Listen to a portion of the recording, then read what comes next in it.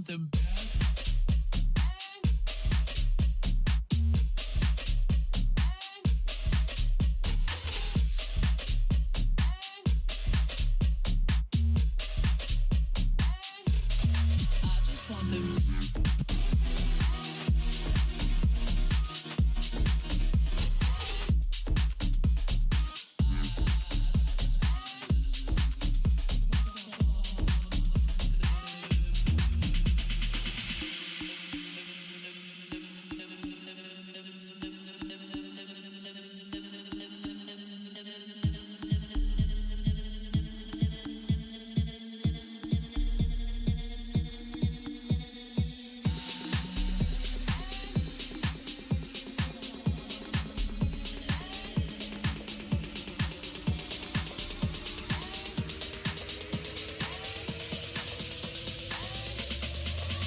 Want them back.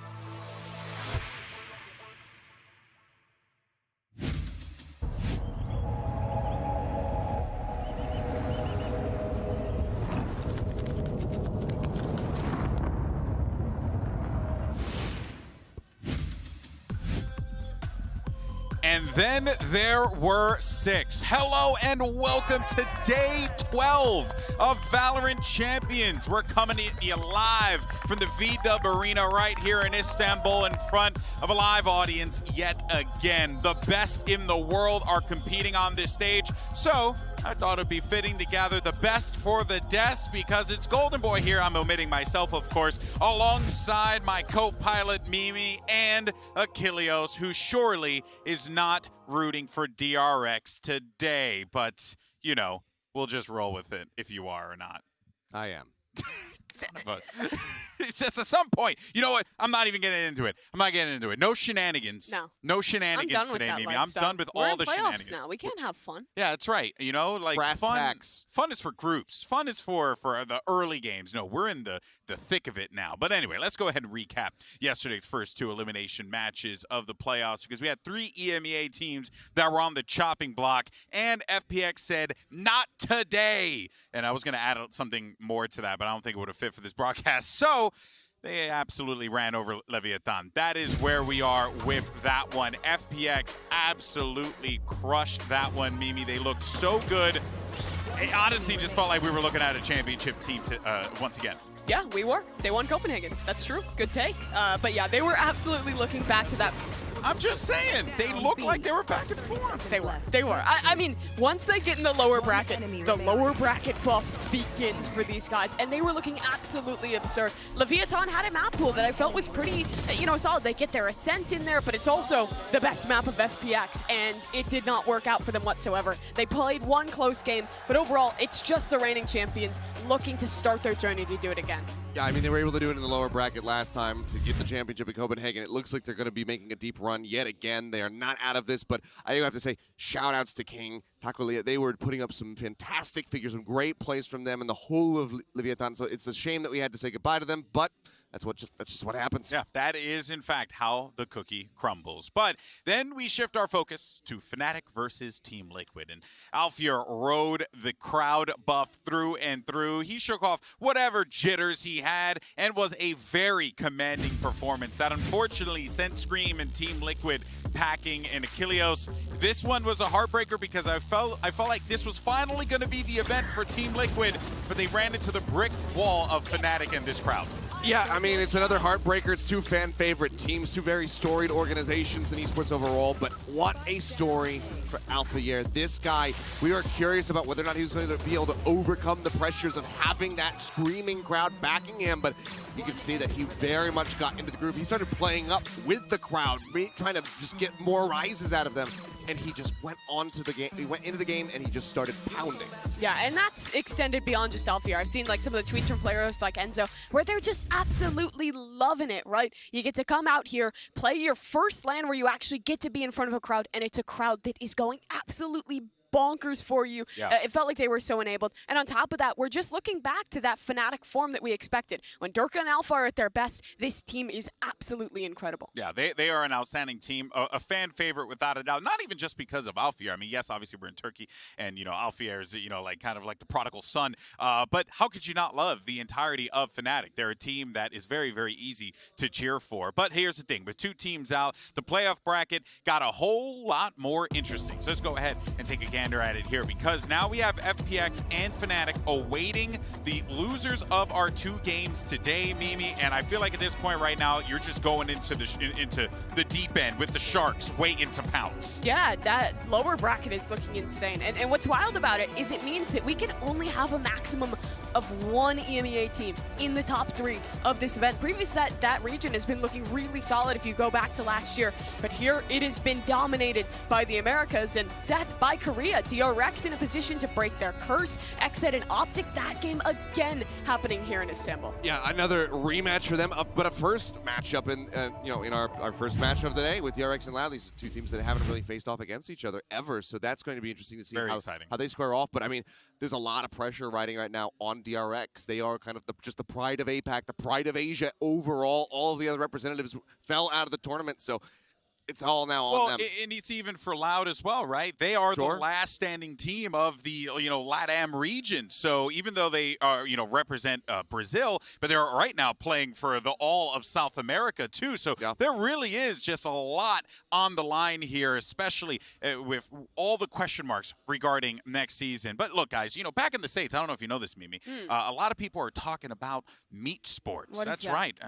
It's football season, baby. We're back in business. Why would you call football meat sports? Well, that's what people Is call that it. like the opposite of esports? Who calls it that? People are made out of meat. Yeah, it's people who are made out of meat. I feel like aren't people majority made out of water, It's not just meat? big, meaty men slapping meat, okay? That's all it is. Anyway, TV's look, into. It's fun.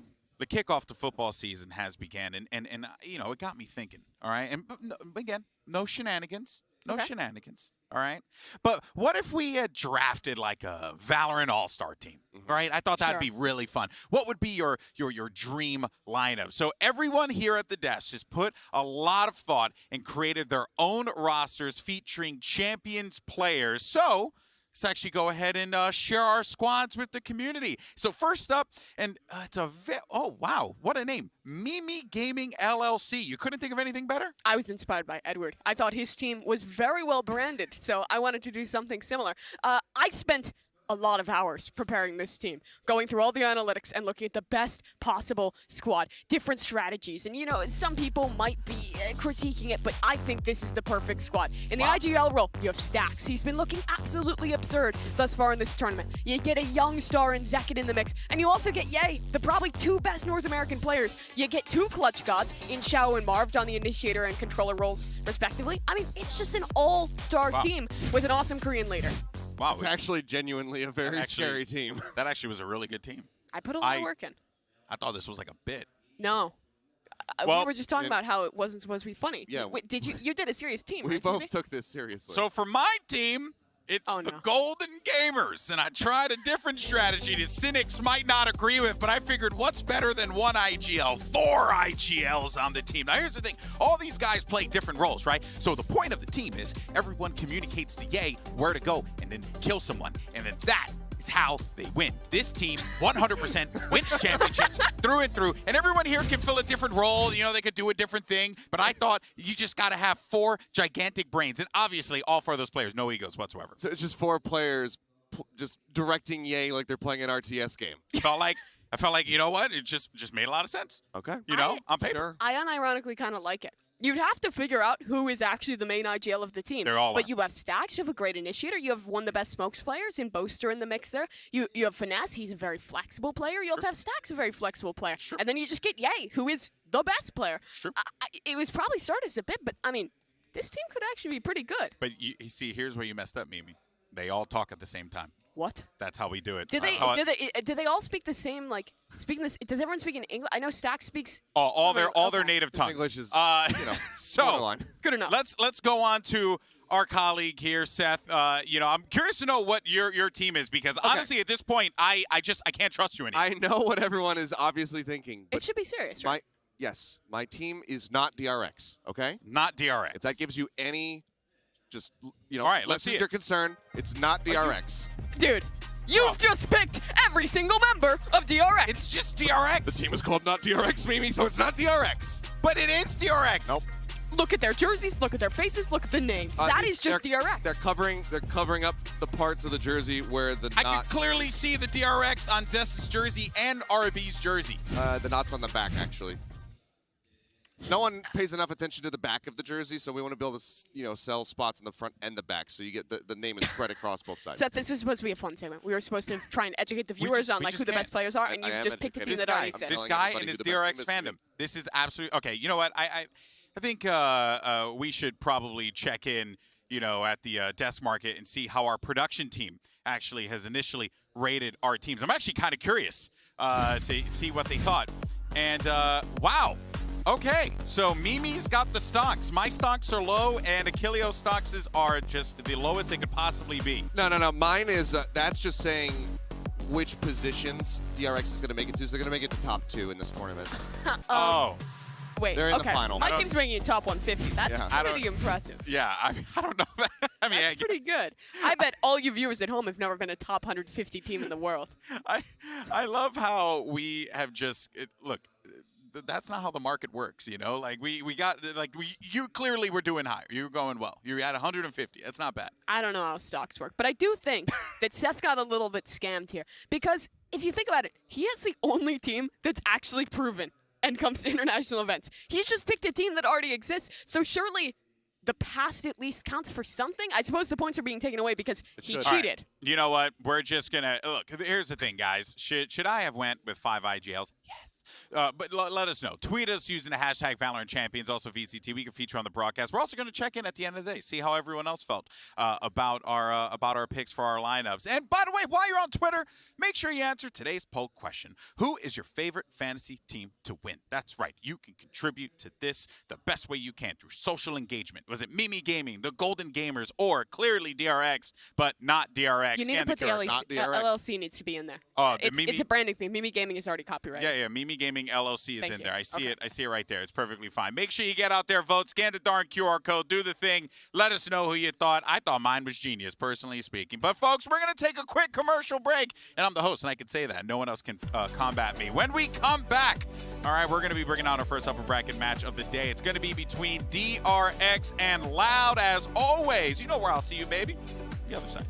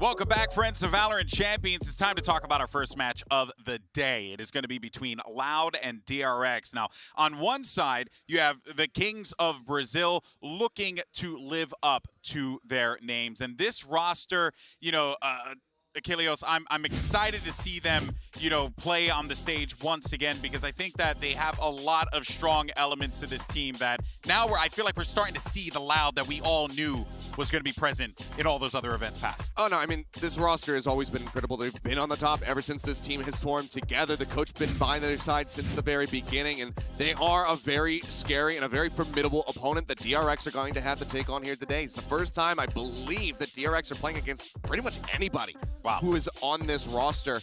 So, haven't faced off in the past, so it's a completely new matchup. Yeah, and this game is going to be interesting, like you were saying, GB, because these are two regions that are now the last man standing for basically an entire continent. Loud for all of South America, DRX for all of Asia. Right. Only one can stay alive in the upper bracket. Yeah, and on the other side, you have the Kings of Korea, DRX. And who is that guy? Wait. Who? Seth? No. Seth, why are you in their van? In their van? What are you talking about? That was what we have our own, like, shouldn't. That was a different person. Seth, you do know you're not a part of the team. Run it back. Hold on. That wasn't We're going to CSI this. We got to CSI it. Hold on. What is this? Slow motion. Thank you. We have the replay graphic, too. That's how you know it's legit. That is clearly, I've known you for years. That is clearly you, Look at Seth. that. Dude, Seth, I see your glasses. I see your face. And why do you look so serious? You look like you're playing. Okay, look, you know what? I missed the talent shuttle. I just squeezed in with the RX. There it is. There it is. Right there. Okay, fine. You got me. Freeze frame that. You got me. We've caught him. We've got him. Unbelievable. We got him in 4 freaking K. Can you believe this guy misses the talent shuttle, thinks he's gonna, be late for the show, and instead, show some professionalism, man. Sad. Sag. Moving on! Maybe we should be talking about, though, DRX's biggest nemesis, and it's not Achilleos' bias. It's actually the 5th, 6th place curse. Now, this is a team that, and we saw it in Copenhagen, they always hit this ceiling at international events, Mimi. And a win today would mean that they'll have match Newturn as the highest placing Korean team internationally, which would be big for them. Yeah, I mean, Korea's a region started with a bang in the VCT. 3rd place at the first Iceland. They come back in, and since then, it's been solid performances, but nothing super deep. And I'm sure that's been heartbreaking for DRX to always finish in these 5th, 6th positions. Yeah. You can see it on their faces. They know they've achieved something, but they just want more. I mean, 5th, 6th consistently, that's not bad, but never being able to break through that ceiling, that's what really hurts. And this tournament is looking like it could be the time that changes. If they can win versus Loud today, it'll be the highest placement that they have ever gotten. Like you said, maybe they can then beat that record set up by Newturn all the way back at the first Reykjavik. But it's not going to be easy. Loud are absolutely going to put up a fight here. Yeah, but, I think that, one thing that you can really look to for a lot of this new and improved DRX really has to do probably with Buzz, right? Switching up his roles. He has been a big playmaker for this team, and he's contributed, Seth, quite a bit to this lineup success so far. No, he absolutely has. He's basically just been maining the Jet the entire way through. We have seen the Chamber come through for him when they played on Fracture, but widely, it's just been the Jet, and these fast execs, these fast hits on the defensive side have been monstrous for DRX. Yeah, and the part of this that is the role change, giving more freedom to RP, that's great, but what's even better is the fact that this guy has made the change and he's looked like an absolute god. I think he's probably been the best Jet in the tournament. You take this game versus FPX, if he wasn't performing even a minutia less than what he was, that game could have been a loss. It could have been a series headed to FPX, but the level he has played at and the consistency he has played at throughout this event has been insane and really feels like it's elevated DRX. Yeah, well, actually, for more on this matchup, let's actually send it over to Mitch Man, who's standing by over at the fancy drawing machine. Have fun, Mitch. 2, 1, and cue. Thank you so much, folks. Yes, we're about to dive on into the telestrator of DRX, and we're going to start out by taking a look at Stax and some of the work that he's been putting in. Now, I think Stax has been, praised a lot. He's been here in the interview bench, but there's a couple of really interesting plays that happen up against FPX that I wanted to really dive into because I think he's going to be doing some more stuff like this throughout the day. Let's take a look at it right here and now.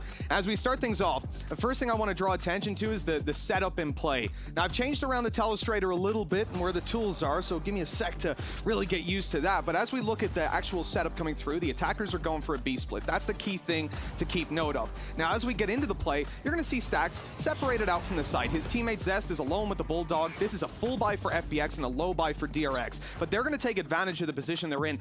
Just take a look at the Cloudburst. It's about to pop right here, giving an angle. After already using the Prowler to push Sage back, split up the rhythm a little bit, now you're going to use that Cloudburst to get into the site and take this kill. Stax then fades in with his teammates, and they set up for this beautiful close to the round. Obviously, it's a 5v2, and look, most teams, if you're in a 5v2, you should be closing it out. But with the weight of this round being a buy round for FPX, remember, they're an incredibly good early round team. I wanted to look at that jump peek from Zest. My man is hopping up and down with a Bulldog, and when the fight eventually comes in, it's his other 3 teammates that take the duel. Right here, again, the exact same thing is happening. You have 3 teammates all set up to take the fight, and they will not peek. And look, Stax was maybe going to peek a little earlier, but he misses his jump once or twice. I told Seth I wouldn't mention that, but as this spike is picked up, you get a triple peek in there, beautifully closed out. Moving into the 5th round, another position from Stax that is incredible, and you'll see why. So we've already had a trade on mid. So FPX, they faked B early, they went for a bit of A control, they lost 1 player, but traded out, I think it was Zipan, for that for the kill onto the operator. Now, at this point, FPX are clearly looking for a B push. They want to move in here, and just take a look at the setup in play. You currently have Zest about to get destroyed. I mean, we can see that right here. He's about to be swung. He's worried about the players coming out of main. There's a paranoia, or there's smoke, excuse me. You have the ultimate being used, the Nightfall in. So he's a little distracted, but it's this piece here. Watch Stax. he makes the call. Mako blooms his smoke, gives him this little area to play behind, and while the rest of the team's running around trying to clear the back site and really make sure that they're investigating everywhere they possibly can to find him, and there's even a trail leading to him, they think maybe he's already slipped out to spawn, right? It's a pretty common spot for him to be playing in, and it wouldn't be that surprising. But instead, Stax manages to find this little opening onto Artis, basically do some housekeeping then with a haunt, break the wall a little bit, they'll set up for their smoke. And it's at this point, the fact that he is still alive, able to use the Nightfall, and then a flash comes through. It kind of blinds up RB a little bit. I don't think he was intending that, but it also got Sugetsu, pulled him off the angle, and so by the time the fight comes through, RB's able to see again and grab that double. Every single one of these plays, if Stax goes down, if his utility isn't there, if he's not disrupting the push as well as he is, FPX will be able to pivot, but they're constantly put in these positions they're just not ready for, with tiny gaps being opened up by Stax, and then he's able to blow the whole round wide open because of it. It's so much fun to watch these guys play, and a big challenge for Loud, that's for sure. Let's toss it back over to the analyst desk and get this match kicked off. Thank you so much, Mitch. And you know what? Let's actually pivot over to Loud, though, because this is a team that has had high highs and low lows without a doubt. And they showed that they still can keep themselves in it, especially with that clutch that they had, against Leviathan. Yeah, in that Leviathan game, things were looking really pretty rough for them. They were down quite heavily on Icebox, but then they rallied and come back into things. And what I'm seeing from this team right now is really reminiscent of the way that they were playing back at Masters 1. In particular, with some of the late round adaptation. This round in particular was awesome. They have the read that Leviathan is going to go for the steep plant. Saucy spams. They shut down the spike planter and basically earn themselves a free round to continue to build. And you see how much that means for them, right? This is a team that really does build each other up when they're in these tough situations and makes these crazy comebacks happen because of that mental resiliency and their great adaptability. Yeah, it was a really great showing for them, but I do wonder if you go into an extended series, will we still see that same resilience? Because I think we caught glimpses of the cracks in the armor there from Loud when they went up against OpTic. They decided to float Pearl. It got all the way there, and they got blown out of the water, 13-3, OpTic taking the series. I hope that they can hold up because I want this to be a good series the whole way throughout. I don't want to see anybody losing steam. Yeah, I could not agree more. But one player that certainly won't be able to lose steam here because he's been playing so darn good is actually going to be Pankata from Loud. And let's just actually take a look at the numbers because he is the best controller that is left in this tournament. Pankata has been really contributing so well here. I mean, stats-wise, just across the board, he's just been playing so well, Mimi. Yeah, there's a lot of good controller players still left going, but I think it is fair to say that he could be the best or one of the best, at least in terms of his performance thus far at this event. I think that the supportive line of Loud sometimes get lost behind the hype for players like Les and players like Ozbus, but Pankata's been great. A team that's kind of really good, like I've talked about in that late round adaptation. This guy's a big part of that in just the consistent performances that he puts up on the controller.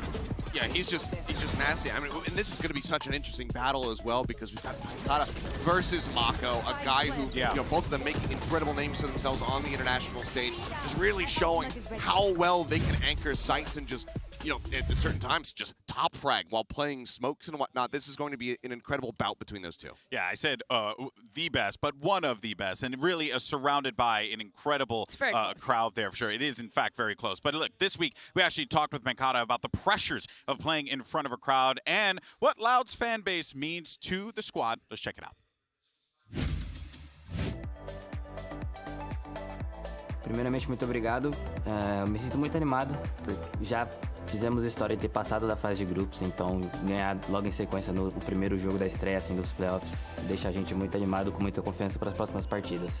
Então, estreias são sempre muito difíceis, e ainda mais que era uma estreia que tinha público e nem todo mundo do nosso time já jogou assim, então tira um grande peso das nossas costas, então a gente vai entrar bem mais tranquilo para os próximos jogos.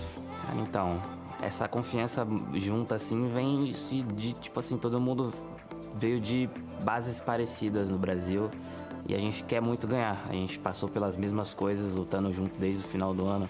Então essas coisas deixam a gente mais forte. Now it's going to be the Hunter's Fury as well, but Pankata, wonderful swing. Crosshair placement was fantastic. Para nossos fãs, eu só quero agradecer mesmo todo o apoio diário que vocês têm dado pra gente. É muito importante. A gente consegue, sempre abre as redes sociais, tem muito carinho de vocês, então isso afeta muito o nosso dia a dia. Só agradecer mesmo, muito obrigado. Fazer o nosso melhor em equipe para sair vitorioso nessa série.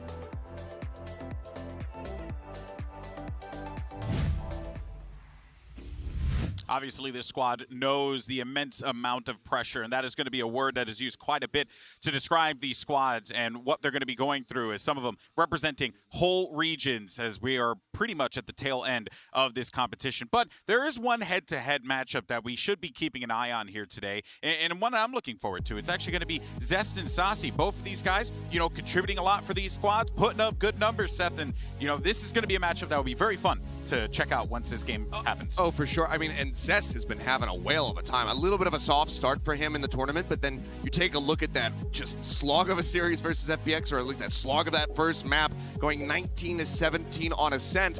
And Zest was really the driving force. He was consistently there to trade kills and set up for Stacks to have these incredible clutches. He ends up, I think, at the end of that whole series across the two maps, top fragging over Buzz, who in his own right was also playing incredibly well. Zest is absolutely paramount to the success of DRX here today. Yeah, he's been absolutely insane. But it's the same true on the other side for Saucy. This is a guy that I think back in Copenhagen we had some critiques of when he was initially implementing that fade role, moving away from the Sova. But coming into this event, he's looked really comfortable on that initiator. He's done a great job with the role changes for Loud, still setting his teammates up for success. And I think he's also just like a consistent, happy guy, helps to fill a little bit of that emotional leadership in the squad, and is really one of those players that can make a difference when he does have those step-up games for the supportive line of Loud. Yeah, no, there's obviously so much more that we could talk about, but you guys know how this whole thing works. We're going to take a quick break, and then our first upper bracket playoff match of the day between Loud and DRX is going to take place just minutes away, so don't worry about it.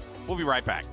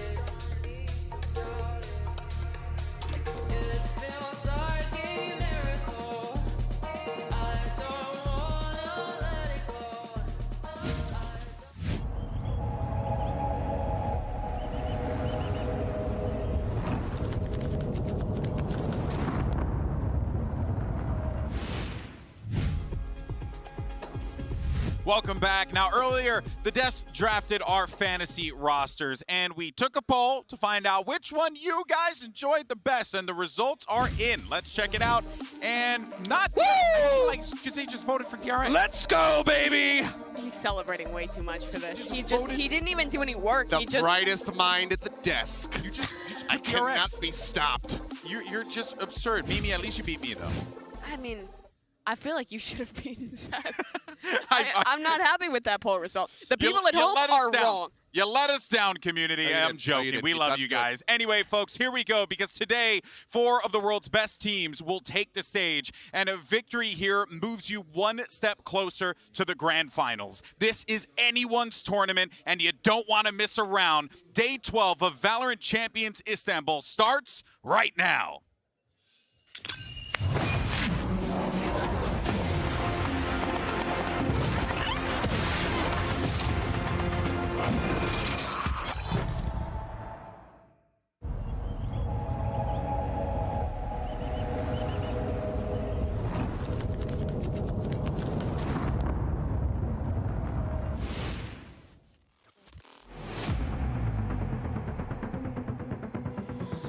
쉽지 않은 여정이었지만 그래도 저희가 준비한 걸 그대로 보여주려고 노력하고 있습니다.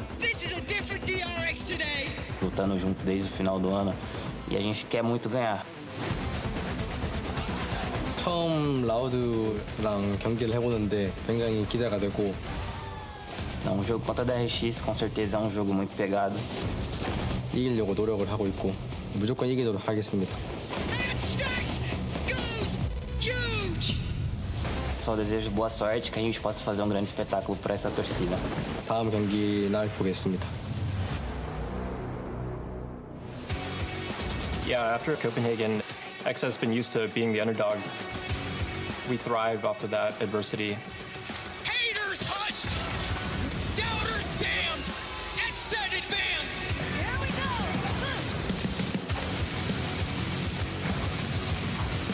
Just another domestic matchup, no real pressure there. We've played against each other so many times, it just comes down to mind games.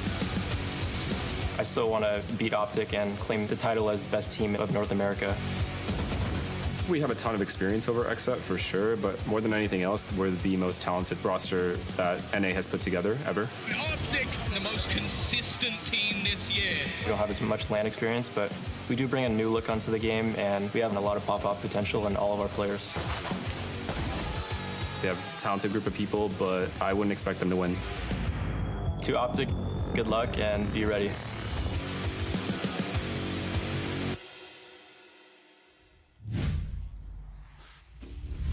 And of course, we are really elated to have Benkai joining us yet again. Benkai, how you doing, buddy? Hello, I'm good. Yes, they've decided to bring me back on because I'm obviously DRX's lucky charm. The last time I was here, they dominated the opponent, so I'm back.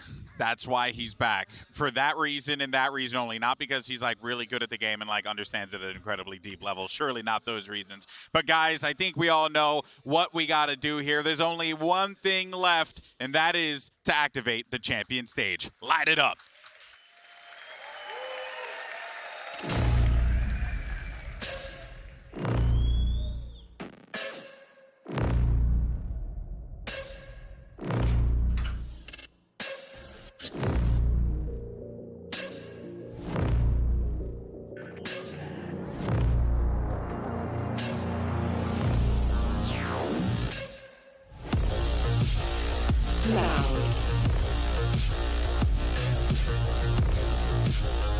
DRX, OpTic, XSET.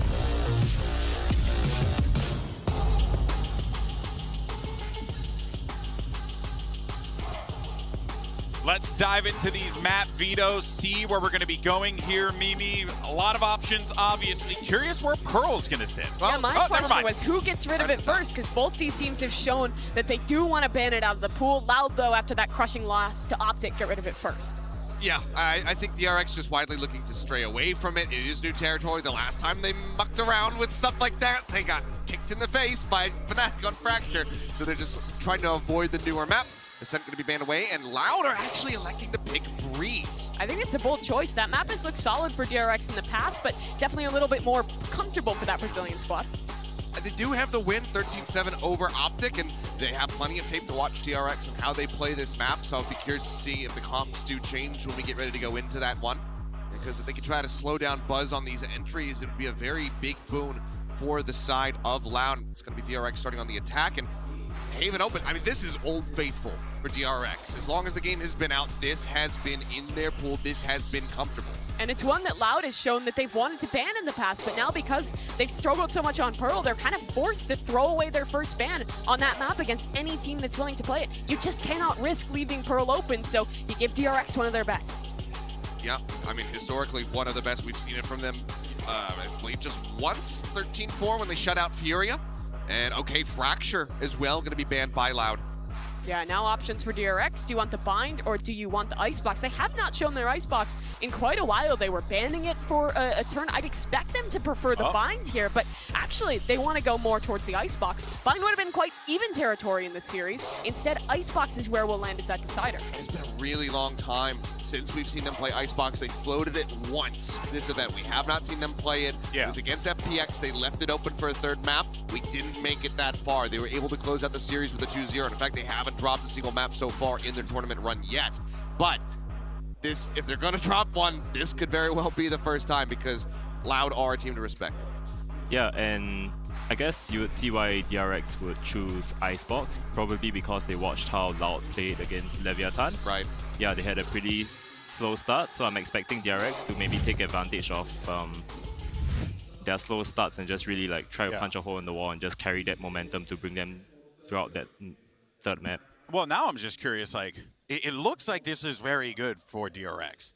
I mean, am I crazy in thinking that? I think I'd agree with you there. I think this is a really solid map pool for DRX. I think the biggest question does lie with that icebox, because Loud has looked, I didn't think they were that terrible. They obviously have shown that map before, but if you can adapt on the fly to what DRX pulls out there, it's still a very winnable pool for Loud. All right, guys. Well, you know what? Let's go ahead and take a little bathroom break here, get a snack run, you know, maybe a little micro nap. I used to do that back when I was a social worker, because our first match of the day kicks off in just a few minutes. DRX Loud, you don't want to miss it. See you soon.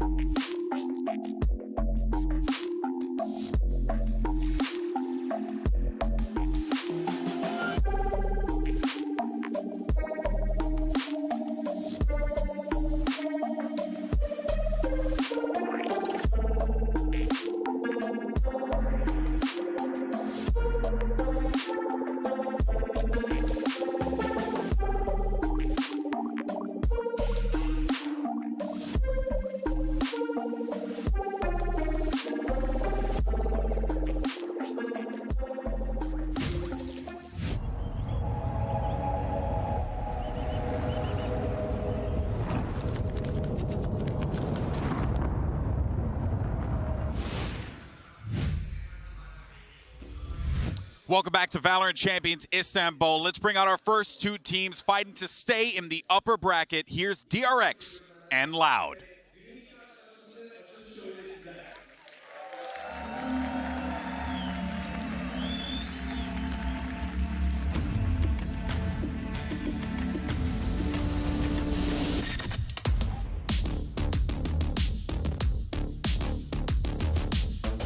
Buzz. Bobby.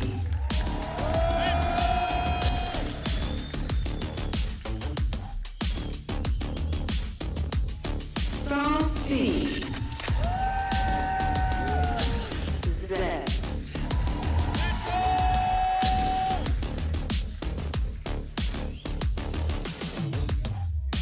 Sawdog.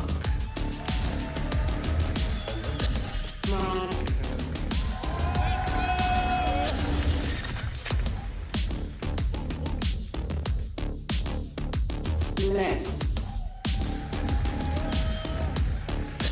Stacks.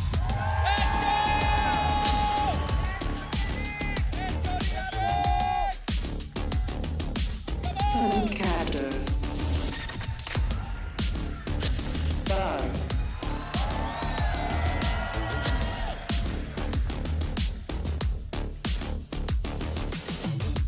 VCT. Tammy.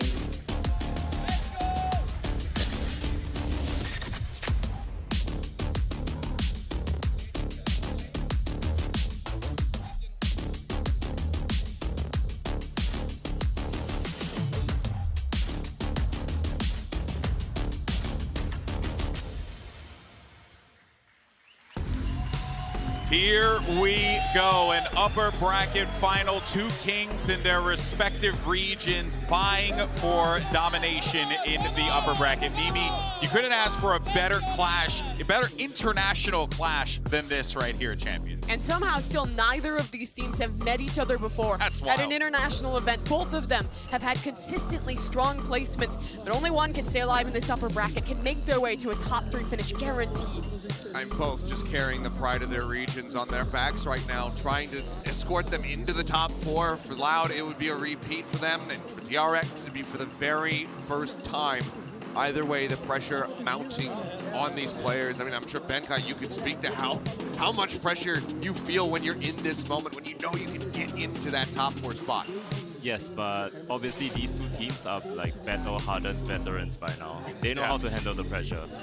And I think this time, as me here on the desk as the advocate for Asian Valorant, I think this is the time where narratives are going to be rewritten and cursors are going to be lifted. I think DRX are going to have this one.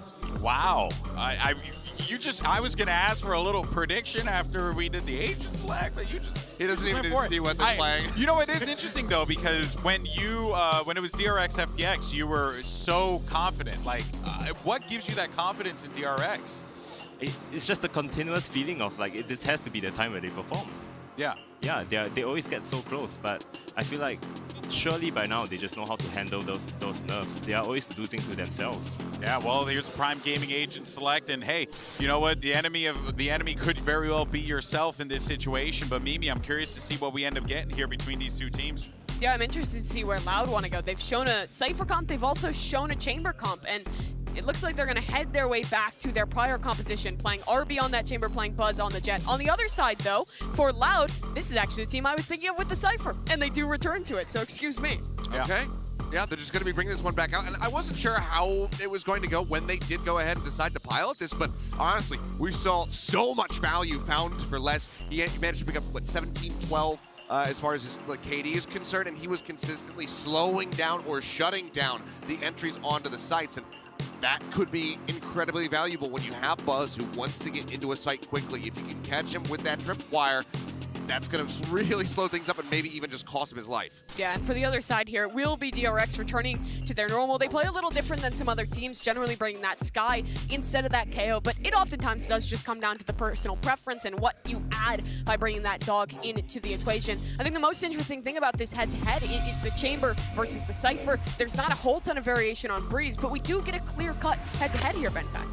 Yeah, and especially, I think DRX's composition is maybe slightly better than Loud's current one because they have the Skydog and they have so many utility that can just break the tripwires. And knowing DRX, they're going to be really methodical with going into the bomb site, and they're just going to use the shock darts and the dots to just clear those traps. All right, well, we're all set for map 1. These two upper bracket powerhouses are going to clash. So let's go ahead and send it over to our casters who's going to bring the energy. It's Mitch and Tom. Thank you so much, GB. Tom, I'm ready to kick this one off. Loud and DRX, a breeze to start it, and util heavy comps for DRX are always such a pleasure to watch. Yeah, it's a really interesting map pool, actually, I think, as a whole, because I do think that DRX have done a very good job of almost pushing Loud to exactly where they want them to be. Okay, maybe the Icebox at the end is a little bit of an interesting one, as they haven't played it in so long, but these first two are two of their strongest maps within the pool at the moment, so I almost feel like it's up to Loud to show us what they've got here today. Loud are no fools. They come in today knowing that these are the maps that are probably going to be played, at least for Breeze, right? I With the think way that they're going to be rolling. That was the interesting It could have caught them with a little curveball, but I imagine they're picking Breeze. They know what they're getting into. They know what they're up against. They haven't come in and gone, oh wait, is this a strong map for DRX? But it's a whole different thing when you put that into practice. We're diving into the rounds. The barriers will be going up shortly, and DRX will be mounting their attack. We see so many ghosts in play, but one man over on Loud's even gone in for the Sheriff. Excited to see what Aspis can do. He hasn't had the best tournament so far, and massively underperforming compared to some previous events. Yeah, the last game we saw the real Aspas. That was where he was able to really step up and show us what he's got, but ultimately, it's whether he can keep that up consistently. And the man on the other side of things, Buzz, has been insane the whole tournament. Absolutely. He's currently the second highest rated player next to Ye, which, you know, pretty solid achievement for a man that... Not a bad man to be second to. Absolutely. And Buzz, you know, he hasn't always had the best of tournaments when he reaches this international stage, so it's a pleasure to see him actually start to step it up. Now, we'll get into more of the conversation around the stats and the players a little later. For now, it looks like that Sheriff's about to be challenged. Aspis happy to concede the ground after just the shot, the information, and, well, they're going to have to play back into this site, back behind the wall. But Sassy still has a recon to play with. It's going to be making its way into the site anytime now. Well, they spotted the cam at least, so that's not going to cause them too much troubles later into the round.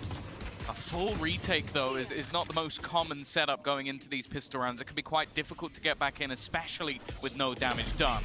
Some ideas there, Aspis putting a ping down and then spamming through the wall, but he's not going to find anything, and Stax has grabbed one. The flash now primed and ready, and Buzz is going to utilize that, but the shots are not connected. And with Stax going down, the site is now lost. DRX have to fight their way back in, and they've now lost window as well. Everything's falling apart for the Koreans. RB is the last bastion, and he will fall as well. The round goes to Loud as they pick up their pistol. Yeah, solid retake from them.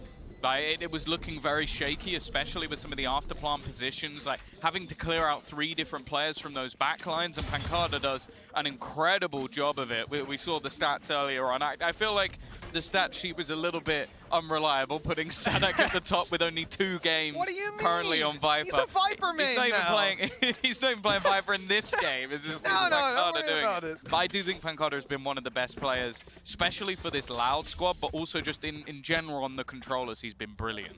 Yeah, he has. The rest of the team, though, like, it's an interesting face to Loud. You got the last event.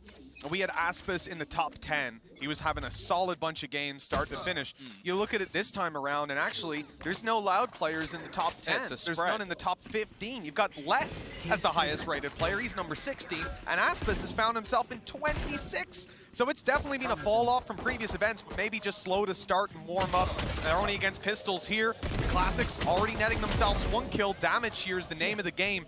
You don't expect to walk out with a victory. And with the reinforcements already here, that's pretty much out of the question. The only thing is, can they manage to drop 1 or 2 more weapons and make this one expensive? And already this is a success.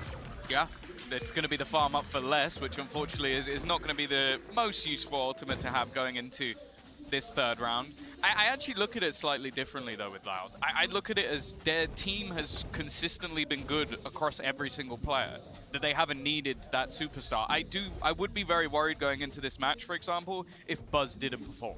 Yes. I think that means Loud win, hands down. So sure. I think that's the other side of the coin is Loud have been so good across every single player, DRX have some incredible players, but if they go missing, they could be in real trouble. That's exactly it. I mean, having a well-rounded team, not having a guy #1 in the event and top 5, it doesn't even matter. As long as you're all performing to the level you need to be, they're going to keep pushing forward. Loud have caught them completely off guard. They thought maybe the presence they'd shown would be enough to deter them, but no. Loud come in with a brave face and an opening duel, giving them a rifle to play with and completely dismantling DRX's plans. They're looking for space elsewhere, and a good shot by Zest and a push up through halls could buy them a little bit more room to play with. Yeah, bear in mind this bonus round on the side of Loud actually has rifles on every single player, so it's still very dangerous and something that DRX definitely have to take their time with. I think after that initial aggression, just slowing things back down, making sure things don't get too far out of control, and resetting back into this A-site take. The problem is, though, they're pushing into what is normally your 2-site anchors, so this is going to be tough. Well, that snake bite should slow them down, but one man's already gone in. Buzz is on the site, another snake bite coming his way, stopping that wide swing from coming in. There's a gap, and he's trying to find the angle on it. So is Pancata, though, returning fire, and the shots are landing. Good damage done, but he's surrounded. Taken down, another kill for DRX. With the player sitting inside of halls, well, he can't quite help out his teammate. Loud are starting to chip away at these players and still having the rifles. This makes it very intimidating for DRX. They're going to concede the site and try to play the post plans, but even then, Mako only has the one snake bite. They're going to have to rely on duels, bringing it across the line. Yeah, well, at least he gets the snake bite out before they actually get it. Defusing? No, it's just removed, but Marco's managed to actually hit the shot. It comes down to the 1v1 with it already, oh sorry, 1v2, and with it already halved, they have to peek into this one. Marco is going to be landing that final shot, and DRX, okay, it's costly, but they've got themselves on the board, and Marco actually getting that many kills is going to have himself the ult. This is something we've seen from FPX many times, right? The ability to deal damage in rounds like this, just exaggerated by the sheer quantity of rifles you're bringing into what should be a low-buy round, but this has come way too close. In the dueling ability, Loud have matched up 1-to-1 easy, and outside of that, they were seconds away, not even seconds, a second away from getting that defused from right under their nose. That could have went badly wrong. It didn't. DRX win the round, but they'll pay for it fiscally as they move into this with all their credits on the line. But a fantastic opening duel by Buzz. He's taken that inside of double doors by the looks of it. Just a straight swing from both players that leaves the attackers with the advantage. And now we have to see how Loud are actually going to adapt to this. Again, it was mentioned on the desk, a lot of that utility is expected to be removed by Sky, but with the dog already gone, they might have to do that a little bit more manually. The thing is, though, with this advantage, you can see DRX slowly resetting into that take of B. Aspas is already here, and they are going to be walking into Les's trap. Two of them, in fact. And look at the updraft trap. I mean, you don't see that every single day, but he's going to try to get past it in theory and get caught by it. Maybe the drone at least will be found, and indeed it is on the way through. Aspas not able to catch those kills. I mean, they've got the info, but not yet able to capitalize on it. At least they'll find the one, and an attempted swing reveals there's at least two here. The player's ready to duel, but so is RB. A fantastic opening for DRX as they steal this site away from Loud and leave Pancata all alone. That was close. That was very close. It needs to be a lot closer, though, if he's actually going to be able to do anything in this round. Credits in the bin. Maybe if he gets a few orbs, that would be something. Get the Viper's Pit, might give them an opportunity going into the next round. The fact is, DRX didn't even have to really use that much either. They didn't use the Viper's Pit. They've still got Seekers for the next one, so they could even use that just as an eco buffer if they wanted to. Back harder. Oh, actually, they're facing the wrong way. They just almost walked past each other. He might get a couple of kills here on the way out. That's at least a first, but RB is going to manage to spin on a dime and take him out instead. 2-2. DRX stabilized very quickly indeed. And now, well, as said, economy in the bin. Yeah, the danger was there that DRX would end up in the same position Loud now find themselves in. Look at this opening.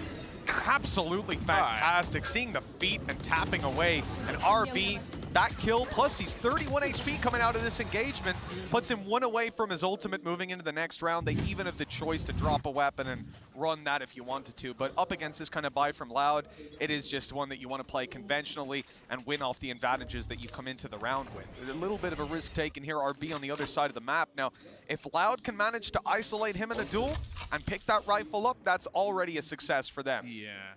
Easier said than done. No, maybe not. Damn. All right. Look pretty easy to me. Les is on form at the moment. Top of the board, 8 kills already.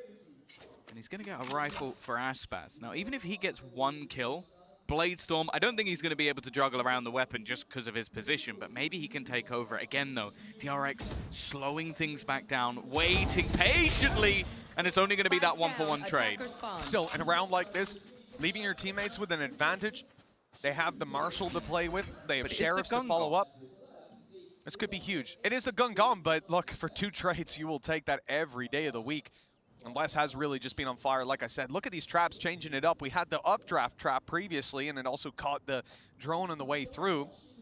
This time, waiting to allow them to move back. And this is the part of the map they've been pushing to. When they take B control, they've been sending 2 or 3 players to fight back left. Now they'll have some trouble. They've even put a shock dart down to break a trap that isn't there. And they might even think, oh, maybe Cypher's not around here. Maybe his traps aren't here. Oh, if they turned, they'd see him. Just in time, they've spotted Les, removed the traps, even got some info because they're going to see them now and know, okay, keep an eye for those in future rounds. Yeah, this is where things should become quite easy. They're actually going to use the Viper's pit. Especially considering they should know at this point they're up against pistols. Maybe worried about that rifle being picked up from behind, but still quite a heavy investment. Sadak, though, is going to be able to drop one. This leaves things problematic as they're looking to try and wrap through Pancada with another. It's getting very dangerous, but Marco still lies within this pit. Always a nuisance to try and clear the flash. It's perfect, but they got past each other. They don't even realize. Finally, Sadak will turn around and actually they will clear him out.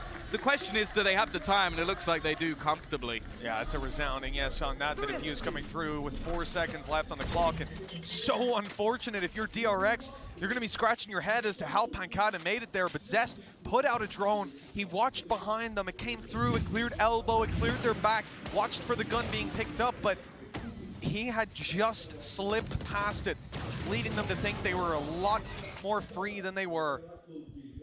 That is an unbelievable round from Loud, coming in with 4 Sheriffs and a Marshal.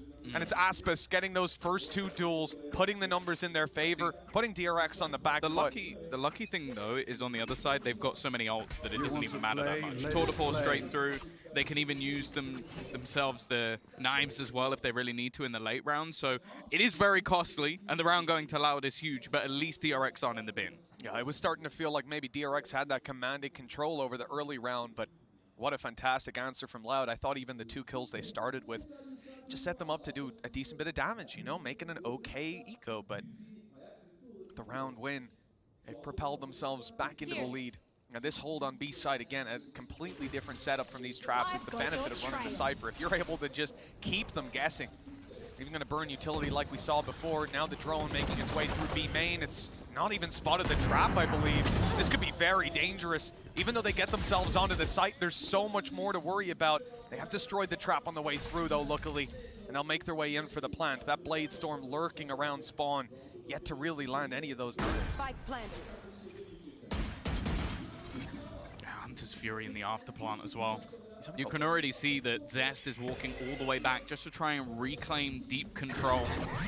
They are going to be able to remove some of the utility up close, but look how far away he is. Just making sure that ult will be used no matter what happens here, if they need it. Clearing Buzz, already the first point of call, and they failed at it. He's still sticking around in the back lines, and they need to get rid of him before they can do anything. They are starting to get some damage done, Mitch, but the problem is, until he goes down, they don't have anywhere near the site. Even still, the time is ticking. Buzz already going to get 1 more, and eventually it all falls apart. A good after-plant scenario for DRX, and again, it's those faster B takes that have been causing real issue. Yeah, he saw Aspas on the way back through because of the little skirmish around mid and trying to catch them on the way through B main. He only had that 1 knife remaining and went to get a rifle. Couldn't really do it with that. Buzz taking the space, grabbing them that opening and staying alive to delete Sadak. I mean, the round could have fallen apart completely had he been able to keep running around. That snake bite might not have made it down. In the end, They've managed to put it up 3-3, tie up the scoreline, and push Loud again to a very weak bye. But look at what they've got to start the round off with. An entire portion of the map locked out by this Viper's Pit. Yeah, it's still bold, though, because they only have 2 rifles to play with. Oh, Aspas! He's been pushing elbow quite regularly, and with the information they got, it was something, but instead, Hunter's Fury already used so much info guarded, and it is an easy cleanup for DRX. This was a pretty decent investment on a couple of players, still having enough to buy into the next round, but Mitch, they got nothing. Yeah, I mean, you saw those players swinging out after the Hunter's Fury tagged up less. They wanted to swing Aspas and Sassy to provide a bit of support, thinking he was about to be pushed, wall banged, or scanned up again, but instead, they met Stax, who was ready and waiting for that covering fire. Sadik, he's managed to recover a rifle at least, but the chances don't improve that much. You can see DRX in complete control right now with Pankata. Well, he'll find the one and maybe start farming up that ult again. I don't know that he has the time to get this done. Still got his wall to play with, so he can maybe block off some vision. But that's about where the hope ends. He's got to almost just, again, try and do as much damage as he can, and he's going to get absolutely nothing for it. DRX break back very easily indeed, it seems. And these B takes have just been fantastic from them. And that's the thing, a lot of teams do almost try to avoid heading into this B site so regularly. Like the A site execution, the afterplant. That's the most common point of call on this map, just because how easy it is to get into afterplant positions with the same Viper screen we see every single time. I feel like they're almost just putting the pressure on. Although Les is at the top of the board as that defender, there's only so much he can do, and the retakes thus far from Loud have been inconsistent. Well, that's the thing, you know, and you look at DRX, this is one of the best chances they've had to break the mold that they've set or been set in for so long. They've been in this position twice this year alone. International event, exact same spot in the bracket, and the same color scheme as well. They were up against the green wall of OpTic both times, and they were the ones that knocked them down below. I think they'll be a little bit happier to face a new opponent, one that doesn't know them as well. It seems that everyone wants that. Nobody wants these same rematches. The same guys. Like, I know that I'm sure the XSET guys, they're like, yeah, we want to prove we're the best team in NA. It's like, but do you want to for the 16th time? Like, have this fight? I think it's the same for the, like, I'm sure when Liquid and Fnatic happened, both teams just went, right, Here we are. This is how we would end out. Champions, isn't it? One of us has to go home. And of course, I almost feel like we're leading towards an FPX Fnatic. I'm just looking at that lower bracket, I'm like, I can see it happening again. Yeah, I mean, there's some powerful teams to be knocked back down there for that rematch to even be possible, but right here we're going to be DRX looking to send Loud that way. And with this being Loud's map pick, Tom, what are our expectations to close out this half? I mean, Loud currently on 3. Feels like they could have had more, but at the same time, the eco round they won gave them that little injection to equalize. I can still see this half slipping away from them if they're not careful. Yeah, it's a bit of an odd one, because I feel like they definitely can still do it on that attacking side, but DRX are very good at the attack. So it's an odd one. Like I feel like we could end up almost somewhat level here, and neither team ends up with a massive, massive advantage just because of how DRX actually likes to play the map. Well, in this 8th round, we've already seen the trap destroyed, and that has taken a lot of DRX's focus. Clearing out cave, making sure there's nobody close on the boxes or anything like that. You see even the ping just there. It's gone down inside a cave because they're worried about maybe he's gone all the way through. Maybe that's why he's not at the box.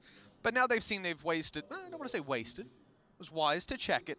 But a minute's off the clock and they've got to do something. And all of them are stacked up to A. There's not much to delay on this A side of the map. Okay, you've got a single fragment which Sadak will be able to throw out, and then it will give a little bit of time for Sassy. He might even just want to try and slow them out with a Hunter's Fury if they continue in this direction. But because of how slow DRX have been, we've gone from just 2 players defending this A site to maybe even 4. Yeah, I mean, they think they've won it because they've reset their cycle of utility, right? The Viper on the defensive side is now out of util, but on the attack, they've got plenty still. That's such a good tag! Sassy revealing, assisting that way, but it's the kill as well to follow. This leaves DRX with basically no hope. They've got to get in here and plant right here and now. The attempt is being made. Loud rushing in to try and stop it, to halt the plant before it comes through, but they've missed. The plant was on the back of the site, and Pankata now has to clutch again. The Viper on the other side, just running out of Viper's screen. Mako Rotating around the pyramid now, about to take the fight. Pancada's looking elsewhere! The timing couldn't be better! DRX have crushed Loud's economy, and the lead is well and truly theirs. Yeah, I think coming into today, if you were looking at the majority of controllers, you'd have number 1 and number 2 as the 2 controllers we currently have in this matchup. Like Marco, even going back to the last event, the amount of assists he was able to pull off was just truly absurd. The thing is, Sassy does a lot with how much he reveals, but the battles on the actual site are being won in the meantime by DRX. So even though they get down to the 10-second marker, they were able to stabilize even within all of that havoc. And again, it just shows how good the structure and almost the control this team has. One small piece of utility remaining for Loud, and that round could have fallen apart completely, but there you go, another shock dart burned up. I mean, just look, they're using both shock darts and still not destroying the traps. Buzz has gone down on the way through. We've seen Loud do this before. For DRX, the story of today is stopping history from repeating itself. They need to do that here and now. The pistol's still not being dealt with. Sassy will fall, but look at the swing on the back of the site. So much firepower here for Loud, but in the end, they only managed to hold out, not take anyone else from DRX down. RB surviving that round with 1 health, stacks on 10. But DRX still keep that economy in such a flourishing position. Yeah, and again, it's those fast B takes. I've said it already, like Les has been doing a decent job. I think Pancada even getting the opener there. But it's just, it doesn't seem like the synergy between them is that great. Like, you would know even towards the end of that round, a lot of the duels were able to be isolated just because they were slightly off. And sure, they had weaker weaponry. I think we can give them that excuse, but there was a real opportunity for them to steal that round away. Again, Viper's Pit is going to be online with the Blade Storm on the other side, but unless Buzz gets into some sort of clutch, I don't think he's going to use it. Yeah, that's just being kept back pocket, or in case he's got some crazy ideas of updraft peaks. Now look, 3 rounds left to play for, and we said seeing the scoreline even wouldn't be too bad for either team, but looking at Loud right now, they have a ways to go to make that happen. DRX with the same approach, the movement up through mid. I mean, they've seen a lot of these trap wires playing on the B site again and again. They know maybe they don't have anything to cover this off. That control will be contested late round by RB. By the looks of it, he is just tucked in and waiting. The timing there was perfect. He saw the barrel. At least I think he might have. Either way, he's got the shot connected. The DRX now selling this massive fake information. There's a player on the A side. He's making a ton of noise. They've got through halls. They could be opening the door. But in fact, the entirety of the team is waiting outside B. This TP was set to go back to mid, and they've reset for a B take. The thing is, this is going to be spotted. And they can probably hear this above them. They're eventually going to break it, but all the information is going to be there. It's just whether they can delay them enough. And I'm not so sure they can. Aspas within the smoke still manages to find a kill with the operator, evening things up, and they still haven't found his cam in the shrubbery. Well, Les has gone down, so that'll do the job. But remember, Loud have held on here with pistols for so long in the past. Now a rifle in hand, and it's the Op to grab one. Good timing on the trades, and RB following, even despite some great individual plays there for Loud. DRX always have their bases covered. They just can't crack B, the defense. They can't do it. Again, every single time there's a cheeky cam or a trip or it's something that they walk into, and they still only lose like 1 or 2 players just because their trading is so effective that the second that player's position is revealed, somebody is there to pincer on it. You even see it there. The shot hits, stacks, instantly Marco swings. It's just that interplay between DRX right now, which is just proving too much to deal with. And for Loud, because they're playing so slow, even though they have these deep information positions, by the time they realize, it's already too late. And sometimes you would have that being a bad trade, because if you imagine the Jet is further back on the corner and can back out, but there was a player watching that as well, so they actually knew Jet was like in the middle of the wall. Just perfect play, great information coming their way. Pancada for one, the snake bite, making it so much easier to take down Buzz with any weapon, but he takes the Guardian headshot. Oh my. And it's return times 2. The pistol's at least able to do something. Rifle retrieved at what cost, though? Zest has taken down all his teammates, and Sadix alone with a sliver of health. Oh, they did so well to start this out, Tom, but again, it's left in a near impossible scenario. They've got the wrong ults in the wrong place. That's the only thing that really benefits him. But now Zest, he's been able to cross. They don't even need the ults. 2 shock darts, the thing is, at this time as well, like you might even just want to use it just for the hell of it. Like, just go, okay, Hunter's Fury will guarantee the round. If he even touches it, let's just make sure he loses. I think DRX have been so strong that they've never really needed this ult for any other reason. And as I said, one tag will do enough, but even the time that is being bought is going to be far more problematic. Sadak having to be so careful that even in the late seconds, he's just going to try and stick it. Maybe there's a small angle, but eventually he is going to be wallbanged. DRX controlled again in the afterplant, and 8 rounds already on the attack. As I said, I think Loud are normally better defense. DRX are normally better on attack. It doesn't matter, DRX are smashing them. Yeah, at this point, I mean, the mole being broken is almost out of the question. They're starting to shatter it. They won pistol and they've got 3 rounds. They won pistol and an upset eco round. Yeah, remember, Sheriffs, they haven't won a single buy round, and this is just a terrible position to be in. I did love the attempt, though. If Sadak had caught both players with that flash, if they didn't have a recon on, they might not have heard him tap it. He might have been able to sneak it out from under their nose, but it wasn't to be this time. Loud, not able to get off the early foundation that they built. We're still at that same level, but look at this push coming through. Aspis changing up the game. It is being watched by RB. He might turn his eye at the wrong moment. We've seen timing be such an incredible feature of this game so far, but, well, he was spotting it. No kill to be found either way, but early aggression denied from Loud. They'll again find themselves boxed in and playing the same kind of rounds that haven't been fruitful for them so far. As I said, like, them finding information has been impossible just because how deep DRX have been playing and almost just feeling out the map. It seems like the calls that are coming through from Stacks have been sublime, and most of the time they've fallen back. I like this, though. Something different, a mid-walk, trying to take some space, trying to remove some information from the other side, and maybe catching a rotation, but even still, Less is going to go down to Buzz. Flash from Sadak will at least slow them down, at least for a second, but they almost need to sprint to get back to B. And here's the problem, it's Less that died. B side has no utility, trap wires are gone, and Sadak not having a good time in these duels. Sure, you pick up the one, but so much more still to be done. Buzz had popped the Blade Storm here as it's the last round. He's trying to get some wall bang damage in. But as he's reloading, Aspis closes the space. Now he's nice and close, ready to fight, but Buzz takes out the Blade Storm, and he's ready to take hits. 1 frag to bring him to 3. And with Stacks, Mako, and Zest alive, a Viper's Pit in play, a flash around, damage done, a drone in as well, and it's even getting the tag. Insult to injury here. There's practically no way short of divine intervention that Loud will be winning a buy round in this half, and this is their map pick, Tom. This is their side, and DRX have dismantled them. Honestly, I feel like we're going to chuck this back over to the desk, and Achilles is going to have the biggest grade. Actually, let's just give it over to him now. He must be over the moon. And look, I just can't seem to deal with just the clear bias on this side of the table. I'm kidding. But let's actually break this down a little bit here and try and find at least, you know, some high points maybe to talk about here for Loud. Maybe there aren't going to be a lot because they're 9-3.5. This is not the situation that Loud thought they would be in this map pick. Yeah, there's not a lot of high points to sell. They didn't win a single rifle round in that half. That was DRX domination across the board. And I think the biggest question heading into this map was how will this Cypher play up against DRX? And Les did well individually. He was good. He was killing them. He was awesome. He's a great individual player, but his setups were getting absolutely no value because of the way DRX was playing. They were consistently pounding this B site and dismantling the setups every time, Benkai.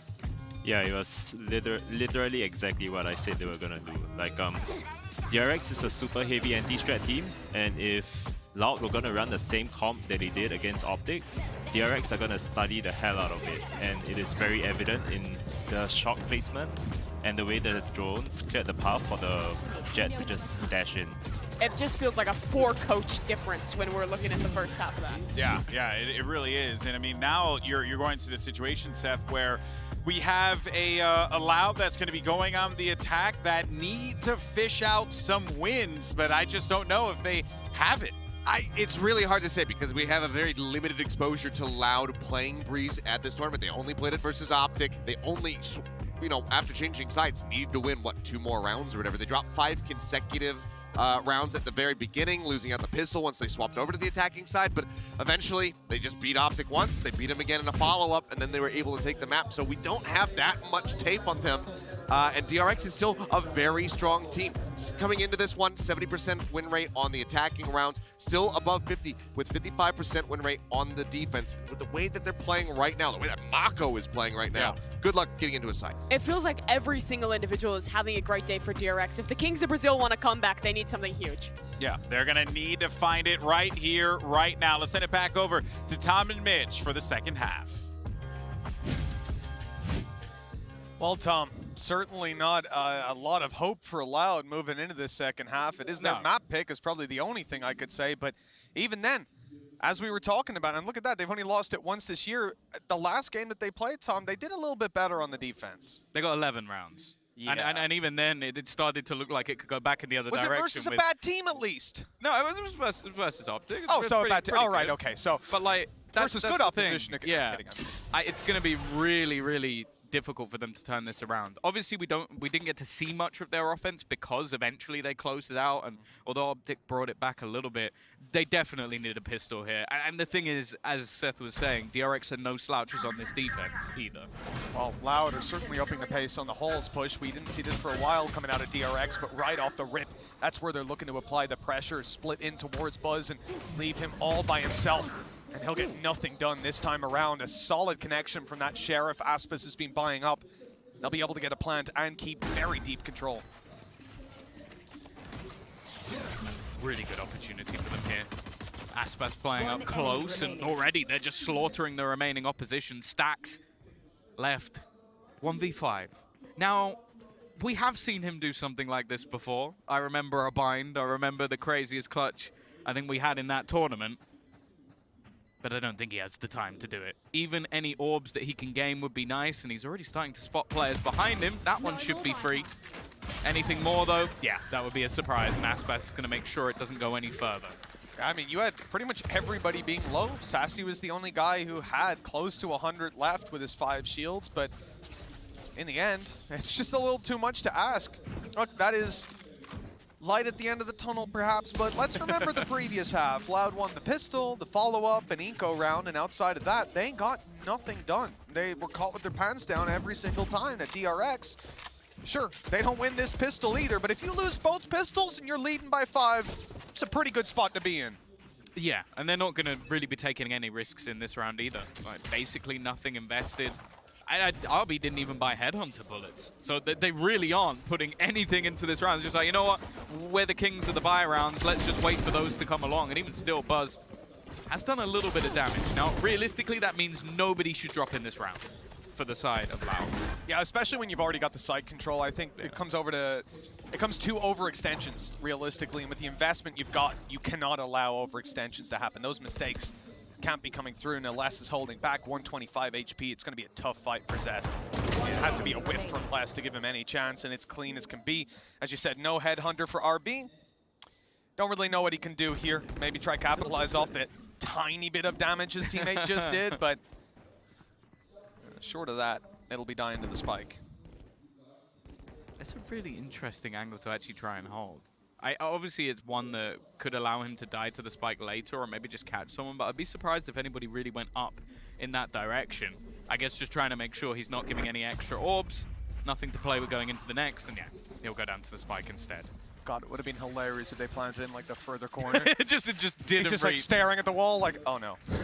Guess I'm playing Headhunter next round.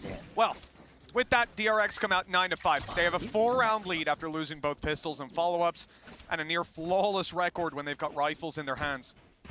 Funnily enough, I mean when their opponents have rifles in their hands. That's actually flawless. 10 seconds left till the barriers go up, and you can see this is a pretty concentrated push coming out of Loud. I mean, they've got no control anywhere. A trap and a cam watching behind. They're looking to take A in halls. Yeah, the thing is, I think we're going to see some aggression on the other side. Like, already the Tiger coming through is going to give so much information that look at the rotation. Look straight away, DRX. 3 players on this side. A 4th one going through mid. They're going to have so many players here. They need that. With the preference already shown to move towards this site right away from the pistol round. It's wise for DRX to still have players stacked up around here. Aspas on his way towards the site, clearing through. Buzz gets dropped.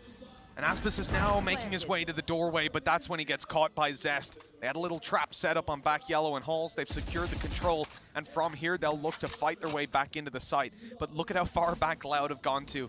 Yeah. They are all the way in the spawn. I mean, Mako's already fired off his snake bites, so he won't have anything to work with, whereas Pancada's got his. You've got 2 shock darts to work with, and I believe the orb should be on the spike as well.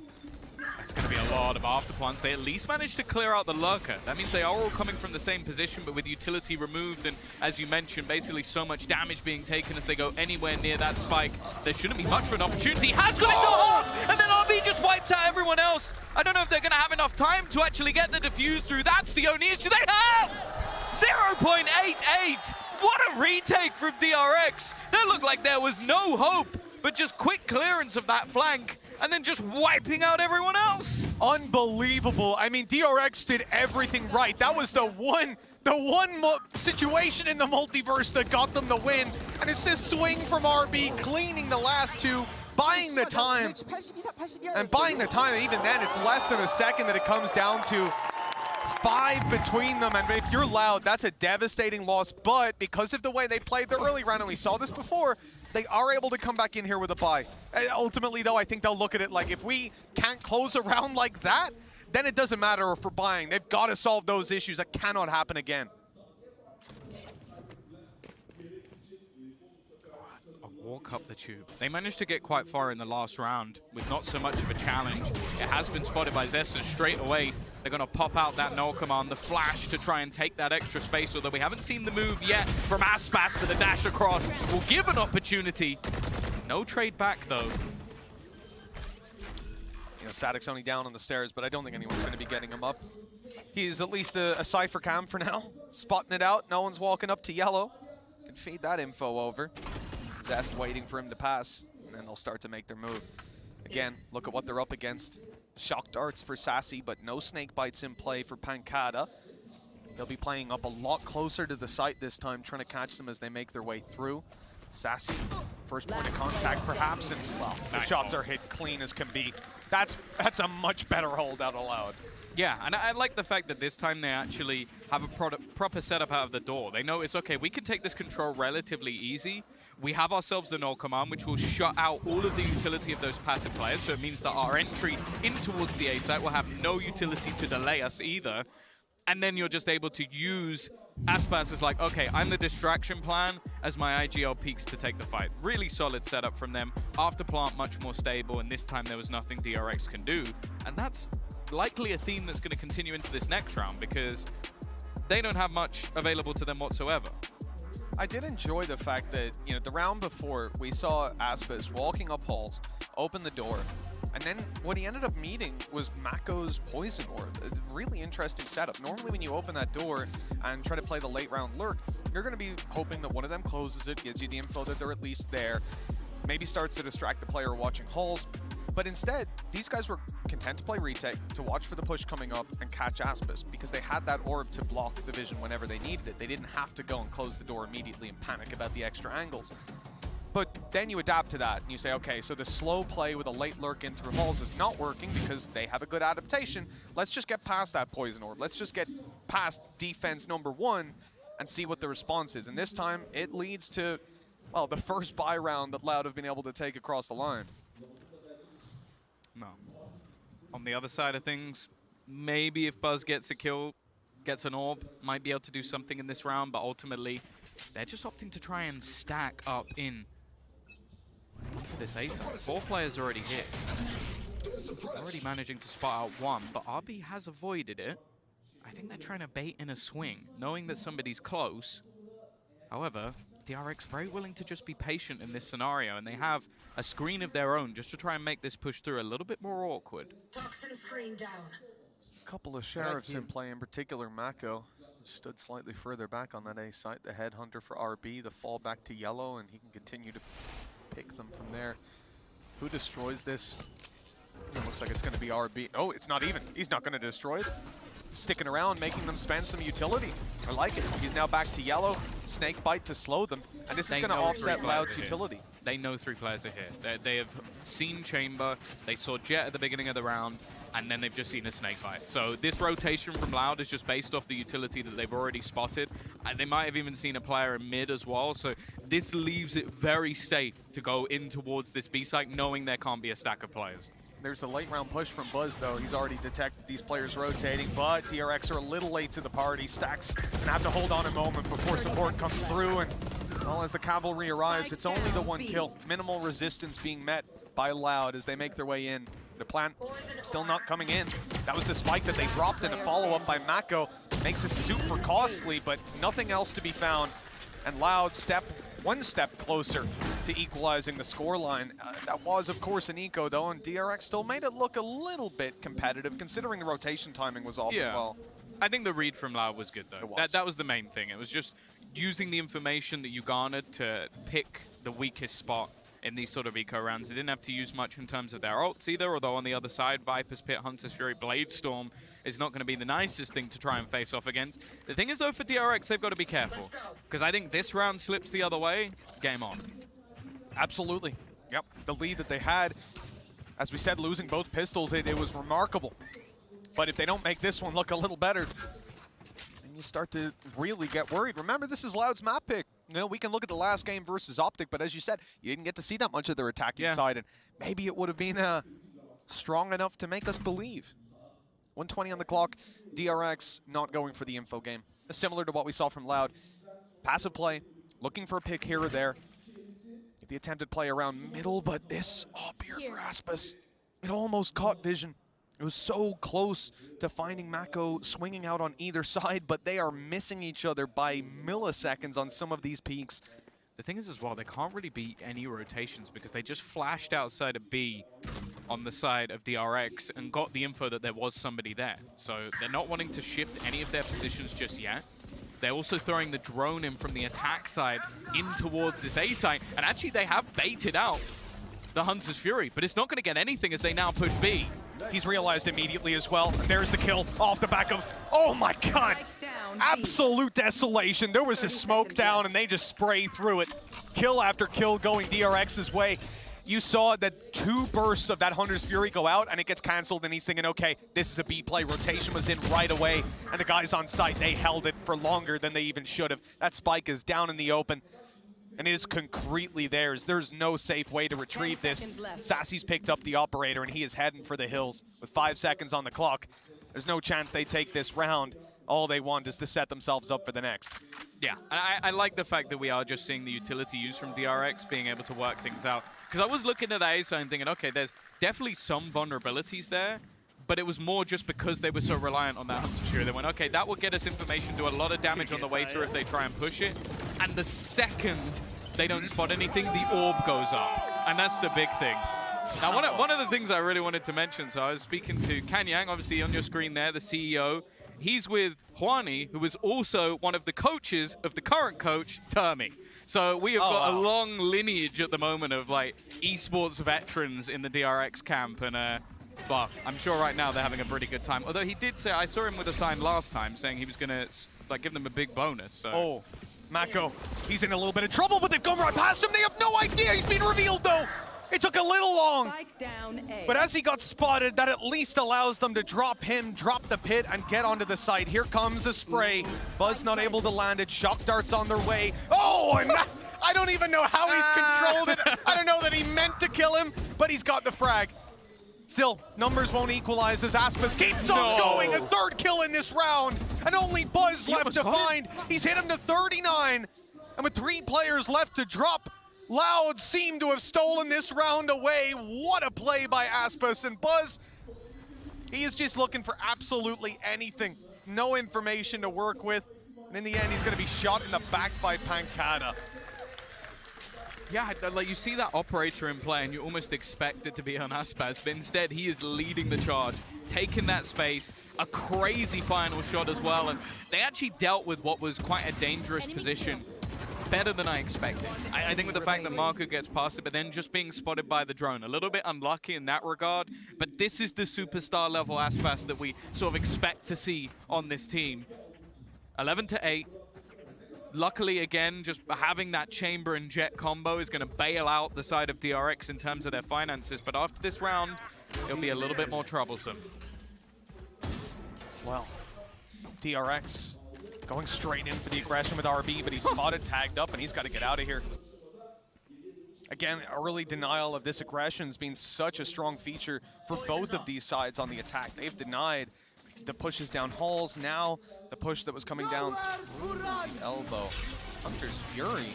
It's caught Zest for one, but he won't get the follow-up. Still decent damage done, but the snake bites also stop any further aggression from coming through. You can't take space off the back of it when you still have that utility up against you. But the good thing is it's burnt down now, and so that's a big worry for these players. I almost wonder if that was being used as a distraction. Just try and get the mid player's attention to allow Les to take a little bit of extra ground, because in that whole fight, he was just moving his way forward. Or even just try to bait some rotations, but nobody moving. Marco is going to throw down another snake bite, which again will buy a little bit of extra time. But the next time out, there's not going to be much to stop them. Yeah, the drone at least has already been expanded. Now they have an idea of where Buzz is, and the nades let him down. He's 30-24. Shots ringing out. He's still alive, but he won't get anything done past damage. Aspas, this is not a conventional spot to run the operator in. Maybe the element of surprise can come through, but no. RB is the one instead to pick up that kill. Still more Loud players alive than DRX. And look at the position of Les. That is nasty. The other two are saving.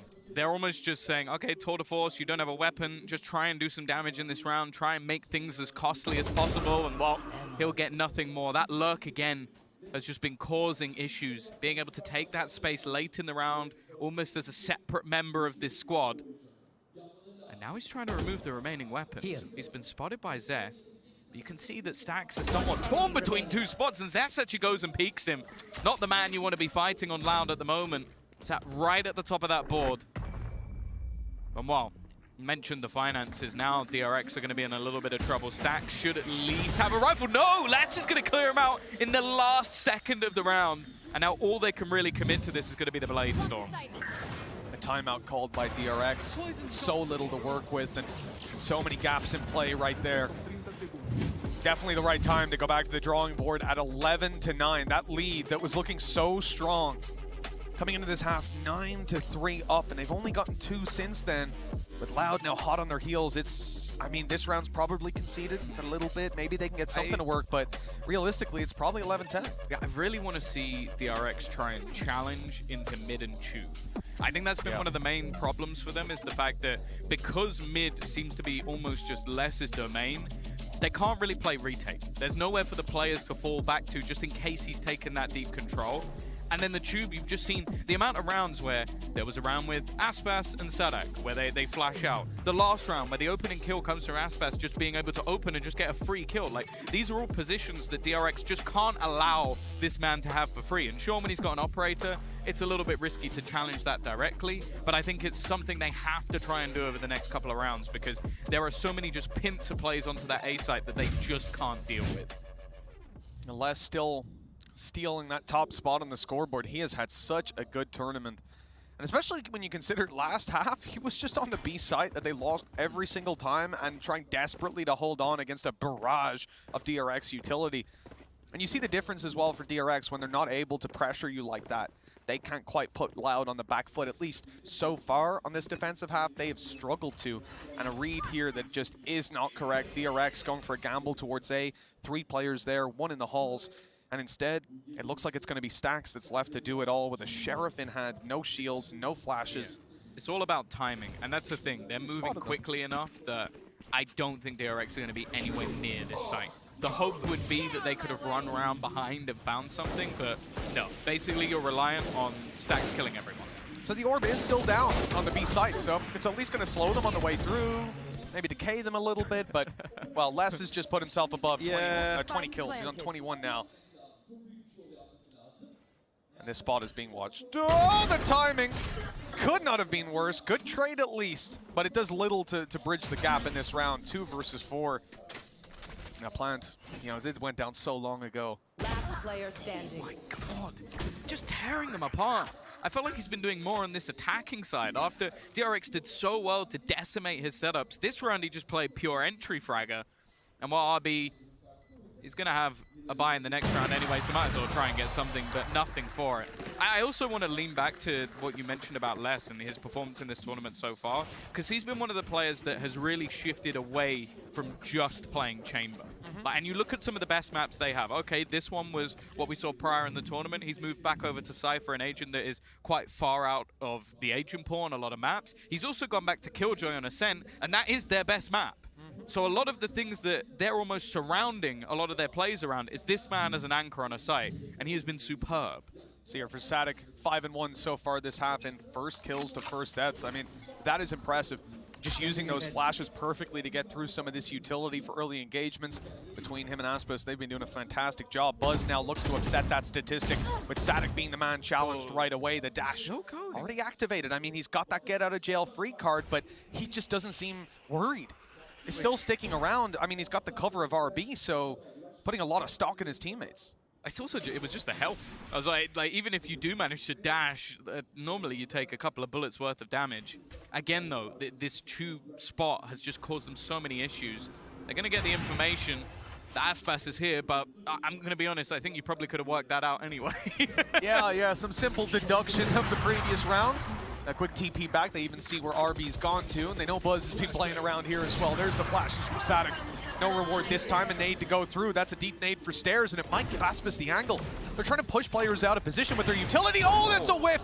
Okay. Aspis leaving the 62 HP Buzz alive, and he's lost his life for that attempt.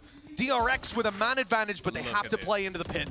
Yeah, and they've also actually put trips inside it as well. Such a nasty setup. Static actually goes swinging, though. I don't know if there was a pop flash off the back of that, but it didn't catch anyone if there was. Utility being expended just to try and slow this down as much as possible. Everybody going to be desperately low as they try and push through, and Pancada is just killing them off. He knows the lineup, he knows where the spike is, and they need to get rid of him, and they just can't. A solid afterplant from Loud. From such a desperate scenario, we now sit 11-11. DRX looked like they had this one in the bag, but now the pressure is truly on. An equalized scoreline for the Korean side is just devastating, and they need to make up for it coming into the next two. Mitch, map 1 versus FPX, 1917. Yeah. Map 1 versus, in the previous series before that, 1860. Yeah. Map 1 in the previous series before that, 1614. DRX and map 1s have been quite long. I remember speaking to Stacks about that in the interview. I was like, man, what is it that just keeps bringing you to these long games? Like, how do you have the stamina for that? And he doesn't really know. I don't think any of us do. I don't know why it has to happen, but DRX, they need that little time to wake up in second halves. Look, 11-11 is not the end of the world, but momentum's in Loud's favor. As I said, this is their map, their comfort level high. The same for DRX, but now that we're coming to the penultimate round of this half of Indeed regulation, DRX have only got Sheriff's, Headhunter on RB, a Marshall for Zest. They haven't had a lot of success in this round. That said, this is the exact same buy where Loud found their only round outside of the first two on their defense. Again, they're setting up into this A site. Now there is pressure down mid this time, trying to watch, but the timing just hasn't gone their way. It's just an anomaly. Buzz, though, within this corner, it's a nasty surprise, hiding behind the screen, and Marco, while he's causing a distraction, manages to get one. Even still, though, just like DRX, things start to stabilize.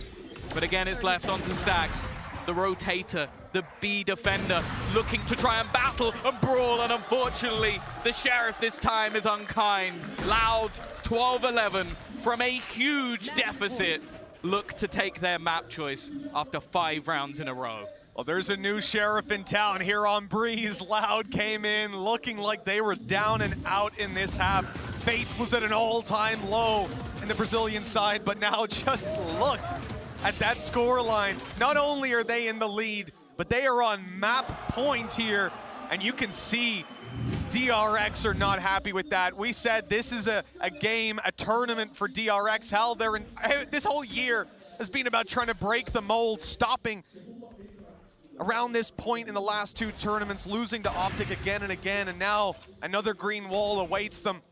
The attacking side needs one more, but the rifles are out for DRX, and an aggressive push from Buzz. He hasn't had the success here. Damage is all they've netted, and this time, nothing. One of the factors that has worked well for them in the series so far is the fact that they've managed to win in these overtime scenarios. The fact that they haven't had that tough loss yet. It's been 2-0s all the way through. The build-up, though, heads in towards this site once again. And Sadak, once more, is going to cause them issues around this door. They're going in. Look at Les. They're making their way, and Les has the lurk, and the rest of the players, in particular Aspas, already through. They'll drop Sassy, but he's trying to wrap on the back of the pyramids. No one spotted him. That's massive. Only one, though. The trade comes in quickly. DRX attempting to hold on. They don't want to be beaten down out of this map, and it looks like they might have it, but Les coming up behind for the one. A little bit of disruption, a reveal to come through, the information there, but the spike is on the floor. They have 30 seconds to regain control of this site, and it's the man of RB, the operator, in, and he's gone! What a shot from Sadak! That could be the kill they needed, the plant to come through, and the late push through cave will not find them. They've got a post plant. That's the thing, they had the trip. It had to be broken by Stax. He was hoping that he could lurk through from behind, but the fact is, Les never really dies early. And he's waiting and watching for Zest to try and come through. This battle is going to be everything. 2 1v1s almost being taken. Les is going to put one down. It's down to Stax again. He tries to bait the swing, but it's all over. Loud. Every team has struggled to close out map 1 versus DRX. They don't even need overtime. They'll do it in regulation. We heard it from Benkai on the desk that he believed after all of these events, after all the whiffs, the chokes late into tournaments, the curse would be broken. The narrative would be rewritten this time, because surely DRX had learned to deal with the pressure, but this time, Tom, it's the green team coming ahead again. This is devastating. So Benkai, he can correct me if I'm wrong. It's second ever desk, yeah? Second ever desk, and Mitch has just thrown you under the bus. Straight under it already. He's like, yeah, Benkai said this, and then, well, look what happened. No, the pressure being on them now, and this is the thing, and I'm sure it's something the desk will definitely cover. They've had all of these long maps, this first map versus FPX, 100 Thieves and Furia, and every single time they won. You get that relief, even if you were ahead, behind, no matter what, you get the relief. You go into the second map, and that's where they've looked strong. Not 10 rounds in the second map every single time. Now they're on the back foot. Now they're on the other side, as Loud have managed to turn this into a victory from what looked like imminent defeat, as you mentioned. They didn't win a single buy round in the first half of this game. They go into the side that normally is weaker for them, and they barely lose a round. Considering they win the pistol to start, even one of those pistols going the other way, yeah, this game's already over. There were so many small things, and that final round gotta be the straw that breaks the camel's back mentally. Resetting from this, we talk about close losses as being one of the hardest things to deal with as a team, and normally we mean that in the sense of a team is ahead, you start to make a comeback and then fall short. You're like, we just started a little earlier, but having it within your grasp and then it slips through, that has got to be devastating. I mean, we're going to give these guys a break to reset. That's one of the biggest challenges DRX are going to have to date. Let's toss it off to a break. When we come back, we'll hear from our analyst desk about map 2. It is DRX's pick. Yeah, that's true. Do they have the stones?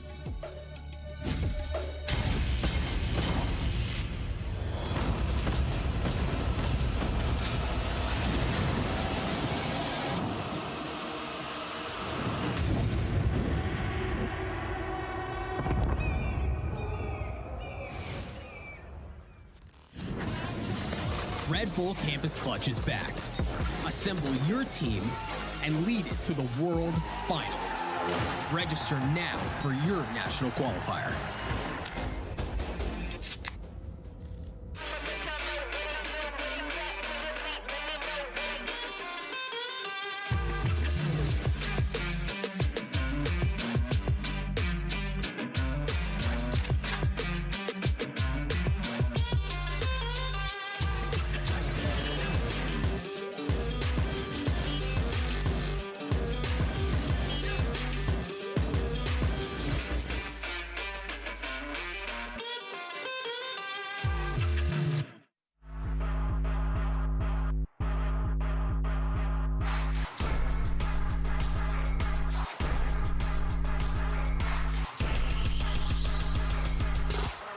There is only one God.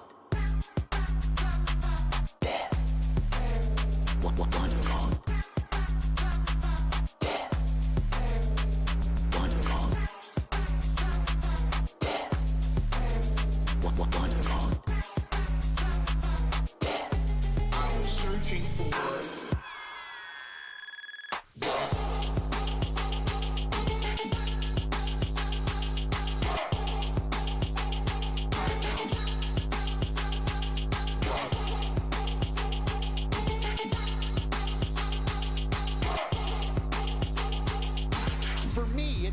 more faith to believe in evolution than it does creation.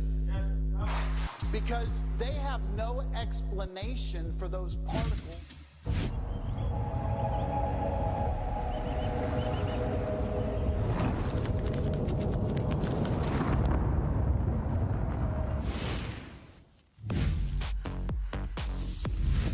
Well, for DRX, that certainly took a turn for the worse as Loud get the win, 13-11. No OT necessary as the Brazilian squad closes it out. Of course, I'm Golden Boy alongside Mimi, Achilleos, and we're joined by PRX's very own Benkai here. And, Benkai, you had some great point of views regarding how DRX were going to approach their attacking half. And it all came to fruition. But where do you think things went wrong when we flip sides? Because it felt like the DRX plan kind of went to pieces.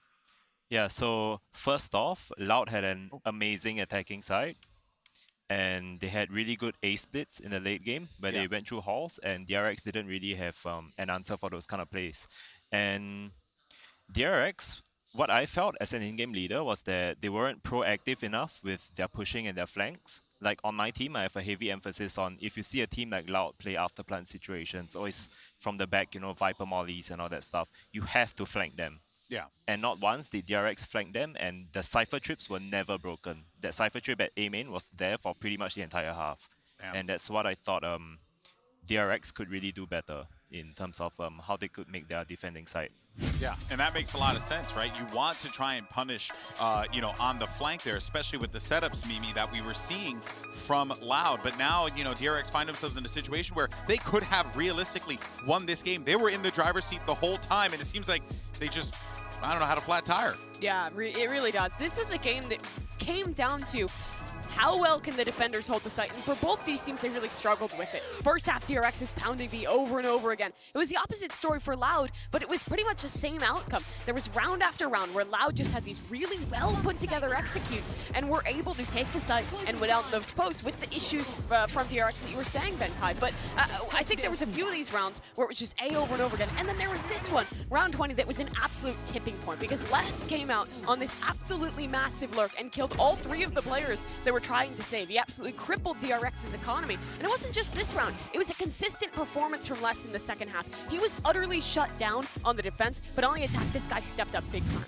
Oh, no, he was just tearing them apart the entire time. But one of the other things, crucially here, that we typically don't see from DRX is that they drop both of the pistol rounds. They have been very consistent about picking those up. This is looking a lot more like old school Vision Strikers where they could never win pistol rounds, but the difference is they actually won all the maps. They didn't win the map this time around. So I need to see them going into Haven, being able to win those initial rounds because it's such a big boon.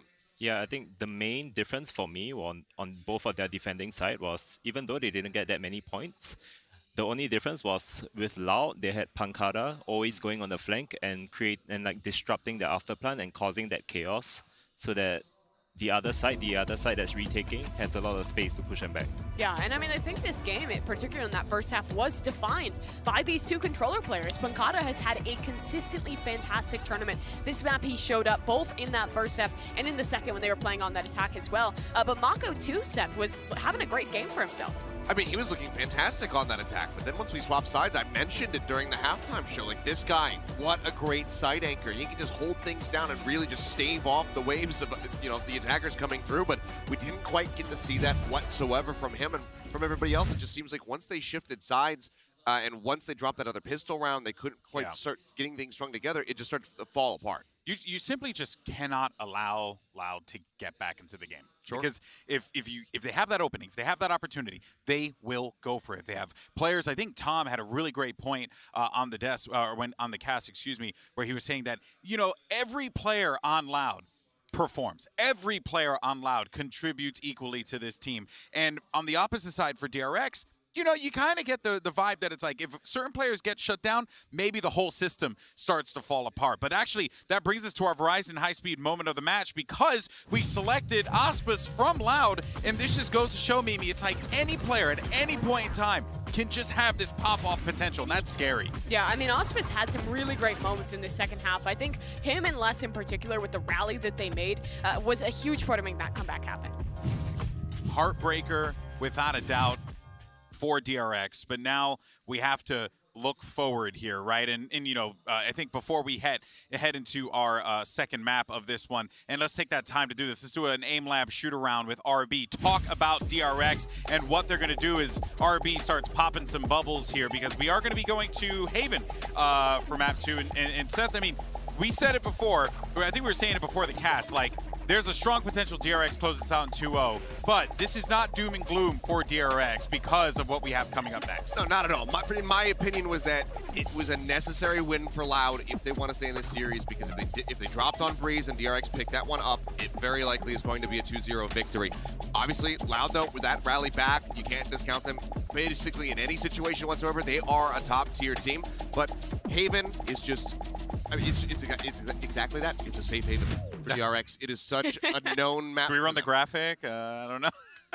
No, maybe another time. Maybe another time. No time for the segment, I don't think. No funny business left in this one, because it is serious for DRX here. I wanted to ask you, Benkai, when you're in this position where you have like a clear lead, you feel like you're going to win a map, it slips away from you, but you're still in the series. What does it take to kind of come back and be able to find a good performance through the rest of the series?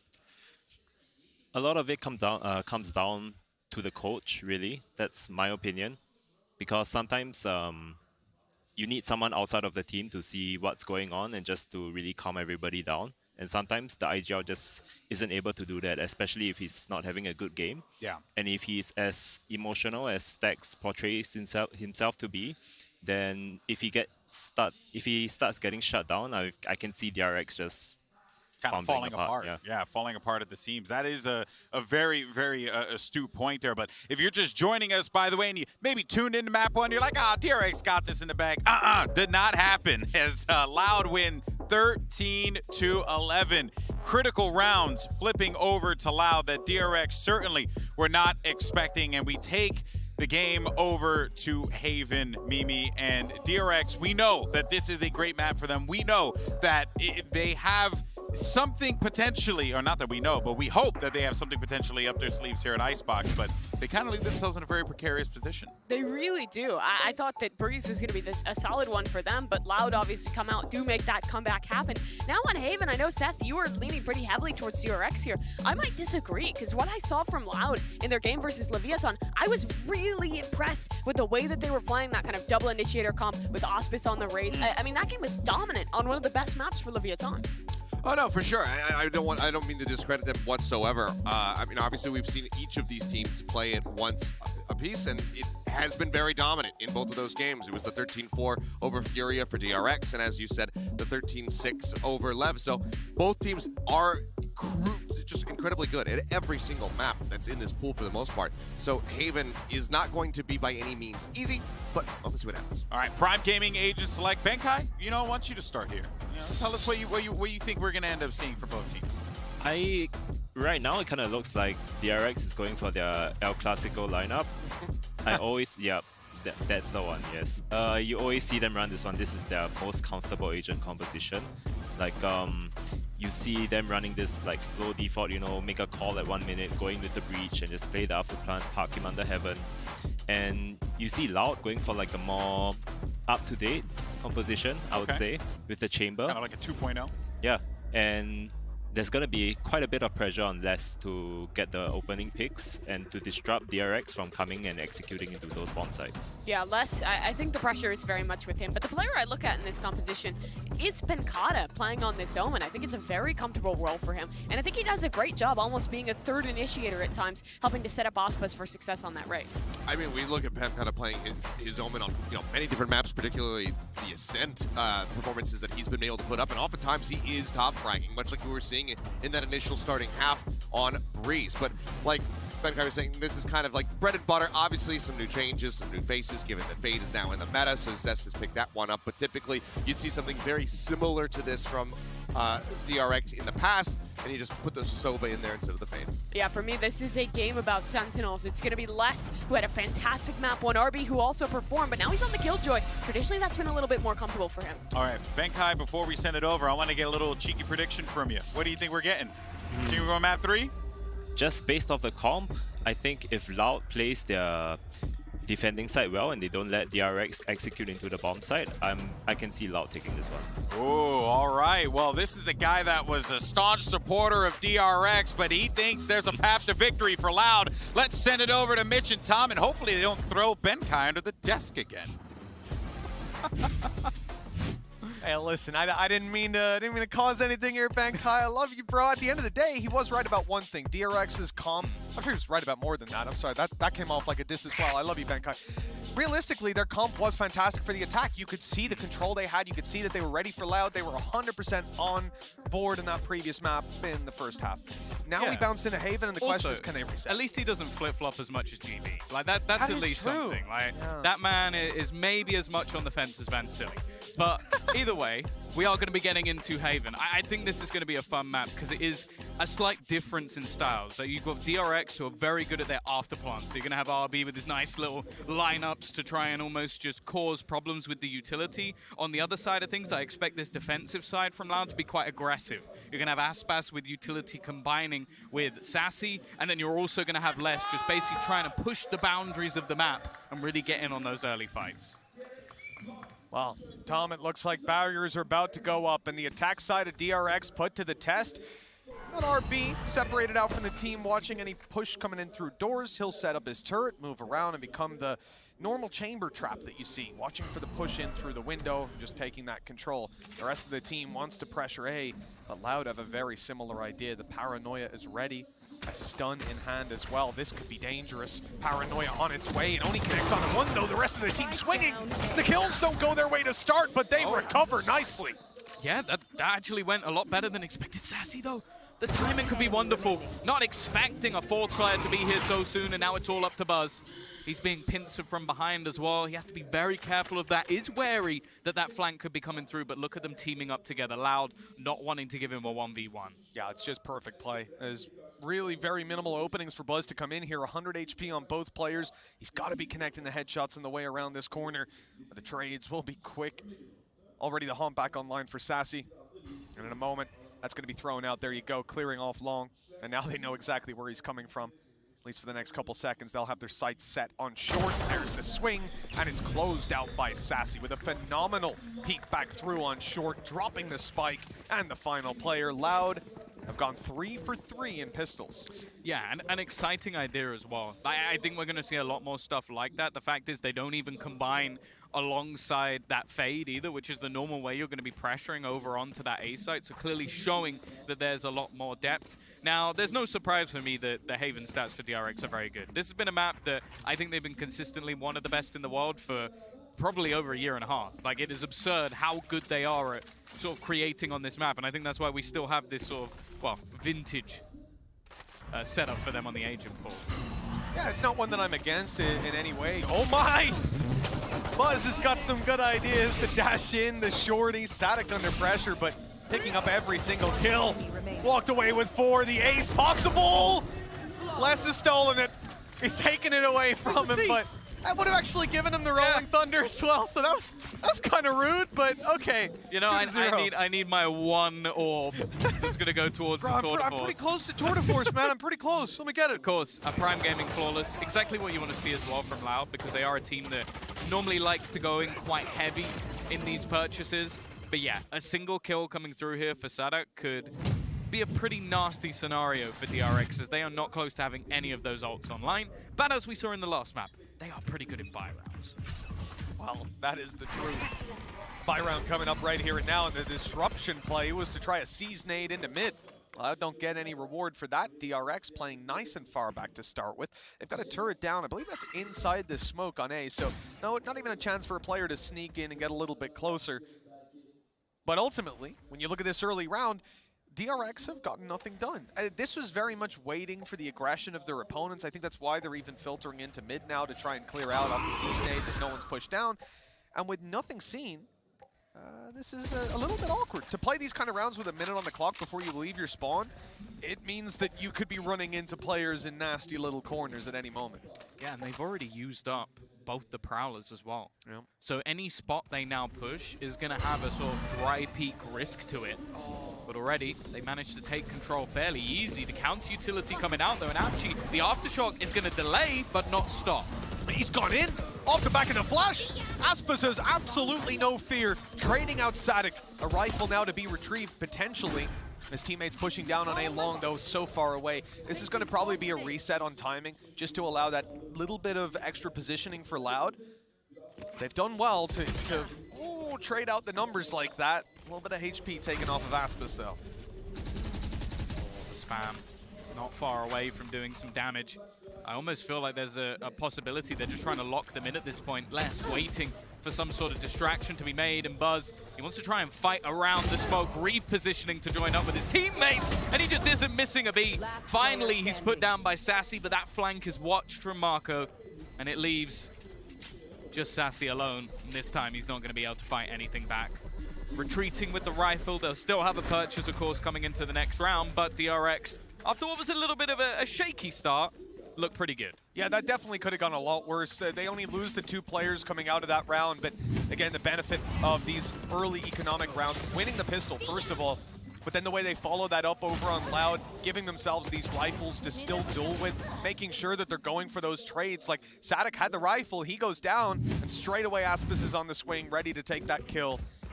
Making value of those Spectres off the trades alone, so 2-1. As we rock into this round, you can see there's a couple players low on credits for DRX, so a really good opportunity for Loud to walk away with this early half. Yeah, same for either side though. It's going to be a swing round in terms of that economy. Les already going to do a little bit of damage. We've seen the same aggressive push in towards short. Now they haven't actually used a lot of the combo utility just yet. The nade and the C's still online, but with this peak spotting absolutely nothing, they might actually want to start gambling a rotation back away from this side of the map.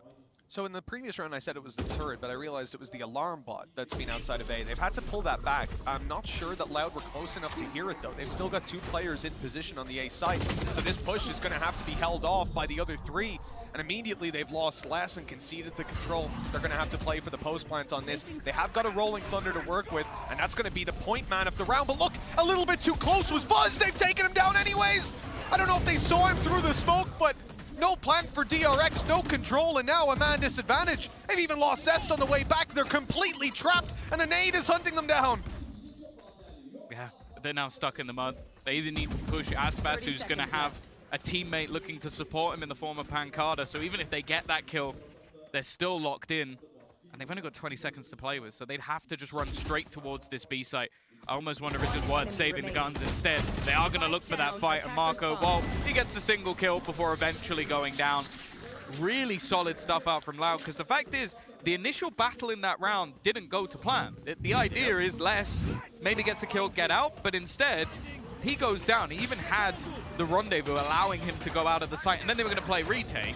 It didn't work out, and they still managed to get into that site quickly enough and stop them from getting the plant. And really, you look at Buzz. He got past the Rolling Thunder. He was up close, ready for the fight, and almost feels like maybe he was a little too close. The barrel could have been poking through the smoke, or it was blind fire, but either way, it's the only spot, so I guess they would have spammed it anyway. Yeah, I think it's hard to even detect because one step further back. Oh, that's a missed shot. An opportunity for DRX as they close in the distance, but Loud doesn't miss a second time. Yeah, and the problem is that's the Blade Storm gone. That was the one real danger in this round that Loud had to face off against. Now, they do have the Nightfall, but I think unless they get a kill or 2, it's probably not going to be something they want to try and use unless, well, you can see what happens when he does survive, even baiting for Pancada. As now it's left all onto Stacks. 1 versus 5, clearing him out is going to be an impossibility. He manages to get 2 kills, a nice couple of shots, but that will be all.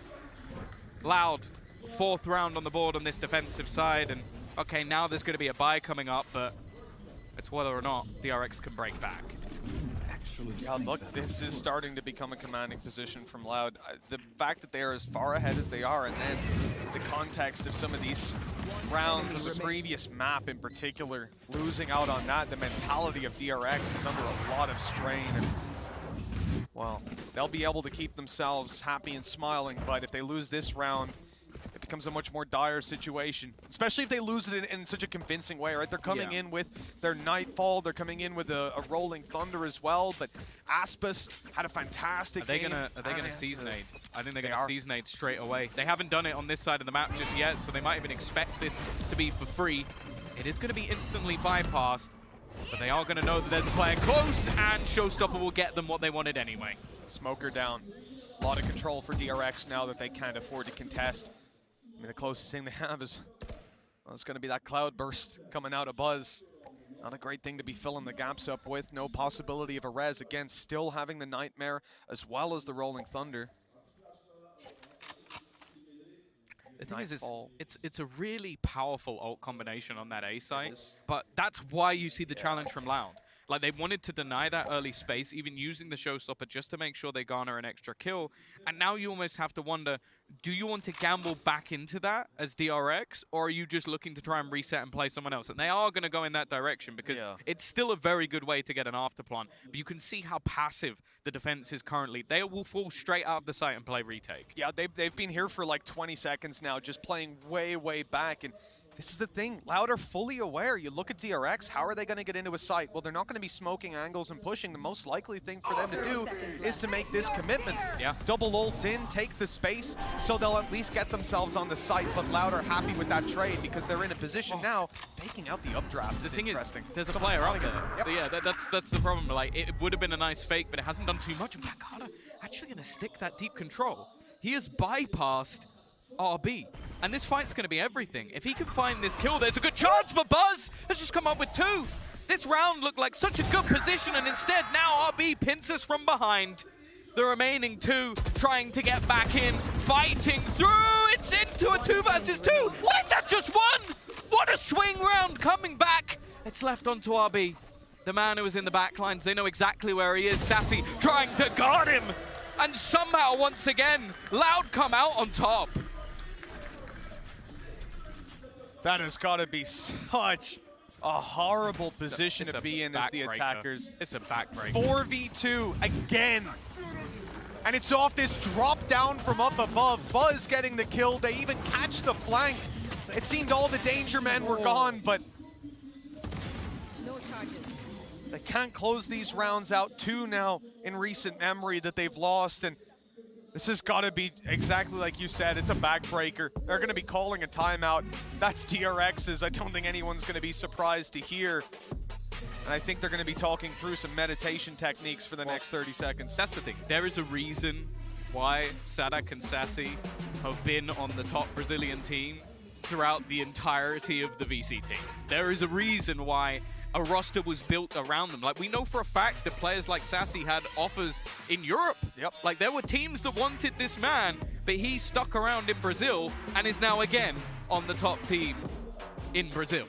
Well, I guess you could say the whole of Latin America. The fact is, you're now looking at this retake coming through, and it was just superb. The fact that they had the setup, one player pushing Buzz out into a position which leads it straight into Sadak, it must be so difficult to play against. And well, 5-1, DRX, they've taken that timeout, Mitch, but honestly, at this point, you've almost just got to go, okay, we need to calm ourselves down. We have lost some silly rounds here. You know, if you've got a short-term memory, it might be kind of hard to think about Loud in this light, but the event before last, they were grand finalists. Then they came in and they couldn't get out of groups, but the group they had OpTic in it. It was Crew, the regional matchup, and that can be tough for any team. Now they're coming in and Guild as well. That was like the group of death. It was a horrible, horrible group. Crew didn't make it out either. You know, you look at DRX right now, and it was very much feeling like after that first half, that mold was broken, that it was shattered, but now it looks like it could be their mental that's shattered, and I wouldn't blame them. A tough game so far, and it's only getting tougher. This eco round sees absolutely nothing. 6-1. I love the setups from Loud. They are changing the way they play every single round. I don't think there's been a single round so far in this half that has been the same. The C-site setup, every round has been Les takes a fight, he TPs out, they play retake. This time, Les TPs out, Pancada is deep. Nobody checks the corner, he gets a multi-frag. Like, they are just putting in little details that you go, okay, you know we're doing this, you know we're doing this, you know we're doing this, we're not doing this. And every single time, it seems like DRX are fooled Loud are playing a magnificent game right now. Eliminated again and again or knocked to lower brackets. Both of these teams have seen OpTic far more times than they'd want to. The next game up for the winner here will be XSET or OpTic, a chance to maybe take some revenge, and for now it looks like it'll be Loud who have that chance. 6-1 in the lead, but a bye round for DRX. All of these players towards the A side. This has been the hotly contested zone, and so Loud will have a late play to try and take some control. A Prowler, 2 players spotted. They definitely heard 2 different guns, a Vandal and a Phantom, fire off, so they know at this point you've got a bunch of presence outside the A side, so they'll stick with their 3 players in position. Breach ready to counter flash out on long. Nightfall is inside of them. Oh, well, he's just been caught out. They've sectioned them apart with the ult. The push through, just unable to get anything, and now Sadak just looking to try and slow them down. It's the TP from Marco, though. This is an insane play from him, but even still, it's not even going to be close to enough. The rest of his team died just seconds before he made that move, and although the distraction garnered 3 kills, it still was fairly comfortable for Loud. The Brazilians leading 7-1. Korea not looking too hot right now. This was DRX's map pick, and we had concerns on the mental level coming in, and I'm not sure they've had a chance to even reach any of that. Loud have dominated. The A plan has been working again and again. They seem to have a lot of A plans. The game that's being called by Sadak may be one of the best we've ever seen. Like, they have had the read every single round. Like, the fact that they hold the Nightfall just to try and basically dismantle the A take, it's just fantastic. I don't think they've had an ultimate that hasn't had impact, which is just absurd. That doesn't happen very often at all. And once again, back down to some SMGs, some pistols. Okay, you got lockdown. Lockdown, especially on this map. There's a breach. There's very minimal positions you can use it from, and wherever you do use it from, they can probably aftershock it. Yeah. Maybe on the, I think we've seen on the defensive side just some incredibly passive A1s that have worked out, but you're hoping for a miracle. 50 seconds on the, on the clock as DRX make their way out on long. Tucked in. This is a bait setup, and they haven't given it away at all. Still, it will be cleared. Sassy holds on for 1, and Aspis with the trade. They've got the spike now, and he falls back to watch this short pinch. He knows Zest is going to want to support his teammates on the way through, even with the flash in play. A Prowler, but 2 players watching him. There was no way he was getting any more than 1. And with the spike down on long and 2 players spotted, they know they've got the info to work off of. Still to follow up on the kills, and the TP out of corner might cause a bit of a problem, but there's only 20 seconds left. So where are they going to go with the spike with such limited time? They're only going one way, and that's straight into the site to their deaths. Spike down A. 10 seconds left. Wow. Again, 8-1. We've seen responses from DRX throughout this tournament, but most of the time it's been in that first map. Most of the time, as said, they haven't had to have a mental reset. It's been in the map itself that they've been able to turn things around, and well, I think they're getting a taste of their own medicine here.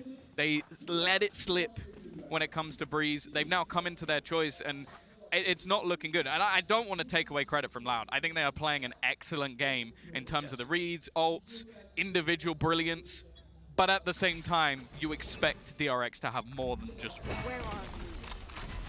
Well, for Loud, this is a team that was denied playoffs last time, grand finalists before, and they're looking to repeat the first event of the year. 8-1 in the lead. A dominant scoreline for their defense starting it out, and whatever you think about DRX's defensive capabilities, I think even Seth would find it hard to find a positive here. The silver lining, pretty dull and less. Opening it up again. He hasn't been getting a ton of kills, but he hasn't been dying a lot either. This time, that changes with RB overrunning C. Yeah, we've seen him step up. They only have 1 kill up until this point. Nice shots from Zest. Starting to see a little bit of the DRX we know and love. 4 players survive, a second round onto the board.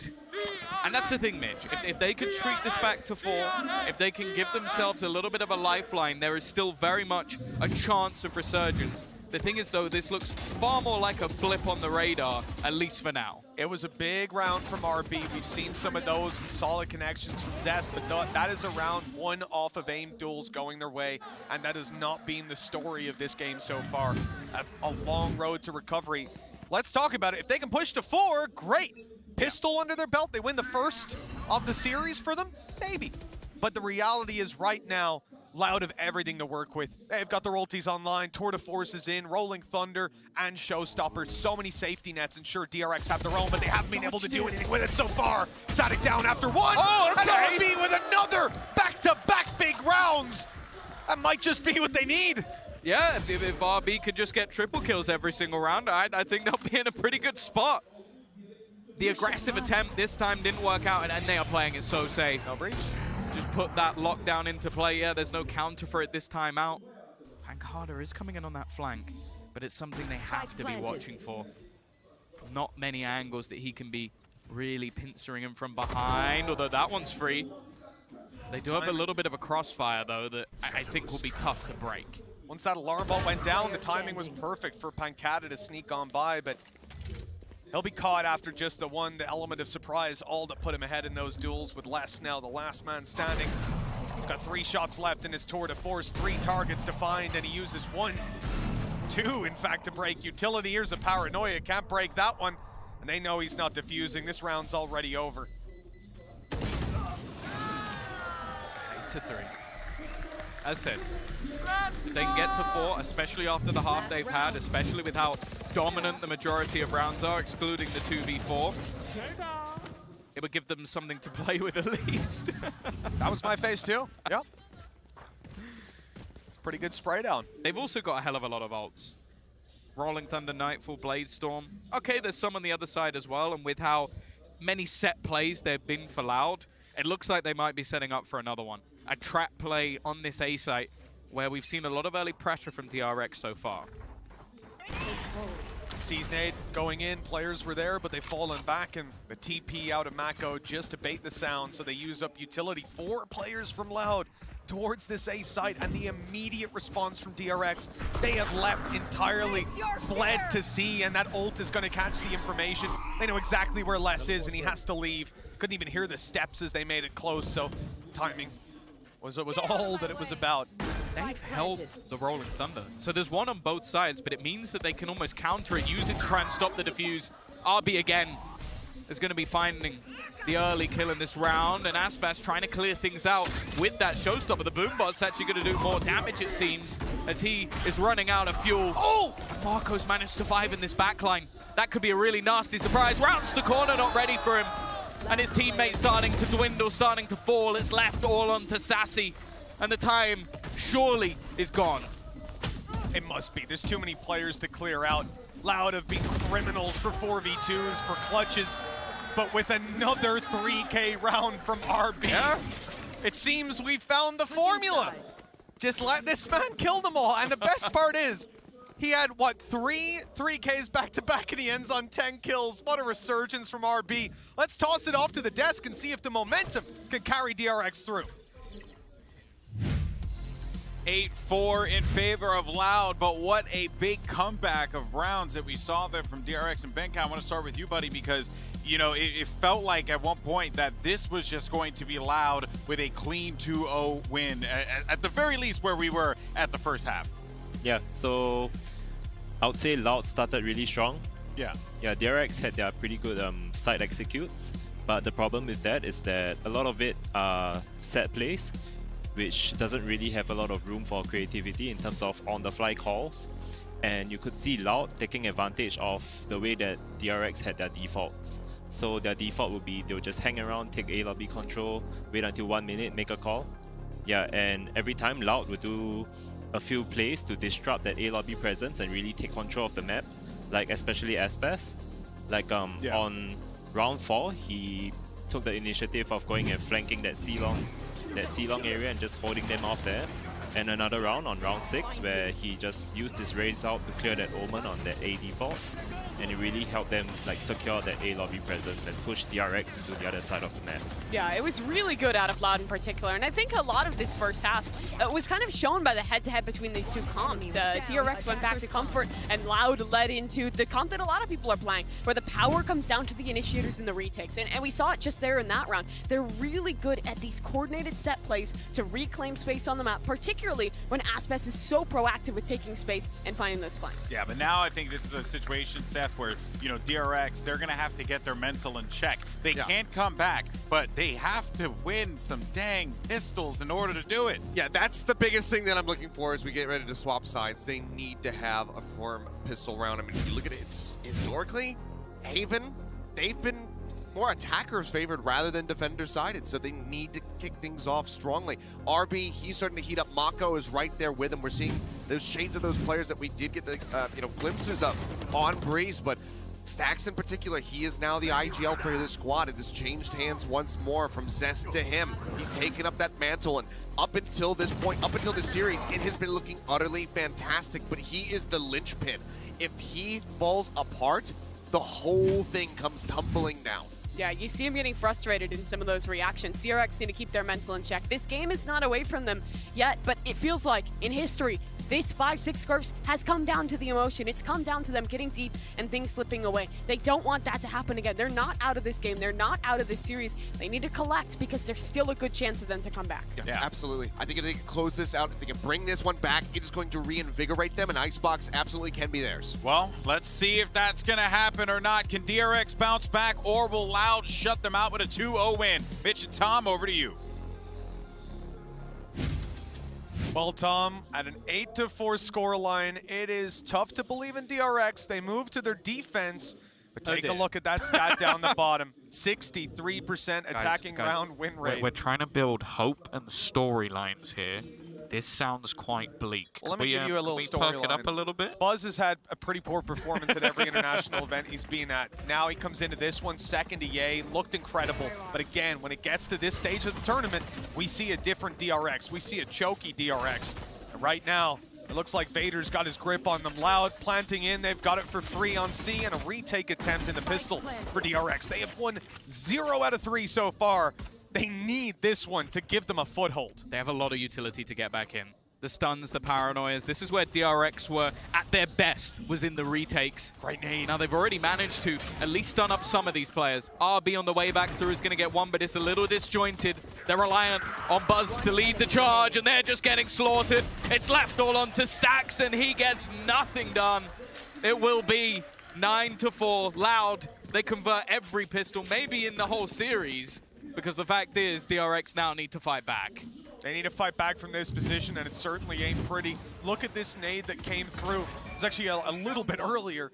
You saw it get thrown down by Aspas as they put all that utility you mentioned, Tom, into play. They were stunning, they were blinding, they were looking to seize the space, and in that moment, we had a nade go through that stopped the push entirely. It ruined the timing of DRX, something that they were so good at on Breeze, if you remember, and now it's come back to bite them on Loud side. But that's the thing, historically, they were always fantastic on the retakes of this map, but yeah, the fact that Loud are so prepared for that is great. Oh, it's a little awkward, but they'll spam him through in the end. And now in an afterplant scenario, again, there's barely anything to play with here, Mitch. Yeah, look, even the guy coming up behind is going to be caught by the trap. You don't have the element of surprise for Zest. There you go. Little sound cue, and that's all they need. Sassy picking up Buzz. They know there's one waiting for them behind. I don't think so. I mean, with the classics, it's already hard enough, but once these guys have the map control contained and they know where to focus, able to take duels as a team, there's not really much that you can do. This is double digits for Loud, locked in, guaranteed, and the only question remaining is whether Zest can even manage to just get close to being die at this point, but he wants to do damage on the way back out. But remember, he triggered the trap a little earlier, so they're staying well away from him. I guess the main thing is just don't die to Sassy. Allow him to have Nightfall online going into the first buy round. That would be a nightmare. Yeah, it would be.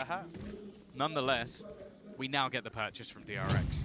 And I feel like it has to be a confident response. Even winning this round with like 2 players alive, it's not going to fill me with anything but worry. You know what they're saying right now?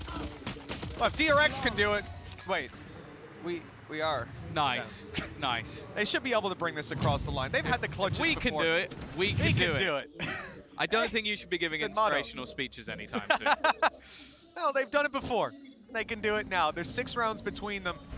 But Loud, again, are setting their sights on the C site. And look at how quickly they're approaching. But Aspas is being caught in the stun. Fantastic. The trades, though, ever in Loud's favor. Stax stuck on the backside. He's got one for free. They've left him completely unaccounted for. Maybe a chance here with the reposition being fantastic. He'll be traded out, but he's done well enough to equalize. Yeah. He's given them a chance, and he's bought time, more importantly.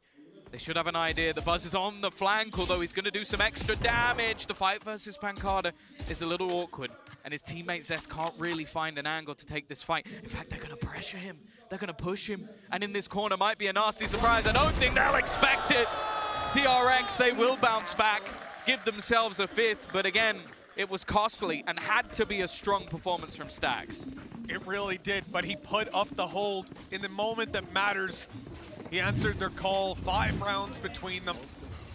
But the problem here, Tom, is that this was a close round. It looked good from the perspective of winning a round for DRX, but the reality is it came close, and that wasn't the buy round. It was mostly Spectres. Yeah. Unless with a double opener is still something to worry about. Now, I will say I kind of expect DRX to almost play a retake setup again. You just look at the ults that they have, it's sublime to go in for those retakes. Instead, though, Loud challenging mid early, and you can see that Buzz is already set up with deep A control. Loud are more than happy to just try and put this pressure on elsewhere. I mean, there's 120 on the clock, so much time to work with. Seems they know that RB's in this corner, and they want him gone. Cost him a bit of HP, bit of utility.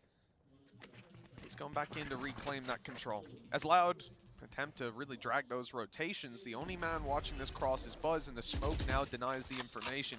This could be a fake, but it's not. The entirety of the attacking side seems to be shifting towards this A side. But as you said, it's likely to see a retake setup from these guys. Rolling Thunder and Nightfall to work with. They currently are playing on the site. They want to hold this and not give Loud any ground. I wonder if he's going to use it. The problem is he's being hit by utility. Buzz does well, and then Zest is able to pounce off the back of it.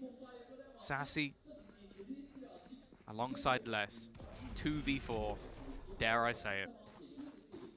They've lost these before on DRX. Yep, that was it. Sassy and Les making their way in, and ult's still online. 1 kill, and they might trigger it. They might pull it. Looks like they're going to be moving back to long to work together on this. Last has a TP to get out of here. He needs to put his second one down. Wants to claim some space, but 10 seconds left. It's now or never, and it looks like they'll make the call for the ladder. Yeah, good from DRX. Like, they've kept this one cleaner than the last, and it was mainly just off the team play, the interplay from Buzz and Zest. I was a little bit worried with the utility coming through that Zest might not be able to swing off that. But the fact he gets a couple and then stays alive is crucial to the round. Economy for Loud's a little bit weird, though, because you still have the Nightfall. Okay, you're not going to have yourself the tour de force right off the bat, but if you can collect an orb, maybe get a kill, things might get a little bit interesting. I love those classes, man. 10-6, 4 rounds between them. DRX coming in still with the ability to play retake on those ultis, but ultis are starting to get pretty close for Loud as well.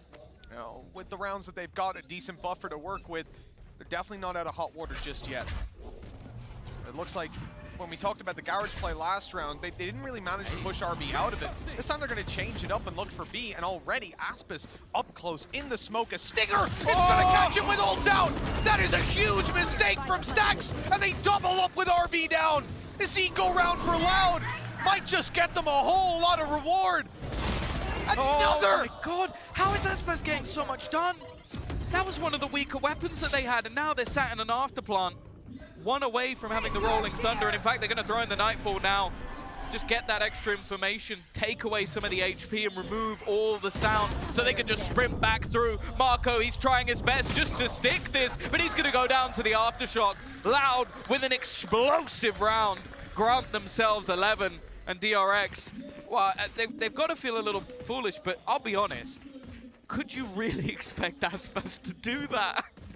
No, listen, you can expect him to be on the site, you can expect him to swing, but he was all the way up in their face, in their spawn. That said, Stacks on that swing, without the cover, without the player to trade, I mean, that is just a massive mistake. The problem is both players that were on that side wanted to use their ult. Yeah.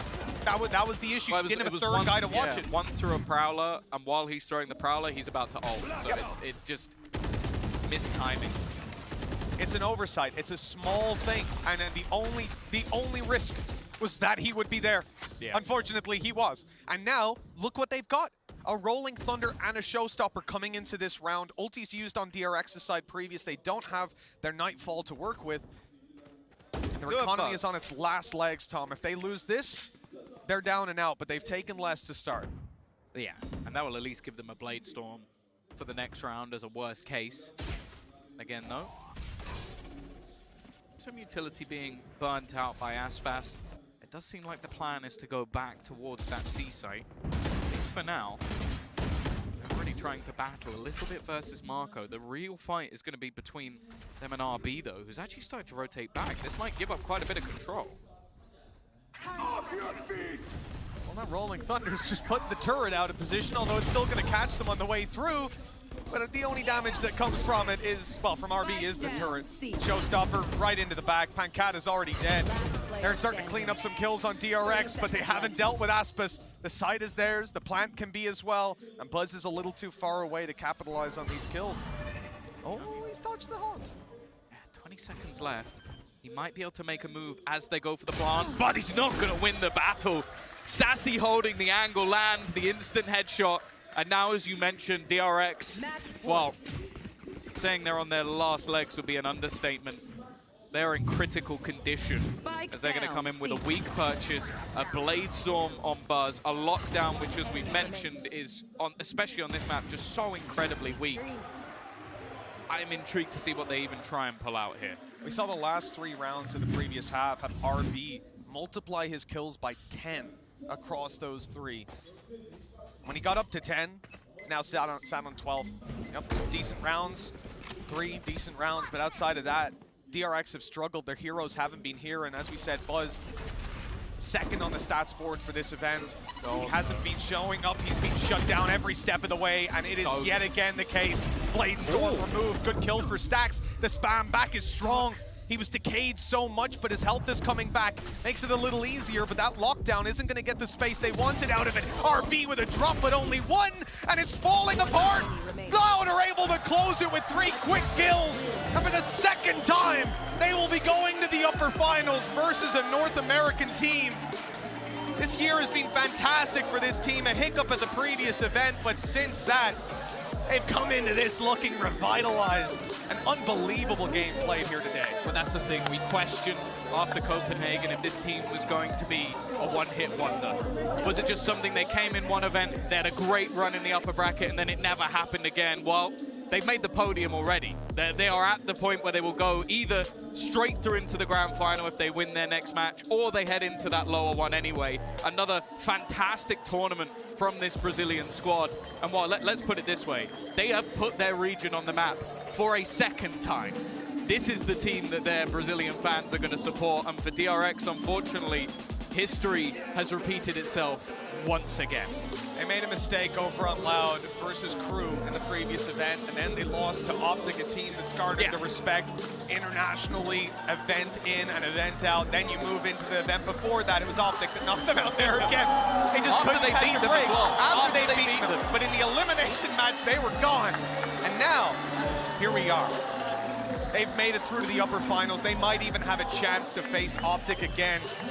Either that or it's going to be XSET. Either way, it's the same flag on the other side of the stage, and an opportunity to once again defeat the North Americans and walk into the grand finals as the first team in there. And that's the thing. I feel like going through in this sort of playoff bracket right now, they're the team that I feel like is most complete in terms of every single member having a solid tournament. Like, you look at the top of this game, you've got Sadak and Sassy, the experienced men on the block leading the charge. Aspas has been having some better games over the last couple. Pancata has probably been one of the best players in this tournament, and that's before you even mention Les. So it is really exciting seeing just the sheer depth that this roster has, but also now showing in this game that they also have resilience. Because in that first map, we were basically calling it done. We were like, okay, we're going to go into this one. It'll be the same as before. We'll go into map 2, the choice of DRX, and they will manage to run it all the way through. The problem is DRX hadn't taken a loss so far, and the second they lose a map, unfortunately, it seems they've fallen back into old habits. And that's the real scary thing for DRX. You know, they were in such a good spot after that first map. We saw it. saw it time and time again this event. They push to OT every time. They've had these incredibly long. I think one of their maps was like an hour and 36 minutes. The last OT one that they hit, it wasn't even us. Yeah. And then they come in here. They failed to hit that OT. They failed to close a game that looked unlosable. Do they face Fnatic now? Like that's going to be a nasty game to fall into the lower bracket. But that's all things to come. We're going to be looking much closer to home. The in-zone MVP, Aspas, Sadak, Les Pancada. As said, there is consistency within this team. You genuinely could put every single member on the list. I almost feel like the fact that the board isn't on there is a little bit offensive. Like, come on, guys. Like, I'm right here. I'm right here. I'm even wearing green. Yep. Like, I don't know. I feel like that's not actually a dig at Sassy. That's more of a dig at me, but I guess I'll just have to accept it. Yeah, he wears the green a little bit better, unfortunately. Look, this has been an incredible game. I was expecting a third map. I thought we'd see the Icebox, especially after the first went kind of Loud's way. It was a close one. Devastating. We'll find out whether it's a rematch of OpTic or whether it's XSET. That's the next match up to determine your second upper finalist. We're gonna go to a break. We'll be back in a bit. Long game.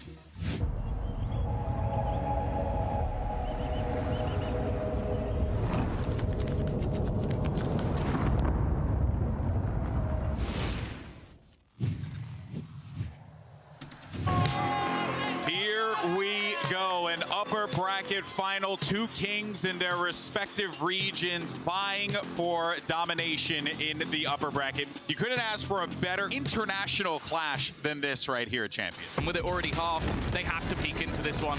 Marco is going to be landing that final shot on DRX. Okay, it's costly, Nice. but they've got themselves on the board. Now he's nice and close, ready to fight, but Buzz takes out the Blade Storm. Insult to injury here. Oh my god. Just tearing them apart. Pancada is just killing them off, and they need to get rid of him, and they just can't. Loud, every team has struggled to close out map 1 versus DRX. They don't even need overtime. They'll do it in regulation. Trying to get back in, fighting through. It's into a 2 versus 2. That's just one. What a swing round coming back. Nice.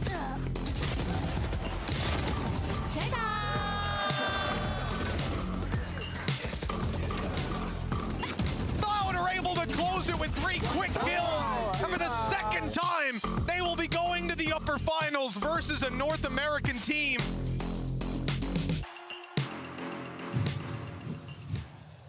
It's heartbreak for DRX fans, but all smiles for Brazil as they get the win. Loud get the win over DRX in our upper bracket finals, thus continuing their incredible run here. No Copenhagen mistakes happening. Not happening today if you're Loud. Of course, I'm Golden Boy alongside with Mimi, Ben Kai from PaperX, and Achilleos here. And Seth, I'm going to start with you, buddy. I know this, I don't want to rub salt into the wound because I love the DRX boys, and I think they're a fantastic team, but they definitely... They got to pick themselves up after this one, man. That was rough. They do, and that's the biggest thing that I'm looking for now, because I thought that they had a very strong chance coming into this, but clearly the same issues are coming up. They are making similar mistakes, and they are suffering mentally, as we have seen in the past. The thing that I am looking for moving forward from this point on is a bounce back, something that they have not been able to pull off. They're now in that lower bracket. They have to play against Fnatic, a team that has defeated them in the past. They haven't played against each other since December 3rd of 2021, so it's been a good damn long while, but I need to see a return to form. I need to see them be able to come back after a loss and show us the DRX that we expected here today, because what we saw, not to discredit any of the efforts of Loud, what we saw was not the team that got into this position 6-0. Yeah, what we need again as well is Loud looking to form, and they have been looking insane, particularly in this series. Map number 2, I feel like it came down to just like a game plan and a draft difference from what Loud pulled out. They're running that heavy initiator comp, and they're incredible with it. When they got onto that attacking side, they showed some really good ideas and executed on them incredibly well. Auspice was having a great day. Les was having a great day. This was one of those moments where every single player from Loud is stepping up and playing that just like coordinated, incredible Brazilian style that we know from the Benkai. Yeah, so this execute in particular, the one where they attack B with like the stinger round, I felt like it was such a good IGL call because he changed the pace. They've been doing such a good job of changing the pace up since the start of the attacking half. Like they started the first 2 rounds with a fast C hit on the pistol and the bonus, and then after that they suddenly changed into a really fast B hit, which I felt that both teams could have benefited from more B hits in that attacking half, and the round that Loud actually went to B, I felt it was the turning point for the entire game. Yeah, it absolutely was. And I think for this team in general, their style is that balance, finding that even line besides that more like traditional, like Brazilian style crazy aggression and just really well coordinated setups. And I think this Haven map was a great example, the play you point out in particular there, where it's initially this really fast change of pace that is super tough to contend with, and then they slow things down and play a super coordinated post plan. This team has so many different options of things to show us that I think it's really tough to play against on the fly. Yeah, but you know, it wasn't all doom and gloom, obviously, for DRX. There were some bright spots here. I think RB really came alive at the end there, Seth, and that is something that they needed. And he's actually been great. I would even say the whole series, he was contributing quite a bit. I mean, he's often the one that receives ridicule when it comes down to playoff performances on this squad, and it often feels like everybody else on the team kind of is carrying and picking up some of the slack that RB is laying down, but that wasn't really the case. RB, Mako, for a different shout as well, were two of the players that were still finding value, were still winning at some of those trades and coming up with multi-kills, but it just was not nearly enough. Loud just stormed right over top of them. But now they're down again in the lower bracket in a position that they have been in many a time. There's a chance where they could fall flat to that 5-6 curse again if they lose against Fnatic tomorrow. I suppose there are some of those things to sell some hope still for this team. You know, they have RB stepping up. Their individuals have been looking good. Their coordination has been great, but still, that curse, it might still strike. I don't know, man. This game has convinced me curses are real. That's just what I believe now. But before the break, though, we asked you guys about the in-zone player of the match. You know how we do. The votes have been all tallied up, and Les is going to get it over Aspas. But Benkai, I think it goes without saying, and I think Tom also said it too, like you could put all 5 players on there, and it'd be a tough vote either way. Yeah, if you watch the match, everybody just came together, everybody knew their roles, and everybody executed it perfectly. And what a good moment for them to all come together, because now again a Brazilian team has made a guaranteed top 3 performance at the final event of the year. Loud had that drop off in Copenhagen. They're looking to return to form and maybe even win a title. Yeah, I'm so excited to see Loud's run. Before we toss it out, Benkai, I just want to say, my friend, it was an absolute pleasure to be able to share the desk with you. Always a blast. But guys, for more on that massive dub that Loud just received, let's send it over to the stage because we got Chrissy standing by with Pankata for our Verizon post-match interview. Thank you so much, GB. Yes, I have Pankata here after Loud's massive victory. Congratulations, by the way. It's very awesome to have you here. I'm sure you're excited. So map 1, it's your map pick, of course, and you guys are down. And then all of a sudden, you just gain so much momentum and come back for a massive win. What changed? What were you guys saying to each other that helped you swing it all the way back? Então, primeiramente, parabéns pela vitória. Vamos falar sobre o primeiro mapa. O primeiro mapa era uma escolha de vocês, mas vocês acabaram começando devagar e, tipo, chegou no nível crítico, mas vocês viraram a mesa. Então, o que aconteceu que vocês pegaram esse momentum todo e conseguiram virar e ganhar? Primeiramente, agradecer todo mundo, a torcida, o pessoal de casa. Cara, a gente trabalhou muito nesse mapa, a gente sabia basicamente muitas coisas que eles iam fazer. Acabou caindo o nervosismo, tipo, afetou um pouco o começo do jogo, a gente entrou meio apagado, mas depois a gente foi acordando, foi fazendo o que a gente tinha combinado e foi indo round a round, foi a mesma coisa do jogo contra a Leviathan. So, in the end, it was a map that actually they worked a lot on. They actually could foresee, predict a lot of moves that the other team would have there. And I would say that perhaps like being nervous, like kind of like was a not so good thing to have until like we got back to momentum, sit down, breath, and then be able to what we did so far. And it was pretty much the same thing that we did against Leviathan game. Of course, and then obviously map 2, just decimation, absolute decimation. You guys looked incredible. So of course, coming up next is the XSET versus OpTic game, and you'll be going up against the winner of that game. Who do you think is going to take it, and who do you want to take it? Who do you want to face? Então, agora vamos falar sobre o próximo jogo, que vai ser, vocês vão pegar o vencedor da XSET com a OpTic. Quem você acha que tem o potencial de ganhar, mas melhor, quem vocês querem pegar e enfrentar? Sinceramente, eu não sei quem pode sair vencedor dessa partida, porque é um duelo muito pegado. Lá do NA eles já se conhecem, então eu acho que é 50-50. Sobre querer adversário, a gente não tem preferência. Quem vier, a gente vai ter que enfrentar, então vai dar tudo no mesmo. So it's pretty hard to predict like who would be the winner, because in the end they're like very strong teams from a similar region. Perhaps they know each other very well. Right. So I would say it's more like 50-50. Okay. But regarding like having a preference, in the end, we don't have any kind of preference because we have to deal with whatever outcome it comes up. So we're just gonna be ready for both of it. Absolutely. I mean, that's a great mentality to have. if it is OpTic, obviously people have talked a lot. I'm sure you're sick of hearing it at this point. The kind of rivalry between you and OpTic. They knock you out at Copenhagen, and then they come above you in Reykjavik. Is this the time where you finally take it away from them and then take it all the way and knock them out of the tournament? Então, Então, mesmo que vocês não tenham preferência e tal, a gente vai falar do caso da OpTic, que na Islândia eles ganharam de vocês e na Dinamarca eles acabaram com vocês também. Mas será que chegou a hora de vocês chegarem e darem o troco e vencer e levar tudo pra casa? Prazer, eu espero que sim, né? Espero que tenha chegado a nossa hora, porque a gente já perdeu o ano inteiro pros caras, tá ficando feio já, então se o momento chegou, espero que seja agora. Well, personally, I hope that this is the moment, and I expect that is it, because it's getting ugly. Like during the whole year, we already lost for them. So I would be really happy that indeed this is our time to bring the victory back home. I believe it is your time. Thank you so much, Pankata. Congratulations on your win. We're going to be tossing it to a quick break, but don't go anywhere, because when we come back, it is XSET versus OpTic. I'll see you up on the desk.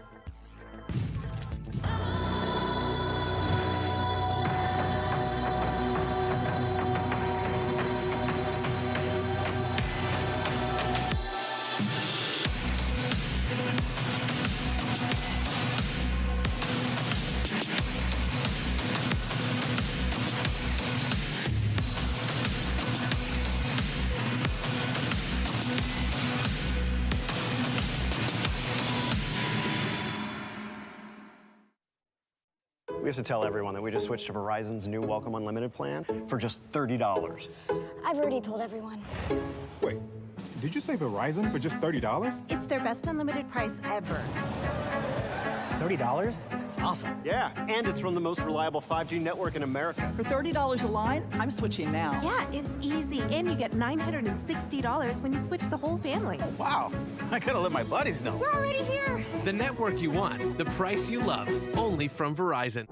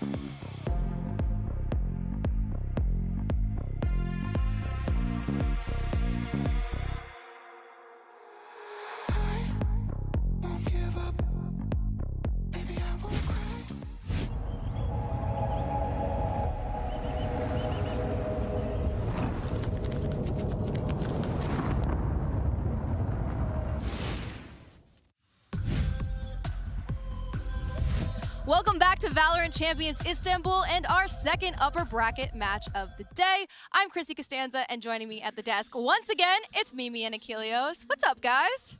I think I'm probably feeling a little bit better than Seth after the first game today, so that's good, I suppose. Look, it's fine. I'm a fan of DRX. I want to see them win and break the curse. But at the end of the day, if they don't play well enough to get there, that it is what it is. Yeah. I'm here to see good VALORANT. I didn't in the first series. And we're about to see some. That's a fair mentality, but well, today we're seeing a familiar story as well. North American rivals XSET and OpTic are facing off once again. This is actually their 5th meeting this year. Yeah, this has been a bit of a back and forth, to say the least, between these two teams. And this was one of the things that Finesse in his interview said that he wanted to avoid. He wanted to be playing against an EMEA squad in this very moment because he said, you know what? We've just played against each other so many times, I don't want to do it again. Yeah, it's a sad outcome for the teams, but it's also a good outcome for the region because it feels like NA has finally progressed past what this year thus far has felt like very much a one-team region. OpTic is good. Every other NA team that qualifies to an international event falls flat immediately, but that has not been XSET. Well, the history doesn't favor them. They have been looking really strong this event, and now, halfway across the world, these two NA teams have to brawl out against each other to prove who's the best one at this event. And the reason they have to brawl out against each other, though, is because they beat out all the EMEA teams to be the two teams in the top bracket together. So, you know, NA at least it's a very strong showing for NA so far in this tournament. I mean, it's been such a big improvement. I think NA has come out and proved probably the best region at adapting to Pearl and changing into the new meta, and the performances have been great. But in terms of these two teams, it's going to be interesting to watch them face off yet again, because OpTic has always been that #1 squad for pretty much as long as you can remember. These guys have been considered that best team of our season here before the 2023 changes come through. And I think if they can find another good placement here, they'd supplant themselves. But XSET come in as an underdog that really can do some damage. Yeah, absolutely. I mean, they have been looking phenomenal.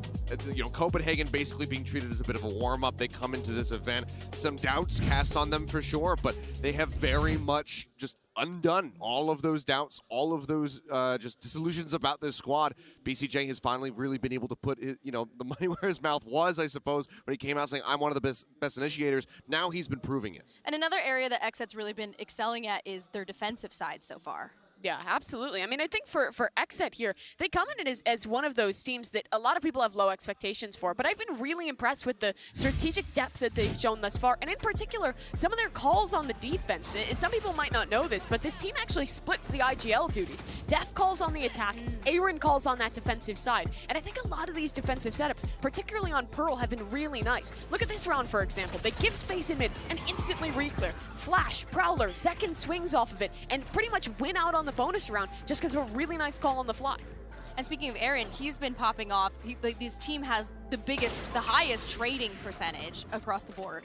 Yeah, I mean, this team is really, really good at just their fundamentals. Yeah, we've seen everybody taking part. Aaron, somebody who normally is a little bit more of a quiet player, he's himself has been putting up some fantastic numbers, especially on that map of Pearl. And it just seems like XSET really have that one on lock. OpTic themselves have shown that they can play Pearl well, but I'm curious to see if it makes it into the draft later. And over on the OpTic side, we have to talk about Ye. He's looking like the best player in the world. And here's a quote from Coach Chet.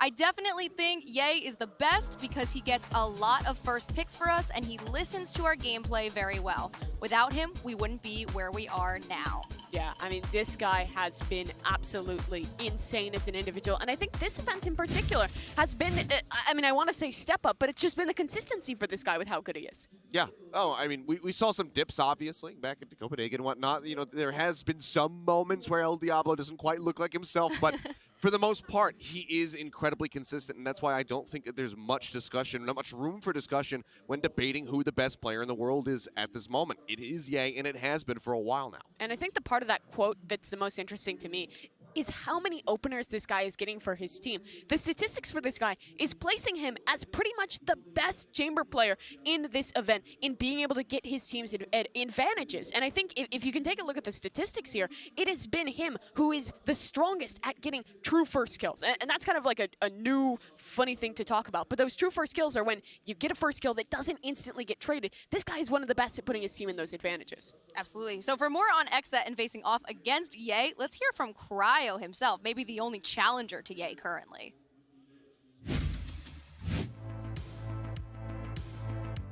Winning first round of playoffs is amazing, you know.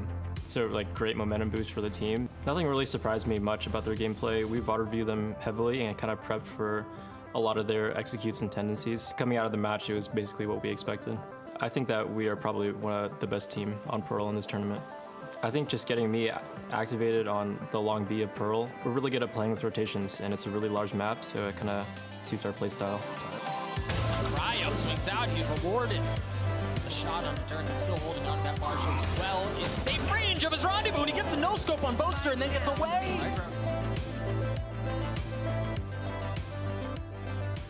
I think we've played OpTic like 4 times now. We both know what to expect from each other at this point. It's basically who shows up on that day and who just makes less mistakes.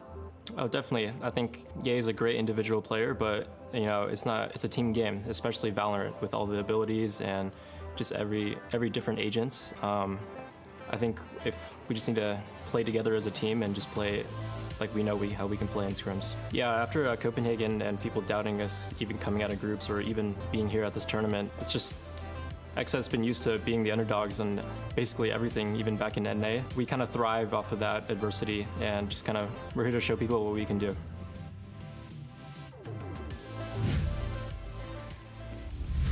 All right, well, our stage is obviously already activated from the absolute domination earlier today. We have XSET ready and standing by. We've got OpTic ready and standing by. 2 NA giants taking on each other, ready to see who's going to continue on the success story in the upper bracket and who's going to have to go slug it out in the lower bracket. So I'm excited to see what they pick. Let's get into the map selection and see what's going to happen.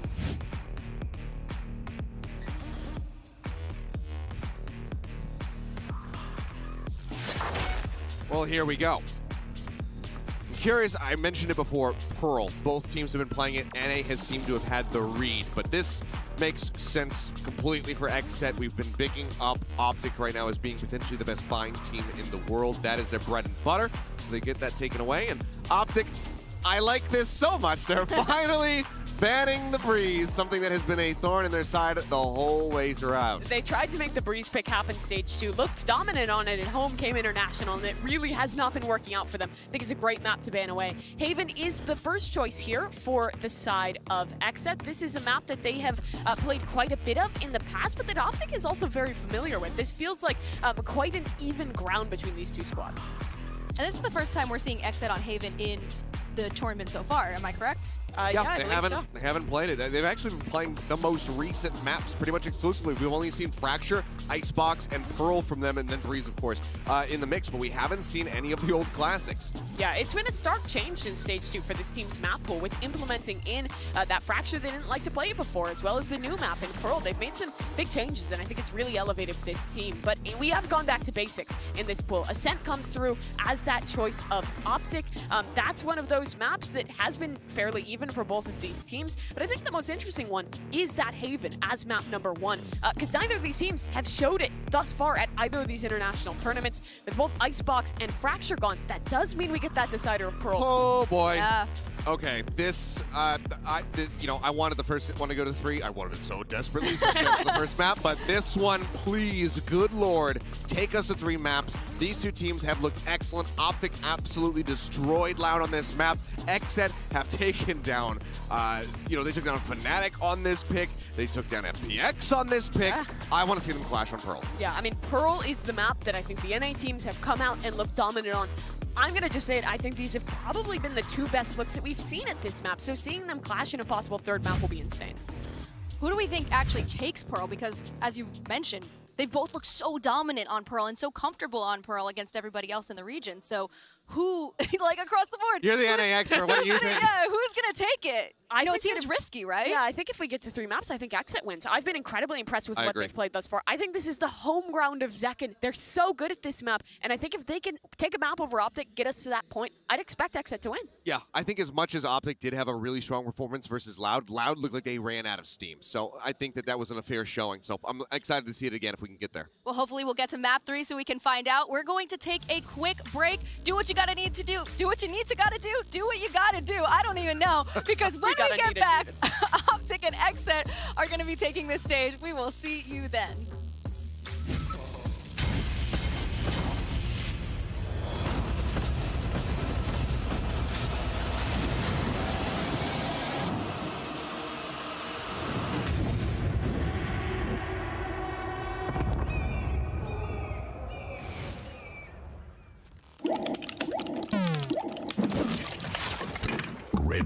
gives you wings.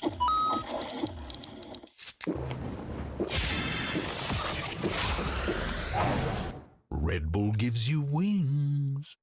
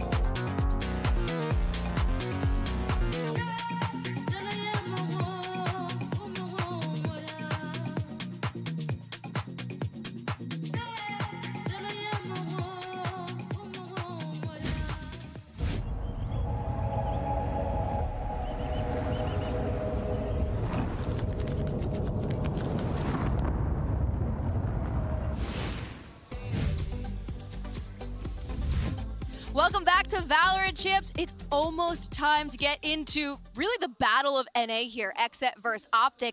Does this mean whoever wins this matchup is the true NA champ here? That's it's a really good question. And my take is that I don't think that winning here necessarily supplants you as that top team, because OpTic's dominance consistently, I think, overtakes it. But if XSET can find a better placement at this tournament, I think they could end on a strong note. Champs is the only thing that matters for the rest of this year. Exactly. It's all about the finish. All right, well, we are ready to get into our second upper bracket match of the day. I can't speak. I'm just so excited. It is NA's finest. Here is OpTic and XSET.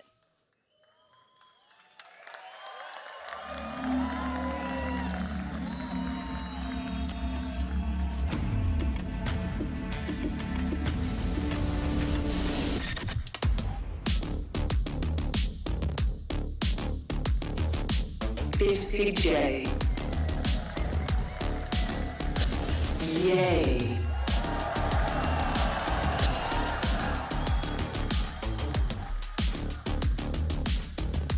Second. Marked.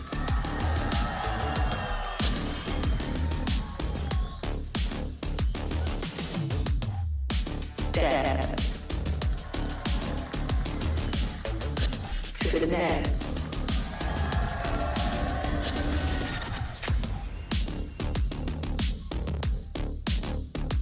Aaron. Victor.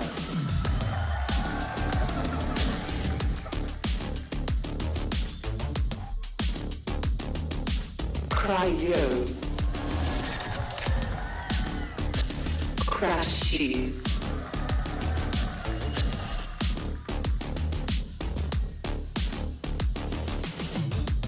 Psycho. Checked.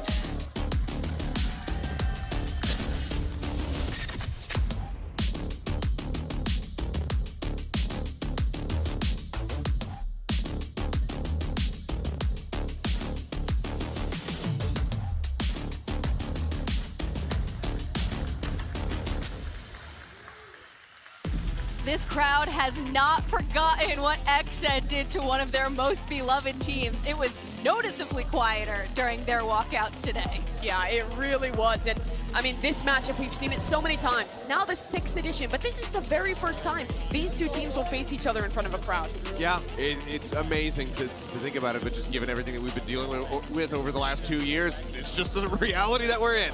But while it might be the first time with a crowd involved, it is not the first. As we point out, these guys are so damn familiar with each other, which is why I'm very much hoping and believing that this is going to be a 3-map juggernaut of a series. We can only hope, right? Yeah, you can only hope for it. And I mean, I think with the caliber of players in the server, we could expect it. I mean, you have probably two of the best chambers in this tournament left. And North American chamber players have been popping off here at Champions, and it's Ye versus Cryocells to start things off. You also have such a strong dive head-to-head between Young Zakin and between Victor as well. I mean, there are just so many heavy hitters in this server. Yeah, I think one of the biggest statements you could do right now as your OpTic getting ready for this series, if you want to fully, as we're talking about, affirm yourself as being the #1 team from North America, coming out here and closing this series cleanly would be a massive statement, because so far, a 2-0 win has eluded OpTic. They have not had a clean set yet. They have always gone to 3. It has been scrappy in the past, but for OpTic, if they can win this, they can guarantee themselves at least top 3 at all the international events this year. Which would be incredible, and they could be well on their way to being the first team to have 2 big international wins. XSET, a lot more to fight for.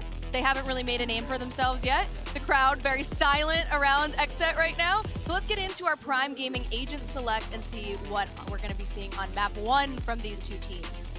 Yeah, it's going to be interesting here. On the side of OpTic in the past, they have kind of moved back the jet compositions when they were playing this map at Copenhagen. They've also shown some neon comps before, but in this one, they're actually making a pretty big pivot. And no way, man, Victor is playing Phoenix. Excuse me? Okay. The wrong pill has been consumed on this day. They have not listened to the doctor's advice. And the Phoenix is coming out from Victor. I've been trolled. I'm trying to think, like, what is the solution of this composition? I don't know. I guess garage control. It's the one thing Phoenix is good at on Haven, is garage control. I mean, that's where Victor's going to be playing the whole damn time. You lose out on so much. Your retakes are going to suffer with only 1 initiator. It's going to be tough playing in with that Phoenix. On the other side, though, XSET have also made a bit of a change. They were previously playing that Gent composition. Now they've gone to that more modern double initiator with the Omen, build it onto Zakin, empower him on this race. Yeah, I mean, this is just exactly what we saw from Loud. In the previous series, they ran this comp and it looked damn good.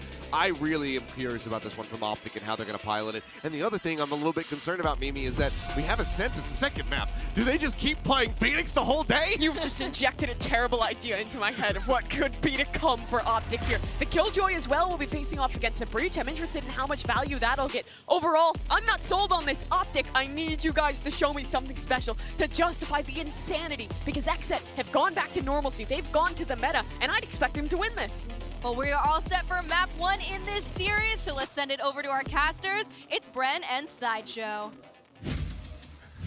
Let's get this match started. The Battle of North America versus North America. It's going to be a bloodbath. It's going to be a bit trolly. It's going to be a bit funky because, I mean, we are seeing some odd compositions on the side of OpTic to start things out here. It's so cool. Right from the beginning, the map vetoes. XSET haven't played either of the first 2 maps at Champions. They haven't played Haven or Ascent since Copenhagen.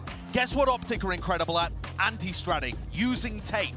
And so you come in here on Haven, neither team, in fact, playing it at Champions, and we don't know what comps are going to be played. We thought it might be different. I didn't think it would be this different. Yeah, to give you context of this one as well, the last time the Phoenix was played by Victor, we believe, you know, we've set the stats goblins on this one, and they've been dusting off the archives, and we found July 2021. July 2021. Ye wasn't even in the team the last time Victor played Phoenix. But it is, historically, his most played agent. And he's had extraordinary success on it in the past. But honestly, it might not even be the Phoenix that's the weirdest part about this comp, because doubling up the Killjoy in the chamber is such an extraordinarily defensive-sided setup. And look at this, a hard read on the B pistol. Just holding the flash. Victor's making sure that they've got this read, and there we go, right around the corner, into the trap that was set up prior. Sort of making a good job of things, being able to trade out a lot of these kills, but the spike is going to be dropped into the front side of the B side, and this is a difficult scenario to wiggle your way out of if you are XSET in a 2v3. Not a lot of life on Cryo as well. He's got to try and find a lot of first shot accuracy. Maybe a headshot or 2. Horde. It's going to be dealt with soon enough, but it's so difficult to get past this one. to isolate the fights, and just like that, the players crumble one after the other. OpTic going to be taking the pistol round. And what a beautiful pistol round it was. Completely reading the tendencies from XSET, despite the fact they have no tape to work off. Yeah. XSET have not been playing this comp. They didn't used to enjoy going for B-site pistol hits, but for whatever reason, FNS starts out with a masterful IGL read to kick us off. Stacks 3 players there with a flash to be ready for it, and despite the great trading from XSET, you just can't overwhelm that kind of a read. Yeah, I love the stat as well. They just popped up there about these being our only 2 undefeated teams left at Champs. Last time OpTic were in a position like this, they made it all the way to the finals. That was at Berlin 2021, where they eventually ended up losing to Mech, but went on that undefeated run in the past. And while we've just got a little bit of downtime here, with OpTic expected to clean this round up fairly easily, look at how the alarm bot and the trademark are just filling in gaps on this defense. Yeah. You don't really need to worry about B too much, although Victor's in that general area. You have a turret watching Garage, trademark down short so that they can double up long. This is such a good comp for defense side. I don't even want to start theory crafting the attack yet, but this is going to be a serious challenge for XSET to deal with, and not something they could have been expecting, I don't think. Just that additional layer of that defensive utility to get through. And this is a very slow-paced round from XSET. Yeah. It feels to me like they're trying to preempt a push from Victor. Back when he used to play Phoenix, Victor would get so aggressive on Phoenix, always pushing. Quite a greedy player as well. But since he spent more time with OpTic, he's really refined his playstyle a lot, become much more of an all-round player, and not anywhere near as readable, much more playing within FNS's system. 20 seconds left, XSET, you got to get a move on, you got to make a decision now, and it looks like the decision might just be the C split. Not a lot of time on the clock. FNS is going to be ready and waiting, anchoring it down. Paranoia sent through as a rendezvous, but not a lot of time at all. Let's see if they can get that trade coming through. Enemy remaining. Is there quite a lot of economical damage? You can see players are going to be falling. Cryo even picking up a gun, but actually going to be falling down. And that was an unusual round too. Extremely cautious. Felt like they were almost poking and prodding to find out where somebody's setups are as well. Did they? They did a little bit of poking towards Garage. Yeah, I mean, in terms of like actually acquiring information, they know that the turret's been played in Garage, but there's been a different setup in B. You know, the alarm bot was there on that round, but prior to that, it was a stack. And OpTic just have so many ways that they can mix this up.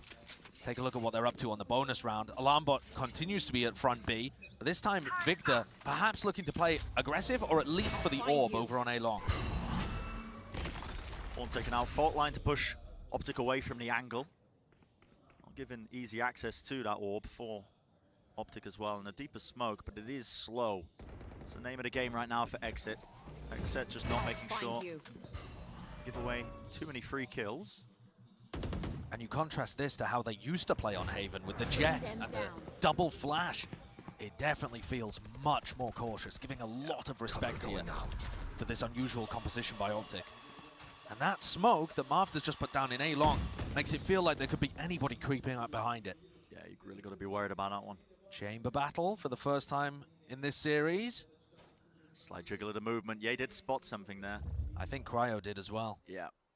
And there's so much respect being shown to either side. In fact, we're now starting to see moves being made on A long and mid. Flash to reclear here from Victor. But as doesn't overstep himself. As the time ticks down here, they haven't broken alarm bot. There's still a Haunt Prowler to be used. Paranoia, big tools for OpTic to stop any pushes coming 30 through. seconds left. And this push might just get bogged down immediately. The Nanoswarm will get popped off. That was off of the alarm bot going down. The players have worked their way in. Zekin onto the high ground. FNS is none the wiser. It's going to be the first casualty of this one, and the Molly's just going to be going a bit wide. It's a heavy piece of utility to lay down. Aftershock as well, pushing back any sort of approach. And in the meantime, look at Cryo's lurk. He's got his way all into C, and Ye is watching for it. He's watching for a Garage lurk. And there's a faster play even into the backside of B. They want to be trying to take the fight They're straight just walking to next to each other. Yeah, walking right next to each other. Cryo, patience. Just holding down the one angle now. Backs away, but XSET with a better weaponry. Seem like they are going to be winning this one out pretty handedly. Victor, at some point in this round, managed to get his ultimate, but a quick spray down. Position is far too obvious. I don't think he'll be too sad about using a running back in round 3, though. It feels like a decent investment to me. Just try and get them online as much as possible, funnel orbs into Victor. If you're going to play Phoenix, you need to play into the win conditions. And overall, not a terrible bonus, but XSET at least demonstrating that they were able to find a gap in the defense there. They found the alarm bot, pivoted through it. This was such a weird moment. Yeah, Cryo just happened to walk exactly next to each other when the timing could have favored either of them. And look at this big push down mid. Straight down mid. This is with guns in the hands of the OpTic players. Aggression, this is quite unexpected, but BCJ was watching the angle. Final bullet, do the job, straight to the cranium and backing away, making sure that Prowler did latch onto a target, so they know that there was more aggression pushed up behind that one in mid. I can definitely tell you that that is a 2020 Victor Phoenix play. The North American Phoenix walk down mid strat has been tried many times before and repelled in similar manners. XSET now making sure that they freeze the round. Make it difficult for OpTic to grab much more information. BCJ with the Nightfall online could be a great tool to use. And FNS, in terms of like the ultimate here, it's not going to get too much value in this map overall because of that aftershock that Def can play with. So the lockdown is not a great retake ultimate. In fact, just in general, OpTic shouldn't be wanting to play retake, and it looks like they might have to again. As XSET once more, for the third time in 4 rounds, going towards the B site. It's a completely free site. They got the right read on it. The early presence they were showing at least over towards, hey, that spray down. I mean, Marv's getting away with murder. How are you able to collect that one? Just beautiful prediction. They have to deal with Cryo now. At the back of the side of Dong here, and he's managed to work his way behind them. They are none the wiser, but a spam coming down from the bottom of mid. Decken finding the targets, and they are all blinded up. Cryo quick tap onto the spike means that he has to show a bit of patience. He has to try and lock this down, but now it's come down to a 1v1. FNS has got it. 3 kills in the round. A quick tap to try and bait the position, but Def is not going to be baited by it. And he buys his time at the right moment, and FNS is just weak enough. It's collected a nice, easy round. At least it should be. It should have been, in theory. Overall, they're really good game plan by XSET. It comes down to the 1v1, the battle between the 2 IGLs. And while FNS landed a great blow on the pistol round, actually, XSET have been doing a great job at managing how they attack and find the holes. Way to play, Ryan! Way to fucking play. So that has knocked OpTic back down onto a Thrifty. The first time in this map. They're going for a gamble stack over towards the C side with only FNS around here with a Sheriff in hand. And doesn't really look like he has the tools to hold on if this was a bit pacier, but XSET have been very cautious. Super cautious, and there's good reason for it. They don't want to be running into the stack, but a Nightfall, they're going to get the information. Only one singular player on this site. FNS already out of the picture. Plan's going to go down without a hitch. Once again, even with the double Sentinel comp, OpTic are playing retake. A bit unconventional. FNS does have that lockdown, but I don't think he's going to want to invest it into this round, especially when he's up on Heaven. Prowler's going to be finding at least one of the targets. How are they going to be able to get through all of this? Into Heaven, a good flash to supplement it. FNS just drops down at his feet. He's still alive in the mix of this one, but the weapons are not too good, and it's a nice spray down in the end. Aaron and BCJ so clean with the trades. This tournament has been so much better from Aaron and BCJ. Def as well, throw him into the mix. But overall, I want to come back to this point. OpTic are now going to take a timeout after 5 rounds, and I think their entire game plan is crumbling a little bit here. Even when they play other compositions, just across all maps, Brent, OpTic are playing less than half the time for retake. There is no other team in the tournament that denies people getting the spike down as well as OpTic.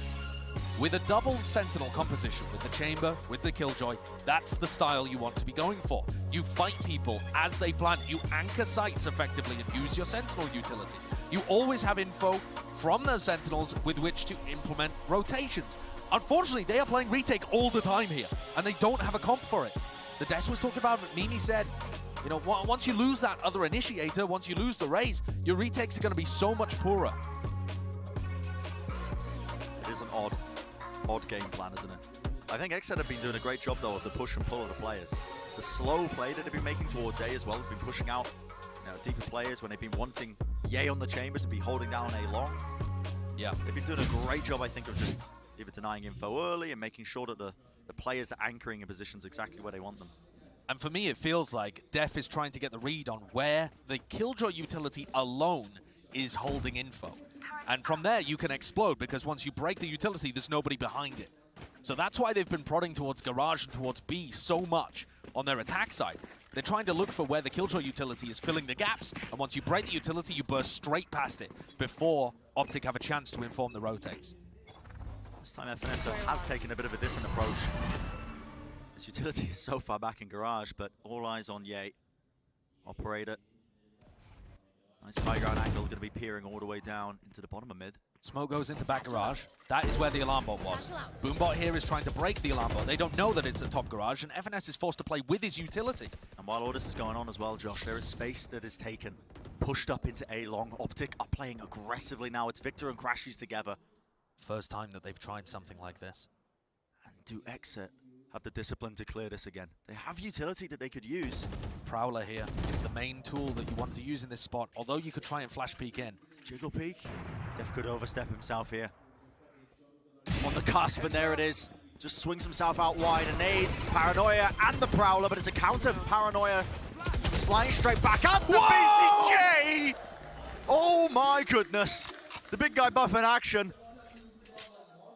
Bit of run and gun there, giving ammunition to, well, the phantom nerfs of the future. Yeah, supposedly. What a play. I mean, really good work, using all of that util to clear out the gap.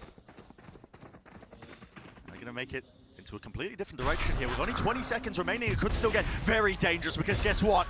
Yeah, he's still anchoring the side, and he's got the operator in his hand, and it has thrown a wrench into this plan. The spike is just everywhere right now, with Marv lurking his way into all of these deep angles. There's 9 seconds remaining in this round. Not enough time to try and get the spike down. And XSET's game plan, it just crumbles beneath their very eyes. One enemy remaining. The crowd getting behind OpTic there as well as they tie things back up 3-3. Funneling people into Ye could well be a win condition for them. Yeah, the slower play by XSET though, that is where it backfires the most. Certainly. I mean, after they did such a good job of clearing this out as well, you'd expect them to go forwards into A. Yep. You've taken the players on lobby, but getting a bit overthinking things perhaps. Yeah, I would say so. But OpTic still with a really poor economy. Look at this, a Spectre and a Judge to work with here. It's not ideal. They're going for a bit of a haunt into the molly as well. I mean, there's not much synergy with that, because Zekken just skips past it with the satchel. Disrespecting all the utility. It's another hard read from FNS as well. He's worked his way with the Judge down into C Cubby. And the Killjoy and the Chamber utility are all piled on top of each other. Can XSET get the read on this one before falling prey to Ye once more? He's only been playing C. You'd think they'd mix up his positioning much more on the map, especially when they can afford to with all the util at play, but he's played quite statically so far on the defense. Yeah, and still such a cautious tale being played by XSET. Down into a minute in this round, there's been no attempt of poking really into Garage, trying to remove a lot of that utility, or even to C, but now making the move over towards A. And this is is still again contact plays. Yeah, and again it's an A retake setup that makes some level of sense this time though, because Def with the Rolling Thunder. Crash is holding for a haunt lineup. Wow. Don't know where the hell that's going to land. That is a filthy haunt Yeah, lineup. it looks kind of disgusting in theory over the top. And it has lit up the player. Zekken still makes his mark though. Plays into the side with a showstopper and does get rewarded. It's the kill for his team. Still the spike needs to get planted here with only 25 seconds remaining. Go down now, setting themselves up into the post-plant situation, and players now finally starting to rotate on the side of OpTic. Flash through the floor, makes them rethink their choices. But a nightfall in the hands of Crashies. Now he wants to try and move this one forwards. The weapons are still not great though. FNS is only working with the Judge, and there is no really follow-up over the nightfall. Def has already used his Aftershock though, so this lockdown's got to be respected. As it ticks down with 5 seconds left, the XSET players all just funneled into long. Yeah, and they're going to be playing into the corner here. This is going to be incredibly predictable. FNS just sticking onto the defuse. Where is the follow-up? Where is the denial? Oh, Def's going to be playing towards it. But it is half on a defuse. A perfect swing from Arin, and he plays off of it well enough. Playing XSET, or playing OpTic, sorry, like a fiddle there. They were forced to retake with a Judge and a Guardian. Yeah. and utilizing their Nightfall and Lockdown to no success. Wow. Brutal situation. This kill from Def. It's a haunt to reveal all the positions Yeah, as well.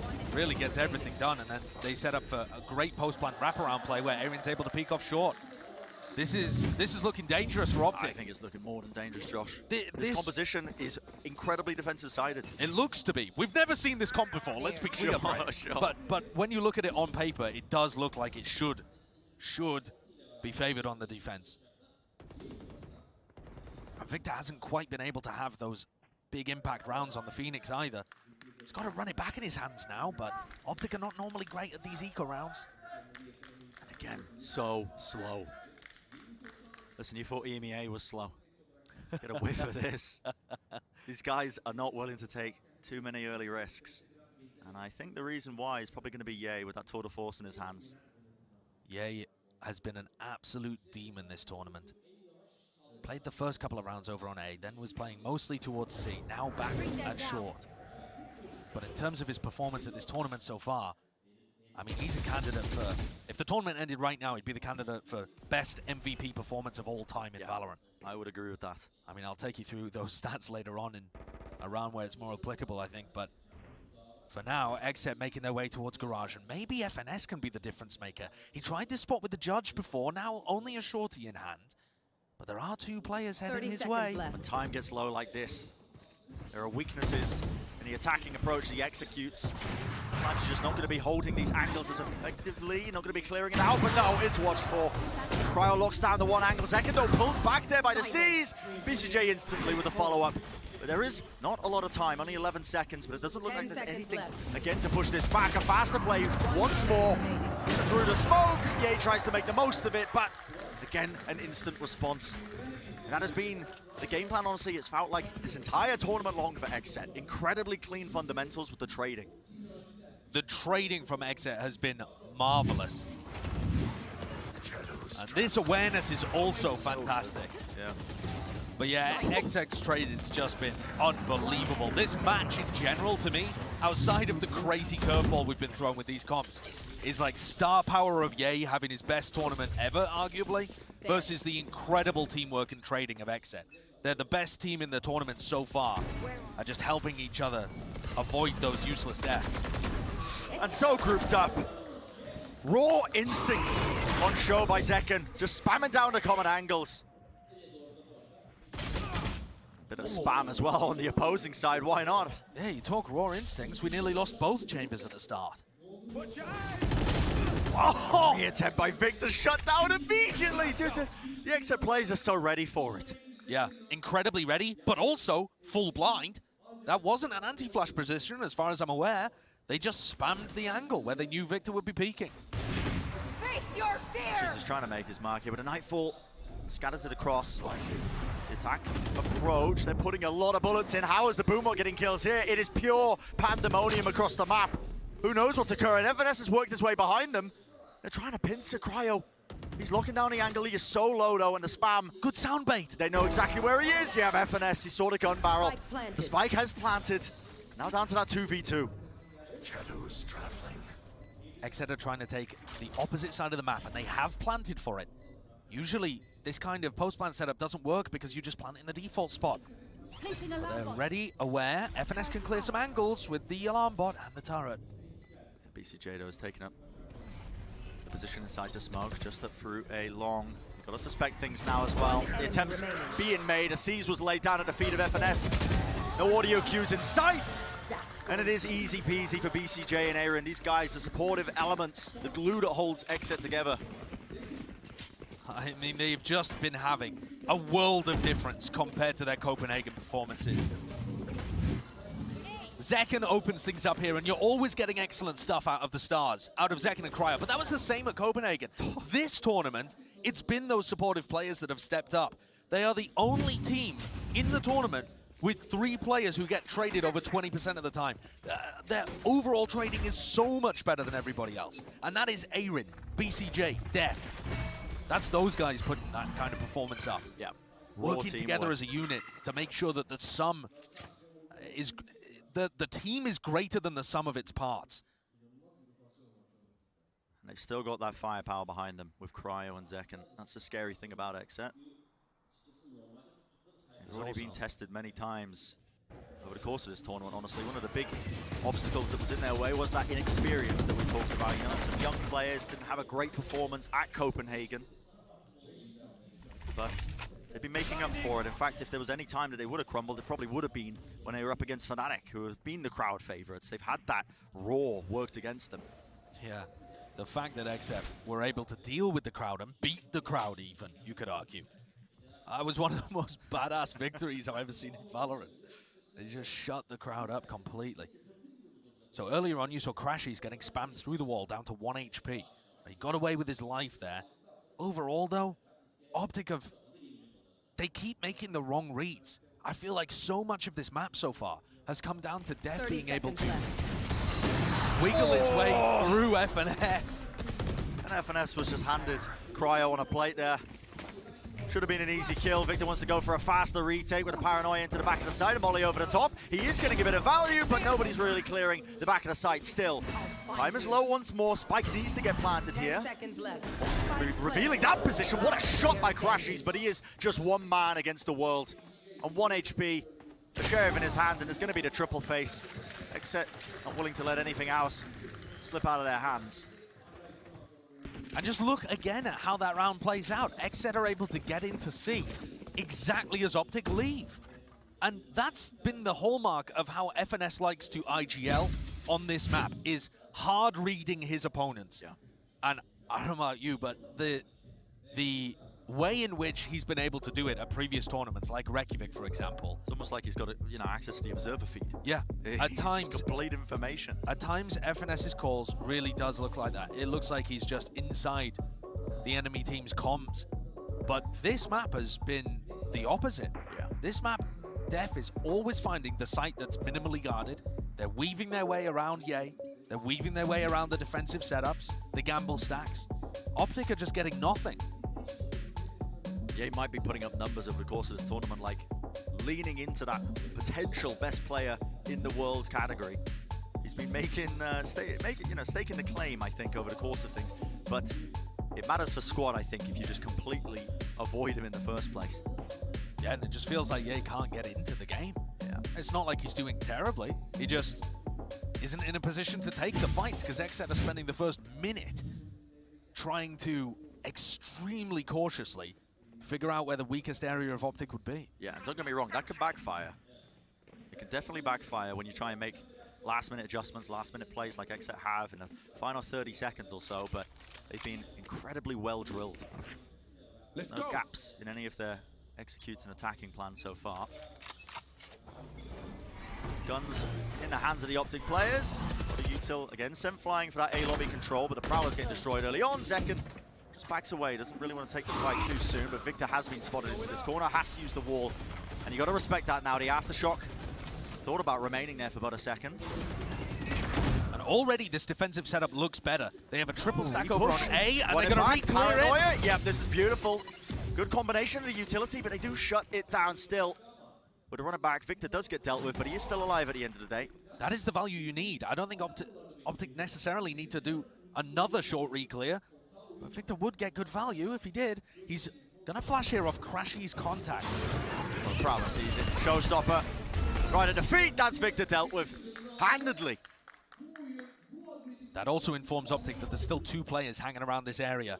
But the spike with Def is heading in a different direction. Yeah, could this be the time we see Ye get value? Timing is there.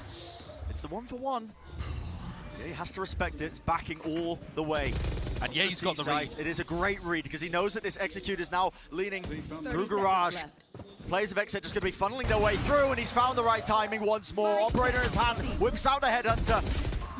Laying claim to the back of the side, but eventually he is removed. One enemy remaining. It's dealing with the re-push there from BCJ. Cryo's left now into this 1v2 and a Nightfall. Is Cryo going to be caught by it? Yeah, no sound cues. Still finds a shot, and the Horn's dealt with down to that 1v1, but Marved, he does deal with it in the end.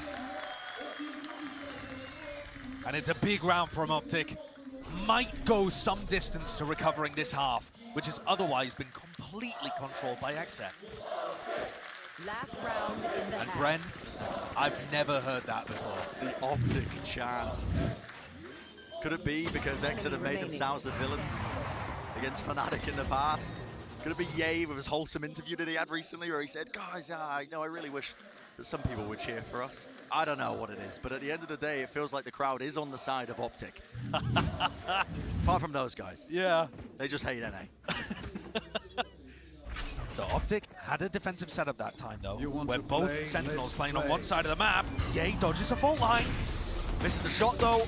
Marv is there to pick up the pieces, but he's traded immediately again. And it's this XSET trading. It's just wonderful right now. Cryo versus Victor over on A-Long. He's contact pushing this right into the angle. I mean, Cryo's just holding it with the tour de force. Strange way for Victor to play that rather than tucking himself into the corner. You know what's available to him. You hear him pop the ultimate at the beginning of the round. And XSET actually look quite scattered here, though. Oh, FNS getting the read. Seconds to be spotted here, he should die. There's no world in which he gets value. Yeah. Taken care of. And with Def down, this is another lockdown that FNS can use to get huge value. This should be a 7-5 half unless XSET can pull something crazy out. Haven't even cleared down shore yet. Have to use the Prowler for that one, and they've still got the OpTic players biding their time and waiting it out. Spike going to be planted, but there's the lockdown, and what is going to be used to deal with this one? It's a Nightfall right across. Cryo's holding the heaven position, but you have to respect this now. What do you want to do? Other than run back into this one. Aaron, he was trying to work his way through mid now, and there is an opportunity for the OpTic players. Crashies knows this. Going to be forced out of the sight, and now sticking the side of the defuse, but it's not being covered in Cryo. One shot after the other. The players crumble, they fall down, and 8-4 is going to be the scoreline for XSET. And the defensive setup looked so good there, and it still didn't matter. You want to set up a battle between the NA chambers? How about this? Cryo coming out swinging in the opening map. 16-8. He's putting up unbelievable numbers. The last two matches, including this one, have been great for this guy. Young player on the stage. But that is such a dominant half for XSET. We'll send it down to the analyst desk to break down the first half of this first map. An absolutely massive first half for XSET on their map pick, and we have to talk about Cryo versus Ye, obviously. Yeah. The hot topic right now. Yeah, I mean, they were just talking about it. This is quite the showing from Cryosills right now. He had a bit of a soft start in XSET's earlier series, but lately he has been getting the ball rolling, and there is no sign of stopping. Ye, somebody that you typically look for for consistency, for being the kill leader on his squad, has not been finding that much value, and Cryo is so far out in front. 16-18, 2-point on the KD. He has just been stopping. I think a big reason that Ye has been struggling thus far this map is that XSET has constantly been funneling their attack away from where this guy is playing. He's normally just that kind of that hard anchor over towards C-Long, holding things down on the chamber, but XSET, excuse me, are completely pummeling this B site round after round, so he's forced to play into these retakes. And normally when you see those kind of B hits, it's generally when you're playing against that kind of double initiator comp that a lot of teams play on this map because teams will be so heavy on the extremity control. That hasn't necessarily been the case. I think that thus far for OpTic, they've been willing to fight to the B site, but the scaling and the trading are just so good from this team that it has not mattered. Yeah, I mean, 8-4 is a really rough spot to be in, especially given that you've burned both of your timeouts. So right now, with your coach Chet, you're probably sitting there just praying that Psycho's going to be calling one at some point so that you can try to, chat up your squad. Victor, he brings out the Phoenix. We were questioning how this was going to look, and it has regularly been getting punished. And oftentimes, when he finds a kill, it's instantly traded back. So on the attack, I have to suspect that OpTic have some form of game plan that they have the utmost confidence in. But if that is not the case, then I'm feeling like XSET are just going to be able to sweep the rest of this map. I just don't know if I believe. I think that this map is probably going to be over. With Phoenix, generally, your reliance is on gap floats, getting extremity control, and fighting, or sometimes playing into that retake. XSET have the perfect comp to kind of play against those weaknesses. They're going to be fighting hard with their initiators for extremity control. Thus far, they've shut Victor down. We'll see if that stays true. Well, we can only hope and see what's going to happen in the rest of this map. Let's toss it back to Bren and Sideshow to get into the second half. That's a great setup by the desk. What is going to be this game plan for OpTic on this attack side? Because it seemed like they were putting all their eggs into the defense side basket of making sure that they stacked and compound a lot of the strengths of their composition with the double sentinels. Where is the value here now? You see that stat, but OpTic were running neon comps for the majority of 2022 on this map, which are very attacker-sided. I don't know whether the same can be said for Phoenix, Killjoy, Chamber. XSET taking control of the tempo early with a bit of a Season 8 combo in mid-window. That doesn't find too much, and Victor's just looking around as he takes a bullet between the eyes. I mean, just absolute gormless behavior. He's just trying to clear the close corner, but the reason Victor looks so silly doing that is because OpTic didn't actually have tools to set him up, to put him on the angle well. You've only got the one initiator, and it's Crashies. But also, no smoke, no flash, these kind of things. Fast play, though, into B now, and Ye might be able to get the angle. In fact, the shot found. Has revealed his position, though, but there's a squeeze happening onto Def, and surely doesn't get away with it still. Finding the one is pretty tremendous value for them. But OpTic are in a good spot right now with this post-plan positioning. They've taken control of this one, but they are smoked off as well. They know that they were playing inside this one, just contacting into it. BCJ had to clear it, and it's flanks on flanks. This time Aaron's time to shine, I suppose, but 3 players waiting for him, and that is going to be the pistol round for OpTic. An absolutely necessary pistol round, and one in which you get to see the prowess of Ye. With a 4K there, puts himself up to 12 and 9 off the back of a lurk. So Victor dying just kind of sets Ye up for success. Honestly, Brent, that was their game plan when they played the Neon comps anyway. Sure. Victor's job is just to make space, and that's the resource that Ye uses. This could be a fabulous Chamber v Chamber battle. And there might be another clash happening again down C long right now. Yeah, real opportunity, I think, for OpTic. Get some rounds into their belt, but they are going to be clashing with a flash to clear through. Aaron fully blinded up. Able to get a bit of chip damage at the end of the day onto Victor, but the sole goal, it seems, for OpTic is to try and farm up these orbs early as possible, especially when they're up against the weaker weaponry. Cryo goes down to a long-range Bulldog shot. Oh, yep. And there's... That's trying to go for that. Oh, you're just literally playing right into their hands right now, but XSET trying to swarm their way into the side. He's pulling Victor back, unable to plant. There was definitely a moment there, wasn't there, Bren, where that looked scary. Yeah. Spike planted. It's getting scary. But now just down to second. I'm going to get mopped up. And I think there's a lot of people, Brent, wondering, maybe not whether this match is going to define who's the best team from North America. You heard the desk talk about that, but whether or not XSET can take the next step. Yeah. They've gone consistently, moved up and up the ranks from top 4 in North America to representing NA in global tournaments to then beating top teams, including FPX here. And then going deep is the next step. Going deep in tournaments, making big runs, and being able to do that consistently. It's always been the goal for this team, XSET. Long time coming for them. Sees nade into A lobby for a bit of early aggression, but it's just tempered. Baited out. There's a smoke drop down though, so it does force OpTic to use a lot of utility to try and take A lobby control. You can see them finally now rushing, taking up all that space. And now they're backing away.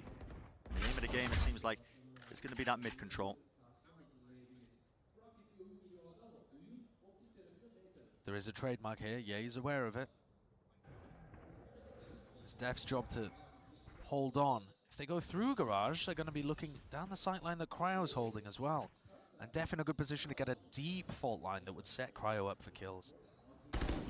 All of the Prowlers right now being used over towards A lobby. So they're really lacking initiator utility to get into sites. And it's a reliance on players like FNS just to try and contact play into areas. This time OpTic throwing caution to the wind. They're just running their way in. Defto backs away.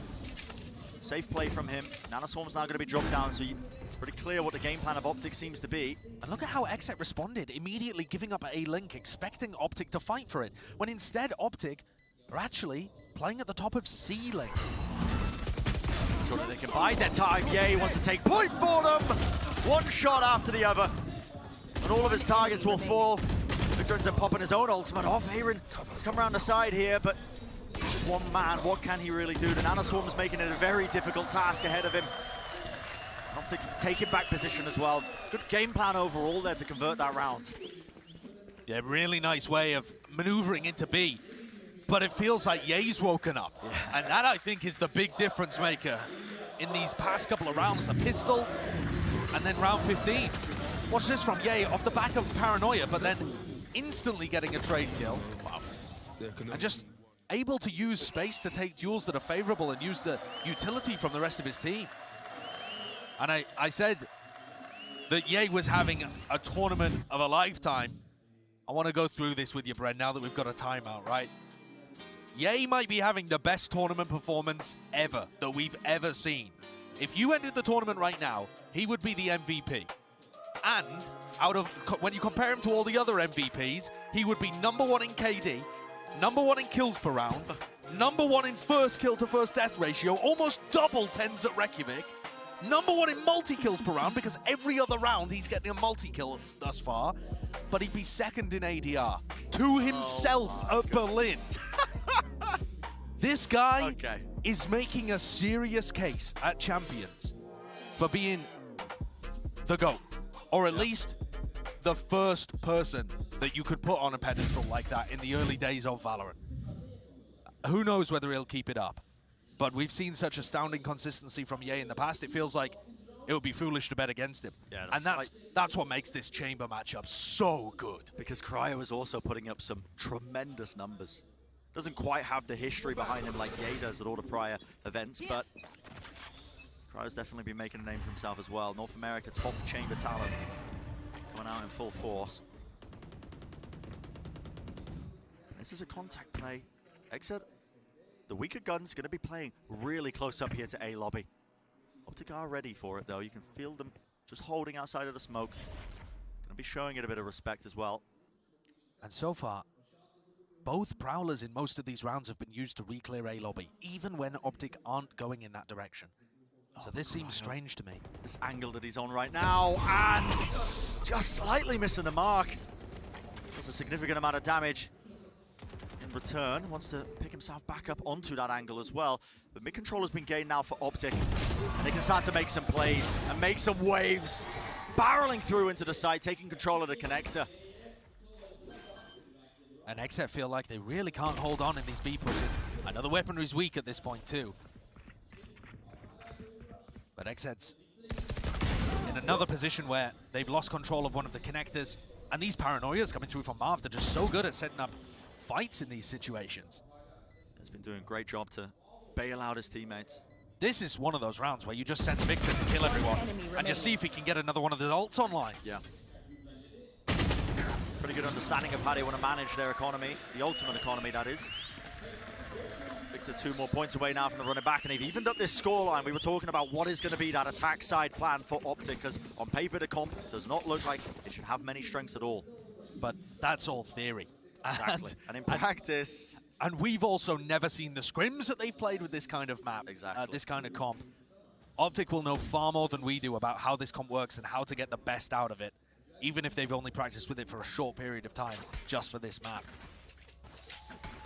But they win the pistol, they win the bonus, and 2 anti-ecos. Now we get to the meat of the map.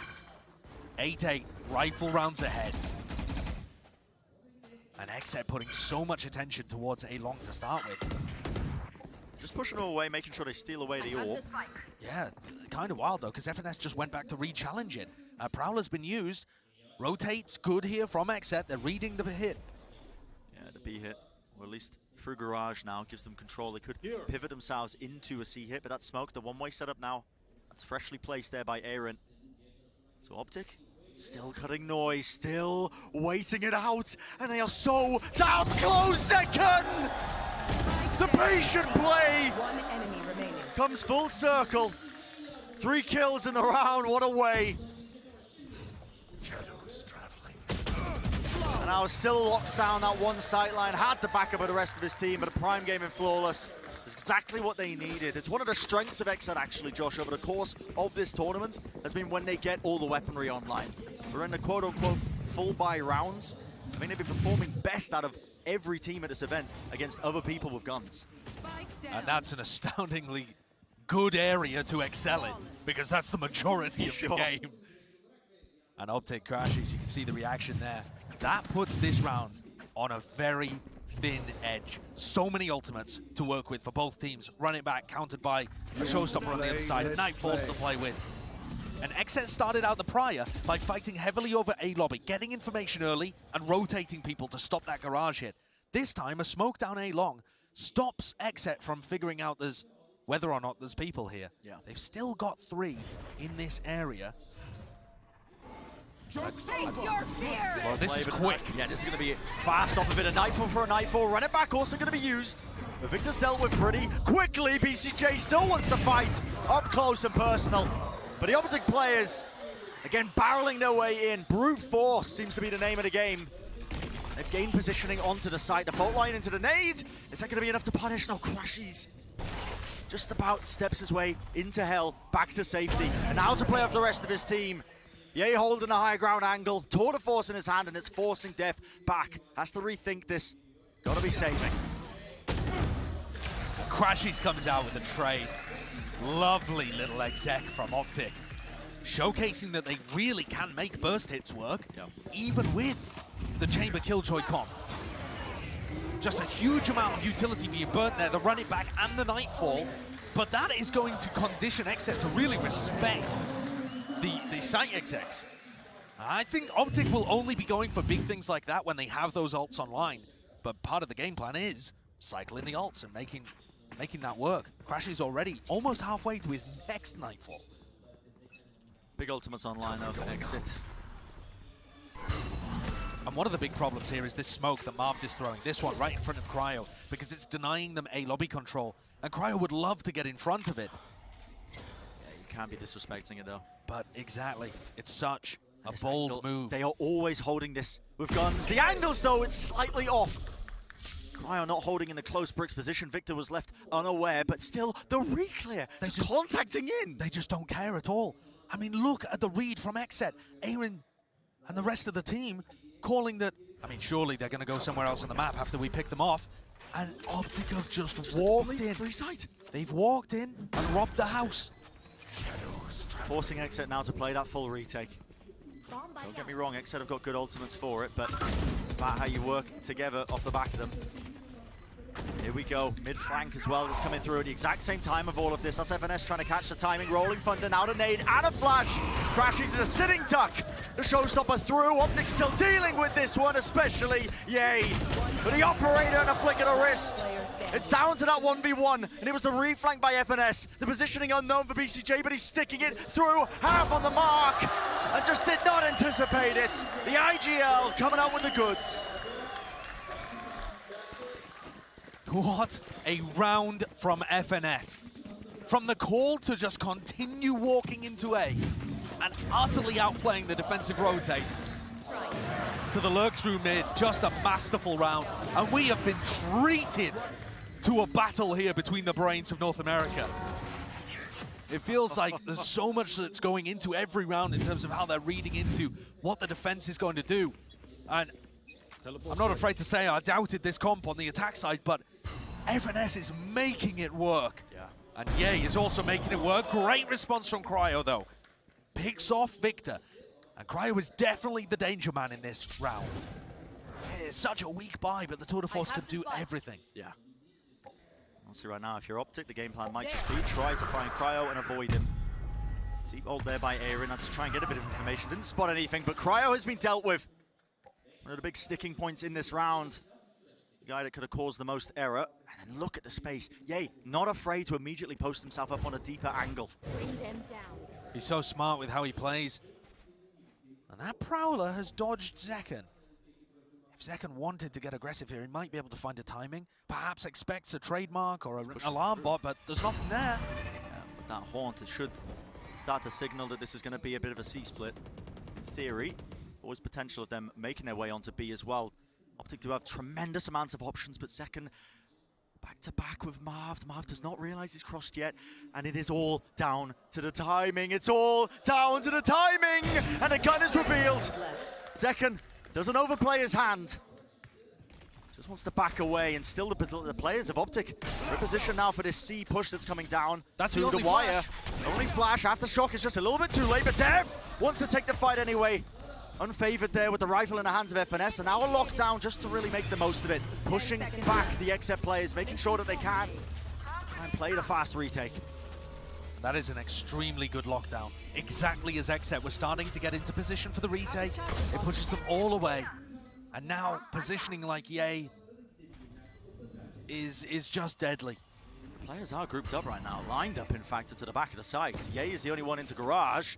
Has to reposition. A slight whiff there of the aim.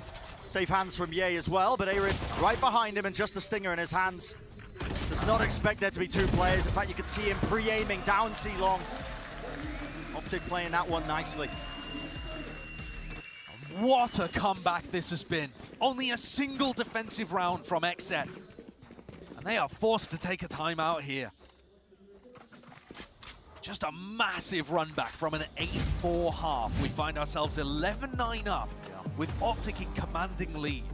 And another rifle round left to play that essentially decides whether or not XSET have let a monstrous lead slip through their fingers. I think XSET have gotten over that inexperience hurdle, at least. The possibilities of them maybe, you know, throwing away leads, not playing as well when the crowd is against them, when they know that their backs are against the wall. But here, this is them using their final timeout of the half, trying to come up with a couple of answers, because right now, it is FNS pushing and pulling the players like soft clay in his hands, making the most of this defensive setup. Yeah, it's incredible how much FNS and Def have been great on the attack side, getting these reads through the defense. Yeah. But also, if you want to draw your attention to the chamber battle that's been going on as well, normally you'd expect the chambers to be favored on the defense side, where they can set up on angles first, where they can rotate around and get pushed into good positions.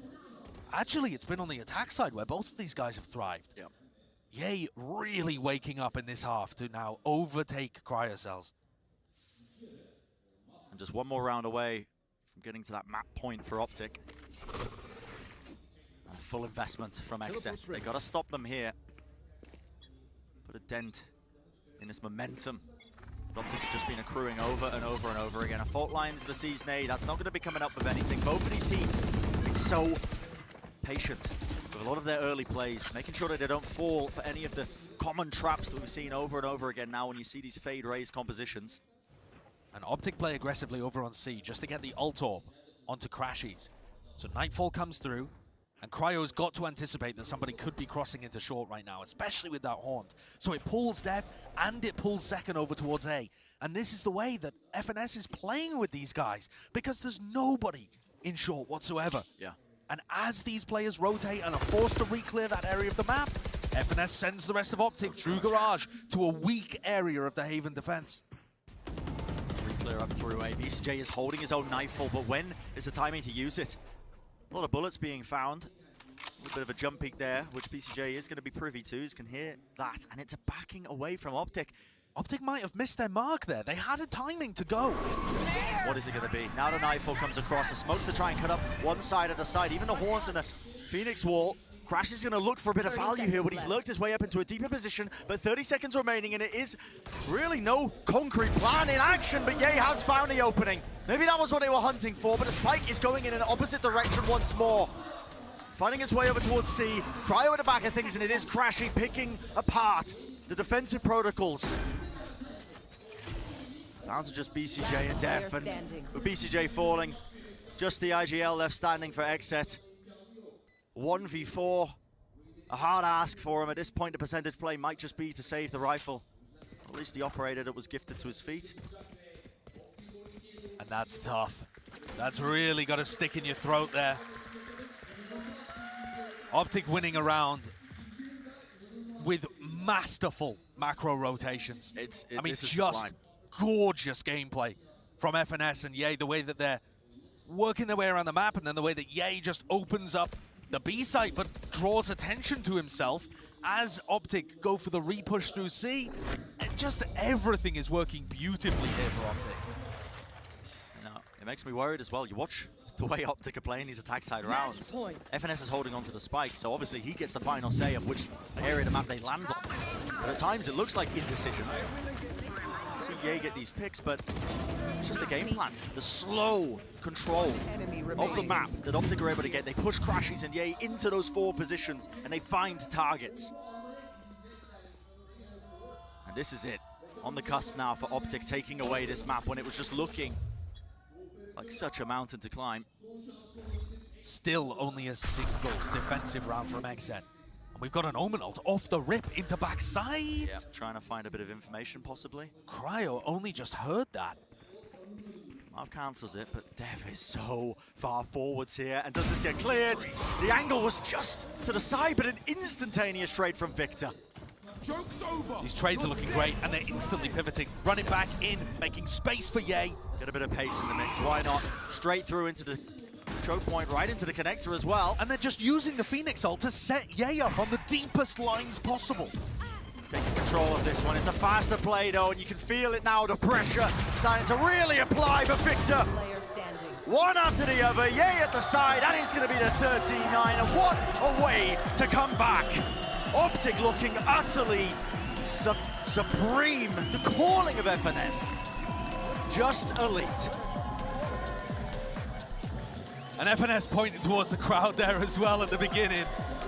Enjoying working off this. A new feeling for OpTic. Yep. As the crowd very happy to see that map go in favor of the historically great North American side. Psycho talking to the rest of the guys on XSET, trying to see if he can rally the troops ready for map 2. And that's going to be both of our opening maps today. One team taking a commanding lead at the half and then letting it slip away. It's such a hard ask, isn't it, for XSET? They get their confidence back heading into that second map. It's going to be OpTic's mapping of Ascent, and they've looked good at it. They have looked good at it. They've been making great strides in the triple initiator comp that they like to play. Not going into detail too much of it, but the big ask is going to be how do XSET bounce back from this one? Rip the set. It felt like that on their defensive half. What a gorgeous, gorgeous map from OpTic. And if that's what we've got ready for us in the next as well, this is going to be a beautiful series. I hope we go all the way to Pearl. I'd love to see this series finish out on the newest map, the map where North American teams have really been able to get one of their biggest advantages in the tournament so far. We're winning so consistently. But that must feel good for the OpTic guys. They are the villains at every prior event that they've been to, and now the crowd has just found another team from North America that they enjoy rooting against more. It's just absolutely elite. I mean, we got the OpTic cheer squad as well, just behind us as well. That small pocket where FNS is pointing them, you know, saying, you guys are real G's here. But that is going to do it for map number 1. We're going to go to a short break, and our analyst desk is going to be setting us up for that Ascent map, map number 2. Don't go anywhere. You know you're not going to want to miss it. We'll see you in just a few.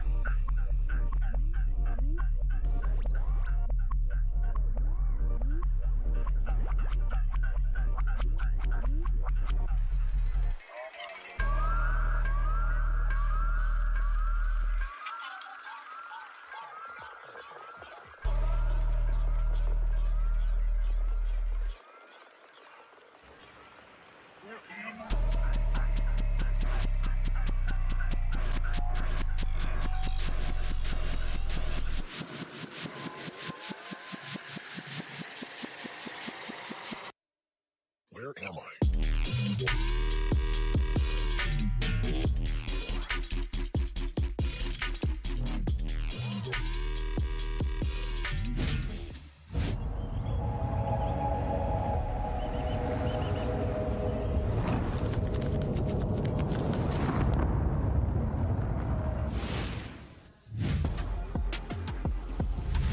Welcome back to VALORANT Champions, and it looks like the torch, or the pill, should I say, has been passed. Chrissy, this infuriates me. And you want to know why? You want to know why? Because they actually played Phoenix in a way that I think made him work well. Like that last round, they used a Phoenix ult to get Ye on a deep line to take the BC. Like they actually had cool stuff with the Phoenix. I still don't play it. Don't do it. Don't take the Phoenix pill. It's not worth it. But it's the best we've seen from Phoenix yet, I think. I would agree. I think I would widely agree with that. But yeah, it took a little while until we started seeing like the real value from the Phoenix. I think it was just a bit of a slow start, and then Marv really started connecting with his shots. I wasn't feeling like, okay, you know, I felt like he could have played basically anything else and would have found similar value in a lot of those moments, but the ones that you bring up when he's just shoving back the XSET members, they were just fearful for their lives. They were just, they heard the ult get popped, they're just like, head for the hills. Yeah, I mean, this half in particular was so fantastically played from OpTic. This was a real just like brain enjoyer, thinking man's game. And there was a couple of these rounds where I was just super impressed by what OpTic was able to pull up on the fly on the attacking side.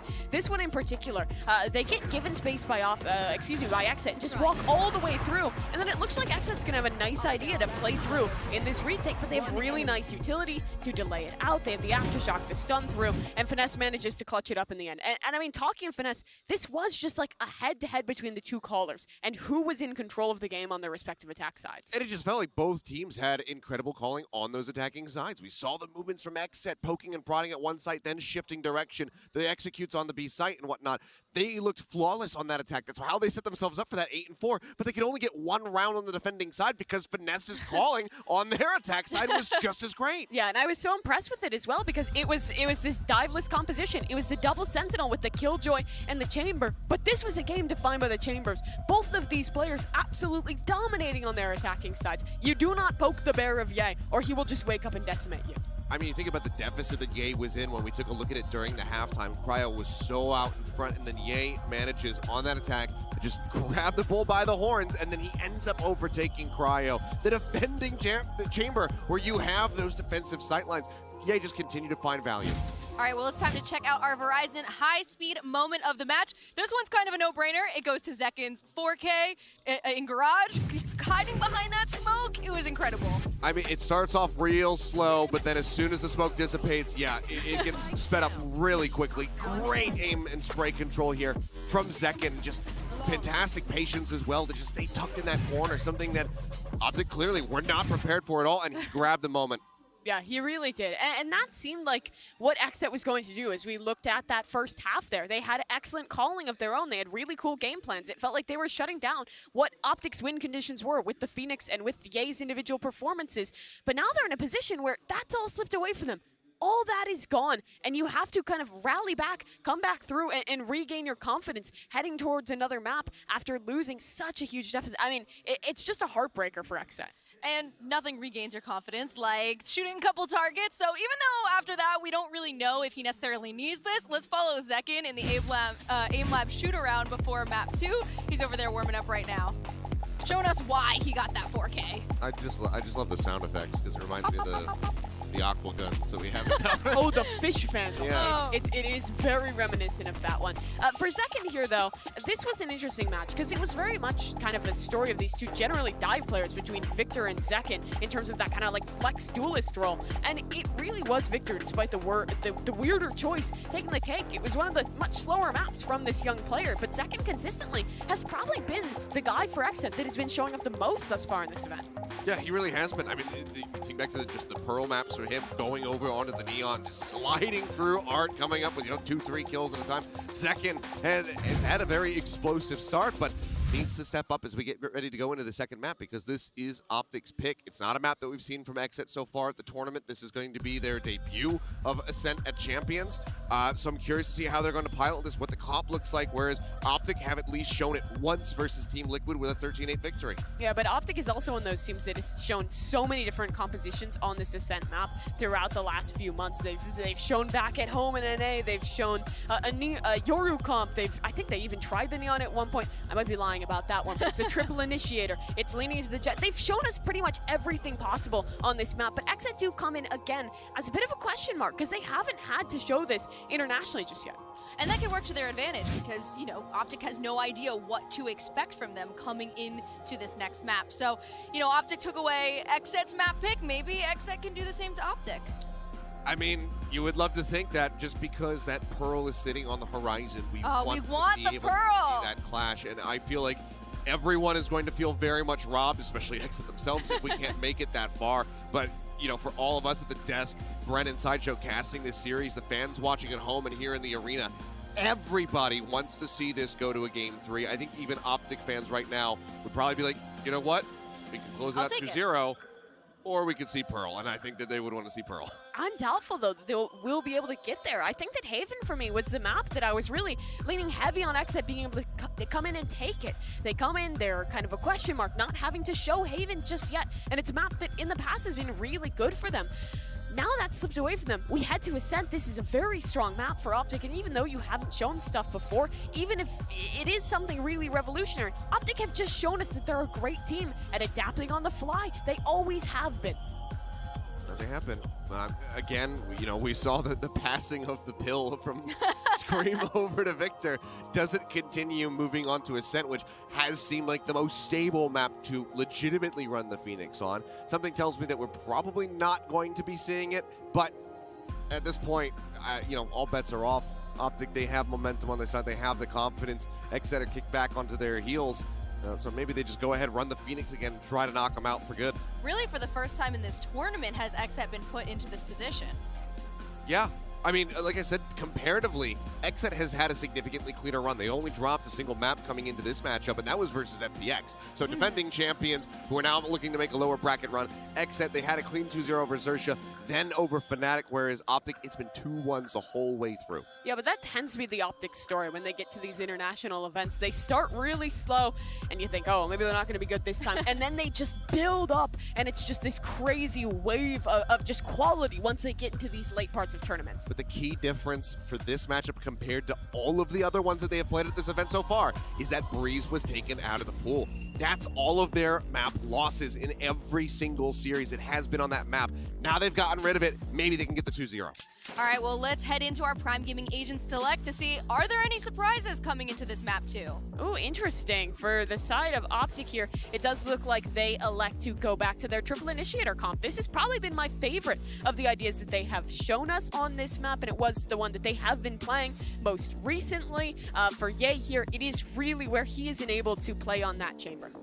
Yeah, and for Marv, he's going for the Astra. We see, you know, obviously the constant flip back and forth between Astra, Omen just kind of depends on player and team taste as far as which one of those smokers you're going to be running on this map, but does allow him to play a bit more loosely, a bit more recklessly, and try to get tucked away into specific spots such as wine and whatnot to catch people off guard. If he can find value, if Marv can give us a Marv performance, then this pretty much is going to be done. Yeah, on the side of XSET here, they go back to the same composition that they have been playing historically. It's kind of an interesting role swap to some of their other maps, because you do see Cryo off that chamber on the Jet, and you see the kind of initiator roles switched up. Zekin's been playing more of the Star Duelist roles. He goes to Sofa here, which gives room for BCJ on the controller. I think the role swaps have made sense. They've played this in the past. It's looked good in the past, and they've even beaten OpTic on this map in the past. Grand Finals, NA, to get to Copenhagen. This is a map they've won. The question is, can they repeat that?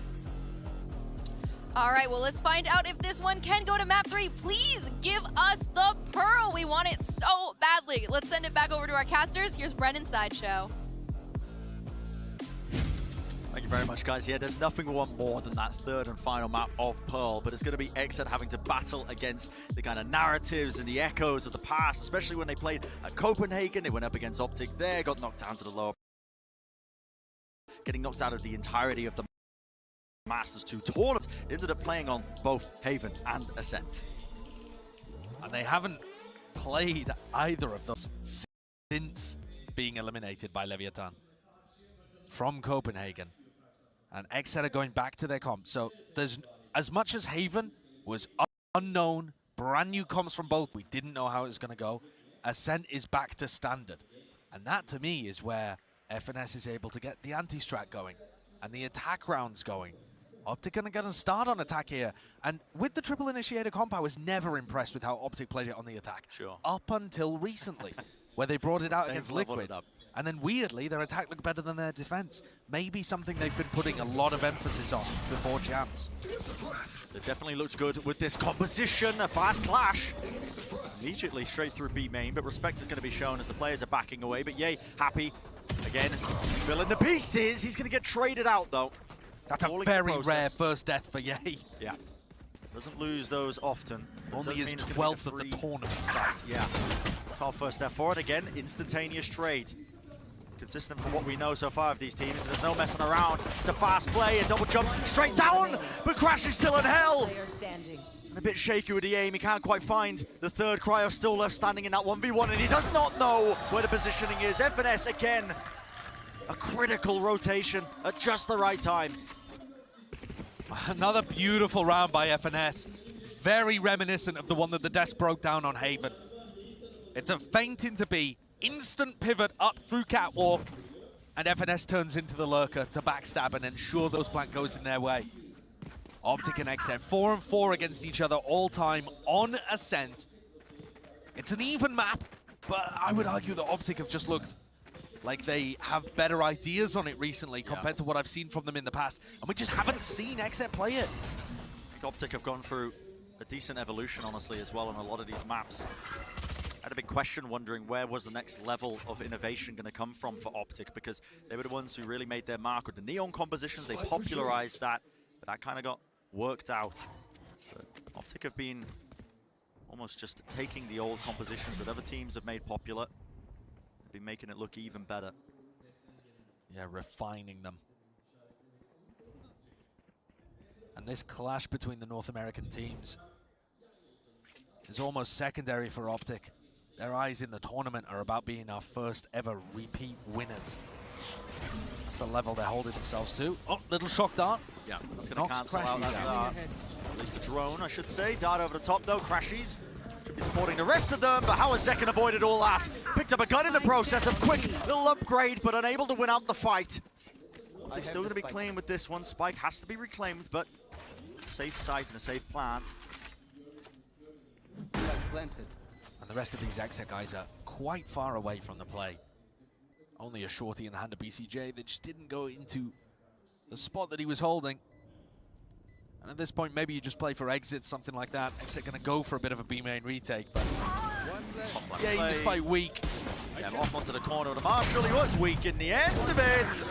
Playing inside the smoke, though, making sure to clean up the players, lest it get too dangerous. But that's going to be that second round on board for OpTic. Did lose a lot of guns as they move now into their bonus round. Might have to reinvest to make that decision. Yeah, it's not a bad round, honestly, from XSET. Taking a couple of guns out of the hands of OpTic means that this is no longer a bonus. Or, well, we'll see. They're playing with the economy a little bit here, but it just means that Crashies is going to be poor next round. So they might still reinvest round 4 if OpTic lose this. It's going to put things in weird territory, though. If XSET are able to convert their defensive side, they just could not find out where OpTic were pushing and pulling them on Haven. This has got to be an improvement, got to be a bounce back for XSET. Gotta have better reads, I think, of what's going on. And for XSET to take that next step and be able to consistently beat the best teams in the world, of which OpTic are definitely one of them, you've got to be able to take your punches and come back into games. Yeah, that's the next milestone that XSET are reaching for. Just a little play into mid there. Cryo tries to take the angle down with the operator. There's a fight taking place, though. How has Aaron got away with that? Three, one after the other. And there were trade attempts there by the OpTic players, but just getting beamed down in the process. What a round by Aaron. One enemy remaining. And Zekken's going to clean up Victor, who goes for a little contact push back in. That's the spike. Yeah, that's the round. Marv doesn't even have a proper rifle to say. No, it was looking, honestly, a bit dire for XSET, losing Cryo that early on. He had the operator investment as well, but that has been reclaimed by Def. You can see him picking him up there, and he's still locked down the angle. That's a hero round from Aaron to get them on the board. A reminder that he is IGLing their defensive rounds as well. And so for him to be able to also pull out plays like that, that's certainly going to get them back fired up. Yeah, a lot of pressure on this guy's shoulders. And we said that the bye would be scrappy and weird for OpTic in round 4. So at the end, you've got 8 headhunter bullets, 1 rifle, there's a glass cannon from Marv, and some other little bits of odds and ends. They have been dangerous, though. And the going gets rough here for OpTic with the investments. Flash over the top, pushes away a bit of Tyler's aggression early on, but a knife that has to be respected. Can't really lock down that angle. Shock Dart didn't break the alarm bot. It's just that ADS. Dev's just hunting for a head or two. There's the utility. You can see them being lit up, but they've taken control straight through Cat, and already no time wasted. Crashies quick to explode up into heaven. Now the drone to supplement it. Has to be that fragment nade to push them back. Marv! He's just caught through the wall. Ends up going down there. That's the power of the new fragment grenade. Yeah. But they do have space onto the site, so OpTic have cleared a path for the spike to hopefully gain a bit of a place, get a plant down on A, get some money being built as well. And the Vandal, why not? The Vandal that Marv brought into the round is now in Crashy's hands. Ye becomes the lurker. Feels like OpTic are very flexible in terms of who does this role for the team. Yeah.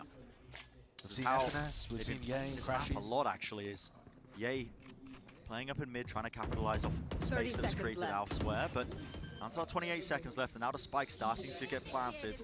Wow, the lockdown being committed as well for the retake. And Ye's been spotted.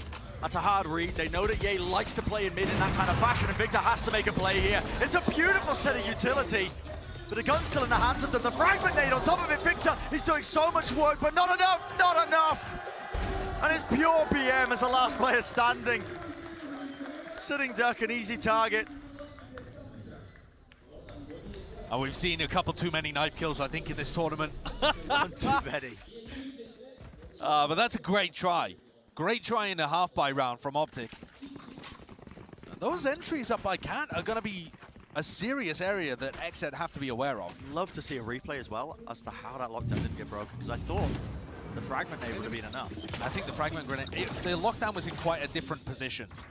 Well, I don't know if I missaw it, but I think somebody might have just kicked it out of the way. And that's Possible. why Victor got detained. I mean, Possible. Absurd.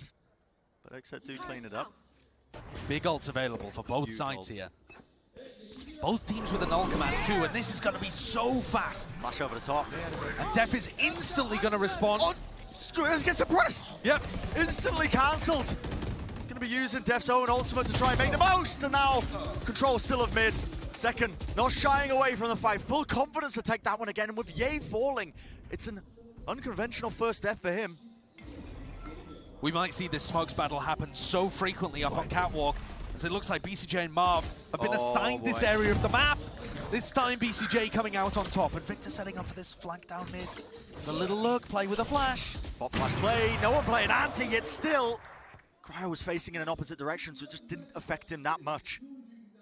Flick at a wrist, and he deals with that pesky lurk player, but OpTic, again, with the contact plays, doubling up, swing into Cryo. No one there to destroy the horns, legged him in the process, and enough damage for Aaron to clean up.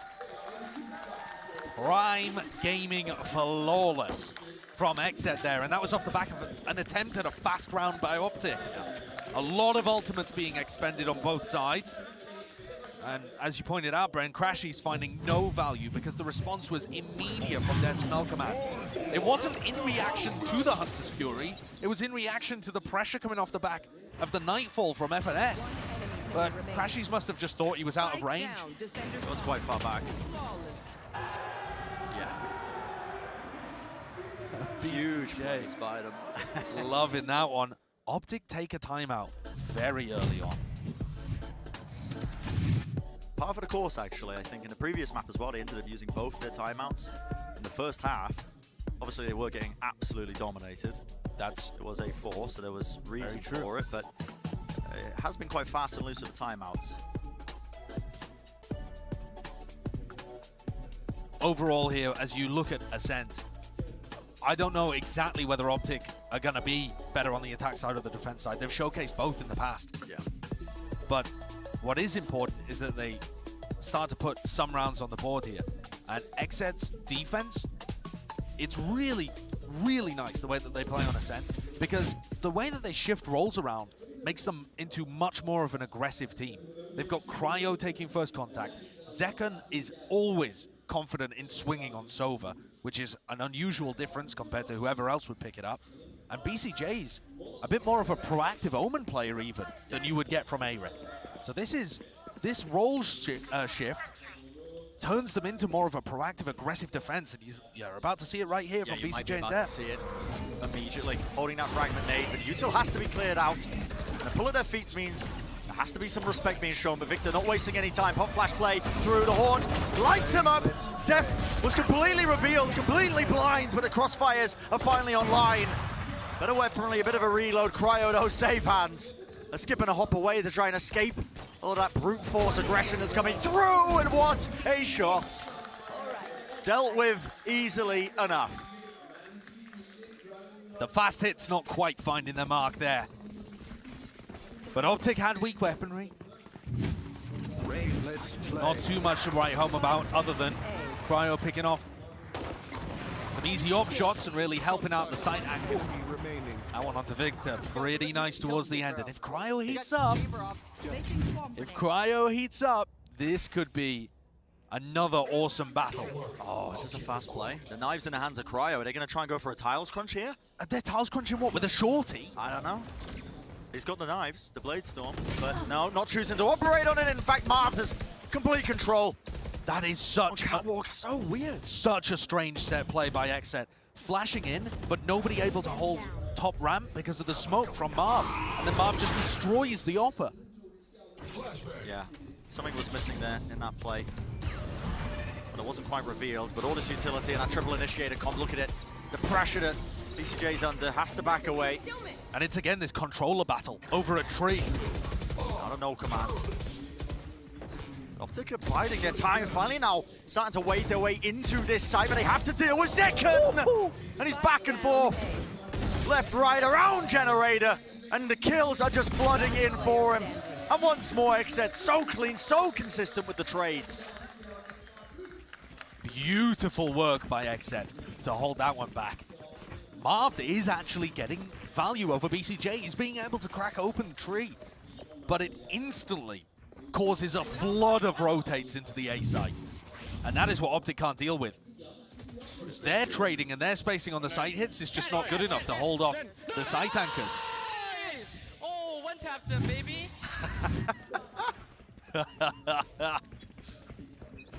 The energy is high. And this is what you need to see from XSET. We've definitely showcased in this tournament, or they've definitely showcased, sorry, that they can win. But can they win consistently? Can they bounce back in series? Is their mental strong enough to avoid crumbling? These are all questions that could be answered in this map. And they've just done such a great job in the early rounds here of dismissing everything that OpTic throw at them. This matchup here between them and OpTic is that next great milestone. The thing they've got to overcome here. Top finish.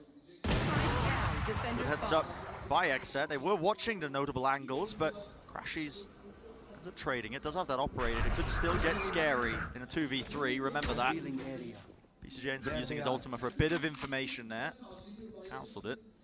They know where these two players are. With 45 seconds left, there is time to make a move, to make a play, especially Ye. He's got the rifle.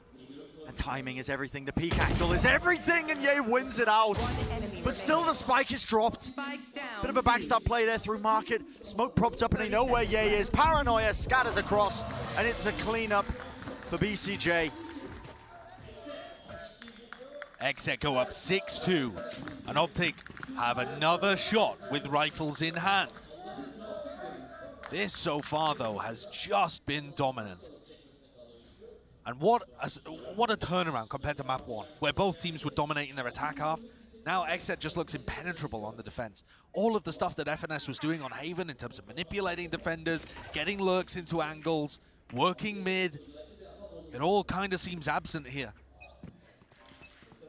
This episode slightly missing. The OpTic players looking raring to go almost.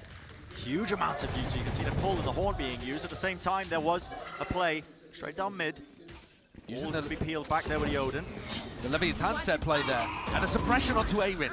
Knocks down some of this killshot utility. It's the time when you should be going in now, but a Hunter's Fury, it offsets all of that aggression. How are OpTic going to be getting back into this one? They still want to make the play. I mean, Def, he can't see a bloody thing. Arin with the crossfire. The setup, it's just too damn clean. And that is beautiful.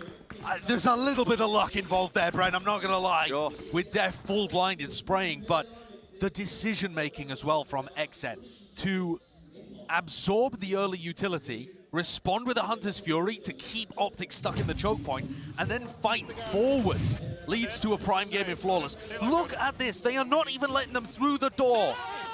So much confidence. And that's also one of the weaknesses of OpTic's attack side. Without a jet, without, as Mimi would say, a dive player on the team. Someone to cut past those choke points, open it up. But it's all about how you as the defending team adapt to it. You've got to fight forwards at the right times. And XSET are putting on a masterclass right now in terms of picking their timings of when to drop back and when to fight forwards. 3 more rounds and a half. OpTic not set up for success when you look at what they're working with. Stingers, a bulldog on Marv. Yay, of course, has the headhunter bullets. Anything could happen. It's difficult. Just a bit of a poke and prod into mid. Make sure you get rid of that alarm bot, but they are setting themselves up here. A bit of a flash play with the drone. Does it spot Def? Did it timing him? He's still holding the angle. I think he doesn't want to get the util out. Eventually cancelling out the drone and backing away. FNS does fall somewhere, but it's a pivot now. Straight into mid by the OpTic players. And how has Ye gotten away with that one? Just walked into A main. Has created a lot of space for them. Closed the door on himself. I think he was trying to duck back underneath it and didn't grab the timing. Awkward, man. So awkward. Don't think I've ever seen Ye use an Odin, honestly. Listen, use what you get given. And the players are now working their way up into heaven here for the OpTic. Bit of a flash play. Cryo has to respect it and back away. Look how isolated Def is here. So all over the place. Did they realize that Victor's still there? The answer, not quite. With the right click, and Victor running them down, but still only 10 seconds. It's just up to Zekken. He could deny the plant, but he doesn't choose to. Holding, he hears the footsteps. Does he know where the plant is? Close to him. He suspects it. And one shot to the cranium. That'll finalize it. A difficult round. XSET really getting pushed to their limits there. Well, that is just filthy good by Zekken. His Sova on this map has looked sublime. And his usage of Phantom as well. Really using the movement advantages that the Phantom can give you and getting off these lovely headshots. So elegant with the way he chooses to take these fights. Back and forth, a quick tap, a burst of the bullets. And OpTic burning their second timeout here before XSET have even taken one. There's 2 rounds left and a half. Looking like a repeat of map 1 here. In terms of that first half, yeah, who knows what's going to happen from here on out. But you gotta say, OpTic have just had no answers to the way that XSET are playing this. It feels like the OpTic game plan is to try and take a bit of map control, push super heavily through, let's say, Cat, and see if it opens up space elsewhere. And it just isn't. No. There is no space being given up towards the opposite side of the map. If anything, pressuring Catwalk is opening up a bit of space at A main, but they're not utilizing that because they're playing so heavily around mid and a little bit of B main. It just feels like they've got the wrong read here heading into Ascent, and that is pretty reasonable because XSET, it's been a long time since they played Ascent. The tape is simply not there. No, it's dusty at this point. They'll peer back into the archives to try and get any footage on them. Unknown the amount of time that they had heading into champs, but these are the rounds that matter now for OpTic. Going to be looking to see if they can get at least 2 on the board to make it at 8-4 half. Alarm bot put down in mid here as Cryo takes his operator onto a line. There's ops on both sides, and Cryo's going to dodge that recon instead of having a teammate break it for him. Up close and personal there for Cryo. Dashing back, the bullet's just about missing him. Serious danger. Yeah, has to burn the updraft just to get out safely, but the Odin's going to be tossed to Second's feet. He'll be picking up a rifle. This is one of the things, actually, that OpTic have been doing really well, is taking mid control and stopping Cryo from getting access to that area of the map. But any of their pivots through mid to a site are just getting destroyed. A drone over towards A. Now, this is going to cement these 3 players in place. Should at least, but is it enough to try and keep them guessing? Lockdown's going to be used with the Prowler. Surely Aaron lets this one rip now. They are so close towards him. The dart did light them all up, and somehow Zekken did get away with a kill in the middle of all of this. But if you can't break the lockdown, you have to respect it. And OpTic, but they're just backing out of it. Only just escaping as well.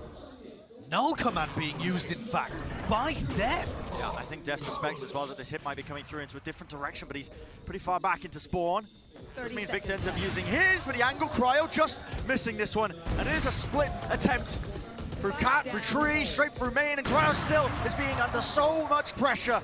Yeah, he deals with him well enough, but Heaven is still locked down and a spray down. XSET find their targets, and they shut down the approach of OpTic. Last round before the switch. These side hits are not working by OpTic. Their players are scattered. They're not tight enough to each other to trade. It looks like a scramble as they hit the A site. Ye's about the only player that gets onto a line. The rest of them grouped up, unable to play off each other. And Aaron on the defense side, IGLing and fragging. Yeah, this guy is having an absolute world-class game. Look how happy he is there. 14 and 5, up at the top of the scoreboard right now. You want to play? And can OpTic get one more round? We've seen major comebacks. It could make all the difference. Jump Pete to try and bait the shot out of Cryo. One more round could be the difference maker. That is a great way to open things up. And there is pace behind this one. OpTic not wasting any time, including that Hunter's Fury. That's going to be scattered across onto the site. But here come all the rotates, and this is the problem. As soon as OpTic go through Cat, everyone from XSET responding to it. But this time it's opened up space for Ye. And Ye has found the gap, and with the Tour de Force in his hands, a quick scope, that will do the job. Space game for his team. He knows that nobody else is going to be left standing onto the site. The Cosmic Divide in their way. It's a very tricky ask for XSET to try and find their footing. And finally, FNS has managed to find a hole in the defense.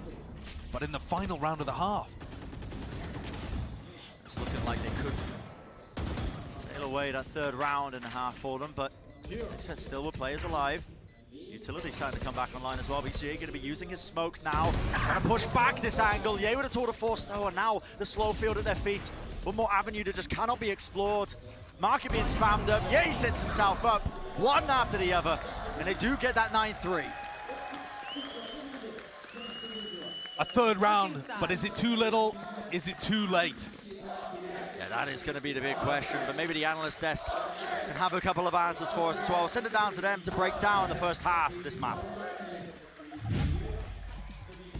All right, the crowd behind us, if you just heard them a second ago, are clearly still so fired up for OpTic, and we've got another 9-3 situation on our hands. But what a massive difference from XSET, from just going one defensive round last map to now 9 straight in a row. Of course, OpTic taking one away from them at the end to break the streak, but still, just a massive difference. Well, yeah, this guy right here. This is the guy to talk about, because good lord, Aaron is putting up numbers. We were talking about this coming into this, that Aaron had a little, you know, he's typically the quieter player on this roster, not the one who really puts up big numbers. We've seen it a couple times from him on Pearl, but man, from the outset, his play coming through here with this kill choice has just been phenomenal to watch. Yeah, and this defensive-sided calling from XSET continues to be phenomenal. Look at this setup. A perfect crossfire across the line for XSET. OpTic just runs into it. They are looking lost on some of these executes, and it's because XSET has looked so well put together on holding against them. Aaron is stepping up. Def is stepping up. All the players that were criticized at their last international showing from Copenhagen for struggling on land are absolutely fired up now in front of the crowd on Ascent here. And another player that we should talk about is Ye, because he's the one that everybody for OpTic is always looking to. They're expecting him to put up these big numbers and essentially carry the team through this. Yeah, and it's been a bit of a slow start for him yet again. We saw this happen on the first map of Haven. In that first half, he was not really finding that much impact. As soon as they swapped sides, that's when El Diablo really started coming back in. Right now, BCJ's scoreline is 6-6-6. I think he might have just inadvertently summoned El Diablo for this next half, because as they get ready to swap sides, the signs are right there. As they get ready to swap sides, he's got those defending lineups, the defensive sight lines rather, on this chamber. He can definitely take over. The job's not done for XSET. 9-3, it's still very losable. You can never count OpTic out. All right, well, let's get back into the second half and see if we're going to have another reversal. Let's go back to our casters. It's Brennan's Sideshow. So far, OpTic are going to be looking to try and get a similar comeback to map number 1 on the way. And it started typically with these pistol rounds. I think they've won every single pistol round in this match so far, so maybe they can get it done there. The comeback on Haven started with Ye getting 4 kills in that round 13. You just saw the stat about Zekken leading in terms of the first bloods. Ye didn't get a single one in the first half of Ascent. That is so unusual for El Diablo, the demon of first kills. Yeah. He's been a menace over the course of this tournament. But now he's on the defense side. Now all the way through, XSET going to be cutting it across. Quick dash to the side, has to be dealt with, and there's an instantaneous trade. Victor will fall. But the Dart is doing a decent amount to gather that information. It does grant Crashies an additional kill. I'm sure they must have thought Crashies was cleared by that fragment grenade. What? And he just drops down again. Drops down into hell. And all the kills barreling one after the other. Beautiful stuff by Crashies. Even with XSET trying to bait the swings. You saw there was a tap of the spike, trying to make sure that that retake was shut down, but beautiful opening by Crashies. That is 4 out of 4 pistol rounds going the way of OpTic. It's been a major factor in terms of how they were able to turn map 1 around. And it's going to make this map somewhat feasible, even after a 9-3 lead. I mean, listen, it's not out of the question. Not after what we just witnessed. In the past, OpTic on this map, they have been good on their defense side. It often looks like their better side on Ascent when they play this triple initiator composition. Ye taking an early peek out catwalk there and uses his rendezvous to get all the way back into mid for another peek into mid. Using that mobility on Chamber pretty wonderfully. And OpTic did struggle a little bit with their defense side against Liquid on Ascent. Yeah. But in general, they are such a good defense side team on this map. So the question is, can they tap into that history? Can they tap into those incredible defensive protocols that they've showcased previously? That's what I mean. In other matches, you do see them. They use their utility very well, the layers of it. Making sure that it's very difficult for any sort of attackers to get presence in the choke points, shut them down, cut them up. And while we're talking about the questions for XSET of whether or not they're going to be able to, you know, brush off the loss in a comeback of map 1, whether they've got that championship mentality, you just know it's there from OpTic. Prime gaming flawless as they head into round 15 now, but OpTic are one of the greats in this game. They've showcased it time and again, starting a year ago. And if they're able to pull off a comeback and win this map, they will have guaranteed themselves top 3 at every event in 2022. One of the most consistent teams that we have on the international stage. They've got the experience, they've got buckets of it. And they know that they're good for it, Josh. They've said before that spots like this simply don't phase them because of all of that experience, because of the confidence. And here we go, Ye taking a little look out into B main as Def controls Gelato. He's got his rendezvous to play around here, but the patience and the discipline showed by Aaron just to not even give a sliver of himself over. Drone, I don't think spotted Cryo there. Managed to slip underneath the smoke. But it was a gamble early on with a shock dart to try and break the trademark. There it is, on the side of market, so eventually they find it. And it looks like this attack side from XSET with Def calling is going to be another very slow affair. And Ye with a Marshall. The guy's a menace with it. That long sightline angle, there has to be respect being shown. You can see XSET immediately backing away from it. They want nothing to do with that section of the map. It softens Cryo up. And if Cryo decides to try and engage, I mean, he's already lost the dash actually, but if he was to try an entry, could easily be pulled to pieces by the Spectre. And this angle is everything. Ye has been so fluid with the way that he's trying to play, weaving his way, making sure that he stays in range of his rendezvous there, obviously staying alive. And now the drone. It just feels like he's on every angle. Yeah. They've just pushed him away from B main, and now the drone's going to have to be used to push him out of stairs. A repush by OpTic out into mid. They are squeezing XSET right now. Positioning is known. All the players are grouped up into B main. BCJ, he's going to be half the one to put up the big numbers. He's eventually going to go down traded, and now 13 seconds is left, and all of that damage prior. Well, they're going to make their way onto the side. They're going to make their mark. Spike has to be planted here, and it's an opening for them. Pushing them sides into the lane. The weaponry in their hands down to the 1v1. Crashies versus Def, and a quick spray down means Crashies reigns supreme. What a clutch by Crashies. He is so good in these situations. 1v1s, 1v2s, that's the domain of OpTic's initiator player. And just the way that Ye was just constantly, he was everywhere. Invading. He's everywhere. Yeah, he was on every watching angle. market, B main, watching main again. And it just set up all of the rest of OpTic to play to their strengths. Marv gets to trade, that's what he loves to do. Crashies gets to clutch, that's what he loves to do. An OpTic win a bonus. to push things forwards and make the comeback sights. absolutely doable now. Familiar sights. Massively, massively important round for OpTic to win. You can hear the crowd is firmly behind them. Like I said, I've got to find some magic, I think, to try and pull their way through this one. But with Ye in top form like this, oops, defensive play on the chamber. Yeah, it's a bit of a whiff there with a fragment nade. Angle has to be watched here for Victor because there is a fast bit of pace injected in one after the other, but still Aaron, quick swap of the weaponry around, but Ye once more watching that high ground angle. And both of these teams demonstrating that they know exactly what to do against a full tree push. The A splits are incredibly powerful on this map, but both teams so far only really demonstrating, you know, 4-1 pushes where there's just a single player in A main. Not enough to command a serious threat. But now Rifle Round comes up. XSET have been good in these. Yeah, when they get the weaponry, the full buys. One of the highest performers in the tournament, actually, when it comes to winning rounds out. Null command on both sides, and that is why Marv is in spawn. He is determined not to get hit by this from death, so that he can still use the pulls on both sides of the map. Deploying drone. He's quite worried about it. Drone over the top now for Zekken, wants to try and re-clear through into mid. Doesn't get too much information though, I believe that was broken down by Marv. And that drone from Crashies also doesn't spot BCJ, but it does allow Crashies to jiggle peek, and now he spots the Omen. Are they ready to hold off? Knife is so good. Another split. That is so good by Victor. There was an attempt of an A split. Well, look at where the spike's landing. It looks like potentially a bit of a fake play by XSET, but the re-clear remain. OpTic, they have control of it. Crashies is taking liberties with the jump peek as well. Have to respect the knife though. You watch they're scrambling a little bit now.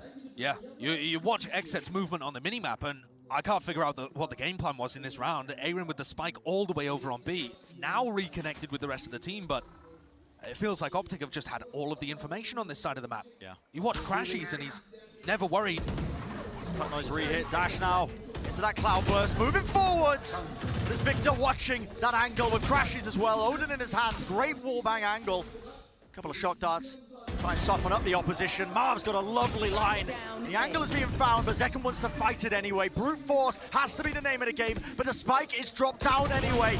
There will be no reclaiming of it. And a swing through from OpTic. All the players, with the exception of Marv surviving, carrying forward the guns. Is it happening again? It feels like it, Josh. It certainly feels like it. 5 rounds in a row now. I love the way that OpTic are playing this defense side on edge. The aggression coming out from Victor and Crashies to gather proactive information is just wonderful. And this is going to put the squeeze on XSET. Again, I mean, XSET did a great job in the first half bouncing back from Haven, but this is testing them even further. How do you deal with this one? Def's managed to find his way into B main without taking too much damage, but remember, it is a bit of a half-buy, weaker weaponry kind of round. Not enough to buy for XSET to fully invest into this one. And they have managed to find themselves a bit of space onto lane. Moving forwards. Crashies though, back and forth. Just evading them for the time. Making sure that he buys enough time for the rest of his team to rotate in. So they are willing to give them the site and the plant. What a great... on the top though, you've got to be careful of this one. Just giving away his positioning, but you can't counter-spam. They just don't have good enough weapons. No, this thing is not enough to try and get through it. And it has to be a re-clear. XSET want to try and play fast and loose in this one, fighting for control of stairs, but a nade over the top. Damage is being done, and Aaron, he's been dealt with, cleaned up easily. Nice retake by OpTic, and that is going to put them even in this series, Josh. It was 9-3. XSET were only able to win a single round in the second half of Haven. Thus far, they haven't even put one on the board for Ascent, and this makes perfect sense. Get the timeout, have the conversation with the coach, try and figure out what is going wrong here. Both teams looking absurdly good at their Haven attack, and now both teams somewhat evenly matched in how strong they are on Ascent defense. But you can just read it in terms of the disposition of both of the coaches here. A small smile on Chet's face as he realizes that they are in control of this map, in control of this match. And Don looks worried. Rightfully so, I think. Silver lining for XSET coming into this one is that they do have a ton of ultimates to work with moving forwards. Every single one of their ultimates is online. But part of the reason why they're in that position is that they haven't been able to cook up a game plan to actually use them in prior rounds. It's been missing. Everything's been going wrong for them here. Their slow-paced style on Haven gave OpTic so many troubles. But OpTic have triple initiators now, instead of only one. Their ability to grab information on defense is out of this world. Yeah, it's second to none. And here you might see the difference in terms of experience. OpTic have been in these spots before. Arguably the greatest roster, I wouldn't even say arguably. At the moment, the greatest roster in Valorant over the last 12 months. And XSET new to this kind of stage, although a familiar opponent across the stage. And there might be a bit of action occurring now in mid. Exchange that utility. Flash over the top. You can feel the XSET players there. They were patient, playing anti-flash. I really like this set play that people have taken from Leviathan. Tiles pressure, trying to break it, using the Odin from Catwalk. But just trying to throw a wrench into the spokes early. Yes. And knock XSET off their plan coming out of the timeout. Force a couple of issues, because right now there hasn't been much play towards map control for XSET on this attack side round. And this is the important one. This is the one that they have to win. Money's running low. This is a full investment into the round. You've got 5 ultimates. If there was any round to get you back into it, it would have to be this one. And OpTic always control A main. XSET are playing so passively for extremity control right now. And it's just giving OpTic so much info. Jay uses paranoia so early there. Victor's just going to be flashing to re-clear it. I mean, they are ultra confident. Victor and Marv are going to control that spot, and it's so good, even if it is an A split, to hold on to A. And XSET, all these attempts to try and fake that it might be an A split or anything else are just being boomed. The knife gets information, it only tags onto the one player. So OpTic, they know that this hit's coming through now. No command has to come through, and yay, just a slight tag. Bleed damage being done, a quick scope, but eventually a trade. Still knocking Death to his feet. Time is running short, though. 10 seconds in a round, there has to be that plant. And here's where the ultimates are really working for XSET. Utilizing the lockdown and the null command left OpTic in a sad spot. Hunter's Fury is going to be used proactively here. There is a timing, and a target is eventually found. A critical one at that. Victor, he had the knife. Just a couple of seconds to try and cancel that one, but now just 2v4. That is what OpTic are having to play towards here. Doesn't look really doable with the manpower that they've got. But any exits here are going to be devastating for XSET. The economy difference could not be larger. And no one's clearing the one side of it. VCJ's managed to get his way past. TP across. The players are just being absolutely choked up, bogged down. Might be able to get away with a rifle here. He does indeed. So just 2 weapons being saved for the next one. But at least they do get that round online. XSET was struggling to gain that first attack round. And they've just saved enough rifles there so that they have a buy that looks competent heading into round 20. And it is a major breakthrough, Brent, you're absolutely right, but it was the ultimates to me that made the difference. They're not going to have a null command next time. They're not going to have a lockdown to put that level of pressure on the B-side anchors. However, from Dev's POV, he's actually dealing with the A main control well.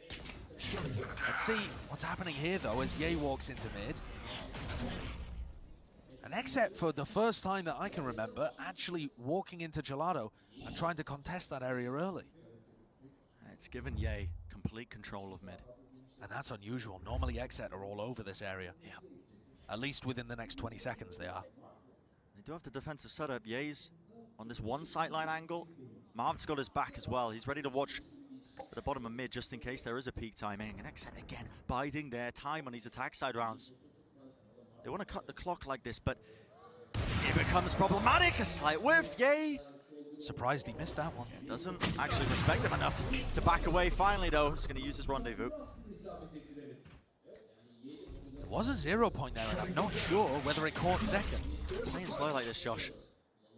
Just Just don't think it quite makes sense against a triple initiator comp. They have so many tools to slow you down, and when Ye's got the operator as well, it's just one more obstacle in their path. Ye already getting onto the B main sightline.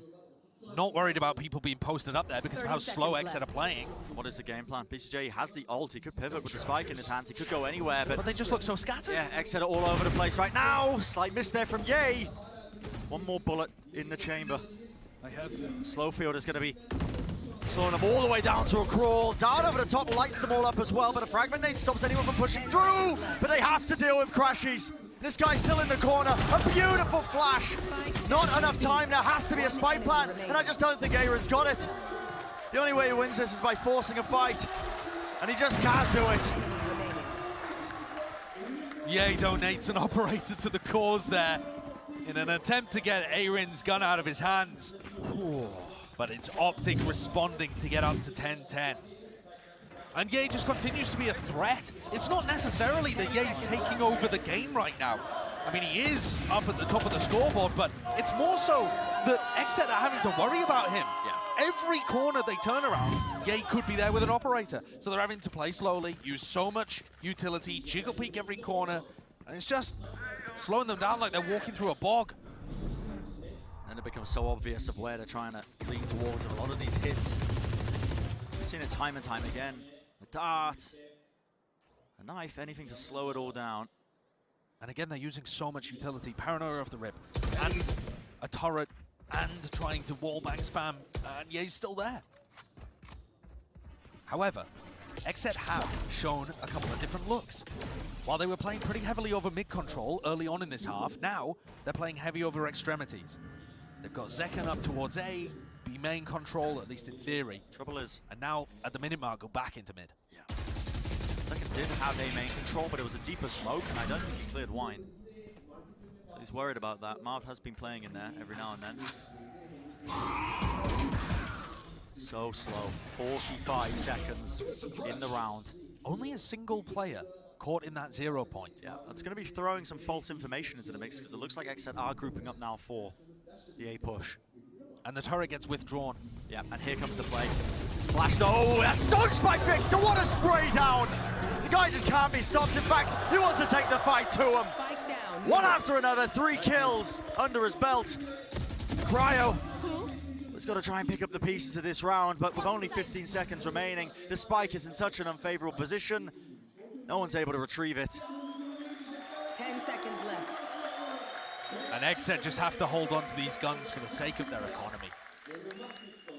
They've been put in that position multiple times. And that is gonna be a blow. That is brutal. Losing Zekken's rifle means that XSET are gonna be stuck here. At least in the previous time where they had a situation like this, Cryo had knives. Now he's nowhere near. It's so suffocating playing against OpTic. With this triple initiator comp on the defense side, they have so many waves of utility. Look at this, the nightfall, sound cues cut up, pop flash plays, Victor's anchoring it down, he's got teammates to help him out. And just thinking about what Ye is doing, right? On the first half, I said he had 0 first kills. He went 0 and 2 in terms of his first duels. Quite strange, in fact, that he only took 2 first duels, when Ye normally takes a ton. In this half, now that he's on the defensive side, he's been able to take 3 and won them all. So no problems whatsoever. Yeah, back to that statistical relevancy. But just a massive swing that's making a lot of difference. It feels like the win condition for OpTic, I mean, obviously there's more to it than this, but at its simplest point, it does feel like make Ye comfortable and he will deliver. Right now they're looking like the kings of the comeback. Back-to-back maps. Saying a huge gulf between them in the rounds, but OpTic have been able to wrangle back control. And remember that it was OpTic that started XSET's crumble at Copenhagen. It was these 2 maps, Haven and Ascent, where XSET got eliminated by Leviathan. There'll be so much playing in the backs of their minds, especially after that comeback on Haven. And if OpTic are able to pull this off, we will have a guaranteed repeat grand finalist. And an opportunity for someone to make some serious history. The Haunton, maybe Dart as well, going to be accompanying that. take flight. It's been marked up, but this looks like one of the first attempts of XSET to try and take away some of that control of A main. And you have to cancel the drone there. The knife was going to do it for you. XSET haven't really gone for a burst play at any point in this half. Smoke dropped up, Paranoia. As a seize, it connects onto him. Perfect timing. Yep, Cryo is in such a dangerous situation. Slamming like they could be in here. Victor just trying to play up close and personal. Cryo, it's a lovely angle to take, and he has dealt with Marv easily enough. There's an attempt. A play was being made there by FNS, but he's also shut down. And finally, XSET are able to gain some ground. And this play on a force buy round with weak weaponry seems to have worked beautifully for XSET. And EA wants none of it. I mean, he is just saving. Yep, just backing away. You think about when OpTic were last playing a set in a Team Liquid game, the thing that they were struggling with when they were on their defense side was essentially Scream disrespecting them. It's running in, confidence, taking fights. It sounds counterproductive, I think, when you're going up against a triple initiator comp, because you saw how much Cryo got stopped down. There was a siege at his feet. Yeah, you have to dodge Seize, you have to dodge the Haunt. The Haunt's going to be comboed with a Flash and a Recon. Yeah. It becomes extremely difficult to burst into these sites. But one of the big advantages that it has for XSET is that they've been the best team for trading each other. In the tournament, the only team that trades more than 20% of their deaths. Yeah. It's a really clean round. You can see that the way XSET was setting themselves up there on the right lines, nice post-plan protocols. Do they go and try that another couple of times? Maybe a B burst, something like this? This is the serious question. Mind games and how deep your strat book goes become really important once you get to round 20, 23, 24, even OT if we get there. It's going to be barely hanging on. But 11-11. There's the scoreline. Deep smoke straight down mid. There is still that trademark that you have to worry about. The Prowler. Oh, BCJ just out in the open! How does he get away with one? Never should have been able to get away with that. And now XSET grouping up towards B. They have a lockdown that they could use here, and Crashies has ult to try and deny it. Yeah. But that takes Crashies out of the picture for a little while and stops his recon dart or his drone being a problem. This drone, what is the play to try and destroy this Crashies Killjoy lockdown? Crashies, why are you droning there? Knife into the back, holding the angle, he just expects it, but there is discipline. He's just suppressed. Yeah, XSET were just so well drilled, they didn't burst their way into the site, they didn't flood in like he was expecting, and Crashies, he's got no choice but to try and slowly evade them. And another save for Ye. No money to try and make a hero play. And it was the burst B that XSET ended up going for without even smokes to work with. No. BCJ dead off the rip, and XSET still make a B burst play work with a lockdown that had a counter on the other side. I mean, that is XSET pulling a magical round out, and also leaning into what's currently been working for them after the timeout. Big bursty plays. Burst executes. Yeah. They've gone A, and then they ran a bit of a default into a B exec. Can they keep this going, or will OpTic find the counter in time? Well, OpTic have one more opportunity to do so. He's going to put XSET on that map point. Necessary for them if they wanted to bring us to that third and final map of Pearl. Everybody wants to see it. One enemy remaining. Apart from OpTic. Yeah, they'd love to just clean this one up. PCJ reapplying the shades, okay. He's a cool customer. Crashy still has this ult to work with though, and they're going for a double operator setup. This is frequently what OpTic are going to go for if they have money for it at the end of a half. Yeah. So Marv holding at the back of B, while Ye might consider looking for a peek into a main, or perhaps just going to play an anchor position around there. We have a tech pause, Brent, at the most tense moment possible in this series. One of the most important rounds in the series. For XSET, for OpTic. Once we have a slight glimpse of that minimap, you can see it is XSET leaning towards that A main area.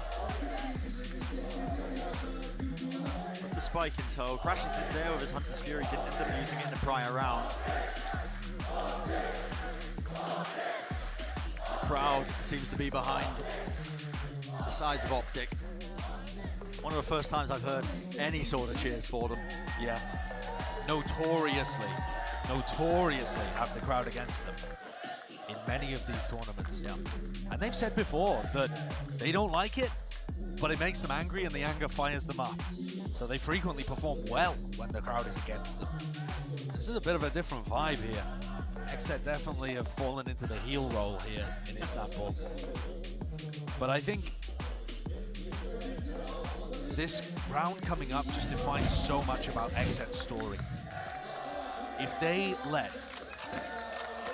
massive leads slip away from them on both of these maps, it's just going to be people talking about it like it's Copenhagen all over again. And Crashy's gonna rip off the rip! Just making the plays.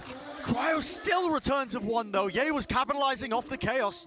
He tried to put himself up onto that line, and he was shut down in the process. And that's the main reason that Crashies goes for the ult, is to set Ye up on that. Cryo is still with the punish. Strong dodge, they're retrieving the operator. They still want to go for a double op setup, or rather, Marv does now pick back up the Vandal. This is really intriguing. But I think they still have one over a B. I'm curious what the play is here, because Cryo's sitting with that spike online. I see VCJ with the ult. Are they going to be trying to get the spike dropped onto him and try and pivot into a B hit? It's all really crumbling, because Crashies, I mean, the guy's just sitting nice and pretty in wine. Smoke to try and get him out. Of course, the backup is there, playing inside the smoke. Sidestep, side dodge, Cryo is making the most of it, and yeah, he's a one-man army! Tips his way across, an attempt is being played. Cryo, he's got the spike, and BCJ wants to regroup with him. He's going to teleport back to his teammate. It's an impossible choice for FNS, but he picks correctly, goes into A, which is where the spike has been planted here. Sees connects, he sees it as a double swing, but it's the win nevertheless. Clean trades is what carries it through for XSET, and we will see map number 3. Pure relief painted onto the face of the XSET guys as they fend off a comeback, keep the mental strong, and secure ascent, sending us the Pearl. Bren, I really thought they were going to let that one go. It looked like a repeat of that first map, where a really sizable lead just slipped out of their hands. It wasn't the case. They got control back. They cooked up a game plan at the very last minute of this map. And the game plan in those final few rounds was such a good adaptation. And crucially, in the final round, they killed El Diablo. Yeah. They shut down the monster. That's the idea as well. They wanted to go for that classic play. Cryo dropping the spike. BCJ tries to get him in space on feed. TPs and collects it. But they were forced to adapt. Let's go! And did a great job of it. Look at Don still taunting the crowd, still playing against them. And heading into Pearl, I mean, this is the perfect way to finish an NA versus NA match. You heard the EU teams and coaches talking about it before. They said, Pearl's been a bit weak. That's one of the reasons why EMEA has struggled here. Yeah. But Pearl has been great for the NA teams, and we don't know which team is going to be better. It's such an unknown. Which team is going to be better? That is the question. But it's a question for our analyst desk as we go to a short break. On the other side of things, they're going to be breaking down the action and setting us up for map number 3, so don't go anywhere.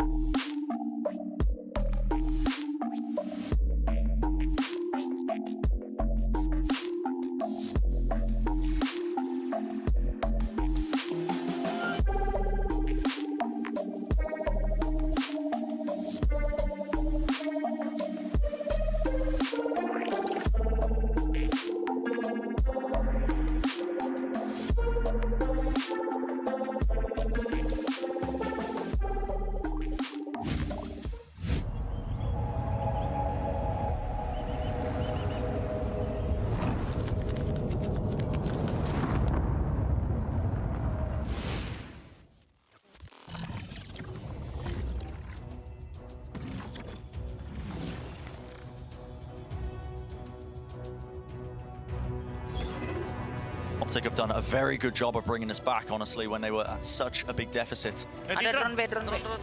Wait, one B. B. Fast elbow. Salah lagi. Cancel. Okay, listen to me. I'm gambling a B split. I'm gambling a They can go mid towards on you guys. I'm only holding cross one down. I think it's going to be their B split. Yes, They're 3 elbow. It's going to be 3 elbow and 2 main. Jake has mid, don't worry. Kita bisa ke Cok, kali ini gua ke kiri ya, ke kanan kagak ada. Lu bisa ke atas sih kalau mau Gi. Iya, gua ke atas. I promise it's a B strat. Yeah, just waiting right now probably. Gua recon sekarang. Ada trap di kanan. Go flank. Wall here, smoked. Kiri, lari dia. Recon. Left side. Swing in left. Can you come, Jake? Come. 2 backside, 1 Cina. Cina mati. Sabar. Backside, 2 backside. I'm flanking. They're not flanking. Yo, Tight. Just touch. Watch your back, Jake. Watch your back. Guys, one pillar. Chill. We have a flank. Hold. Do we know where? The angle's being watched. Bolo, though, he does not expect to crash. He's still holding it. Satu lagi pit, ada sofa. Backside. Nice. Sabar. Another incredible play from the Viper. He gets down the pit as well. Marv just snuck his way in. Umulipit. As much as Ye is doing for OpTic, Tibotol is there for Boo. 31 kills. All right, welcome back. What a crazy map that just was. Not what we were expecting. It seemed like OpTic was really coming back on their map pick and that they were absolutely dominating. And I think all of us here expected them to just take it, but then XSET out of left field. What changed? Yeah, I mean, that was crazy out of XSET in particular, right? Because you come out of losing a map that I'm sure was absolutely booming to let slip away. It looks like it's going to happen again. The crowd is chanting against you. You're the team that's not favored. You're the younger squad. And still somehow they clutch it up with like 2 rounds at the very final moment to push us to a 3rd. It's just yet another case of like picking a map and then not being able to close out on your own map pick. You can see that over preparation coming through to try to make sure that you can take down your opponents where you think that they're going to take you to. And XSET, they barely scrape by with the win. It's been back and forth, trading off who was topping the charts here for the squad. Second, Aaron, Cryo, everybody really just putting up some solid numbers. I mean, I think this matchup was very interesting because it was, in particular, kind of defined by the initiator players there between the 2 Sovas, and in particular by Zekin. That closes out Ascent there, but in the future, it's going to be kind of defined by these 2 players, Zekin and Victor. They're both such incredibly flexible players for their squads. On the next map, they pivot on over. Zekin's playing the Neon. Victor tends to play on the KO there.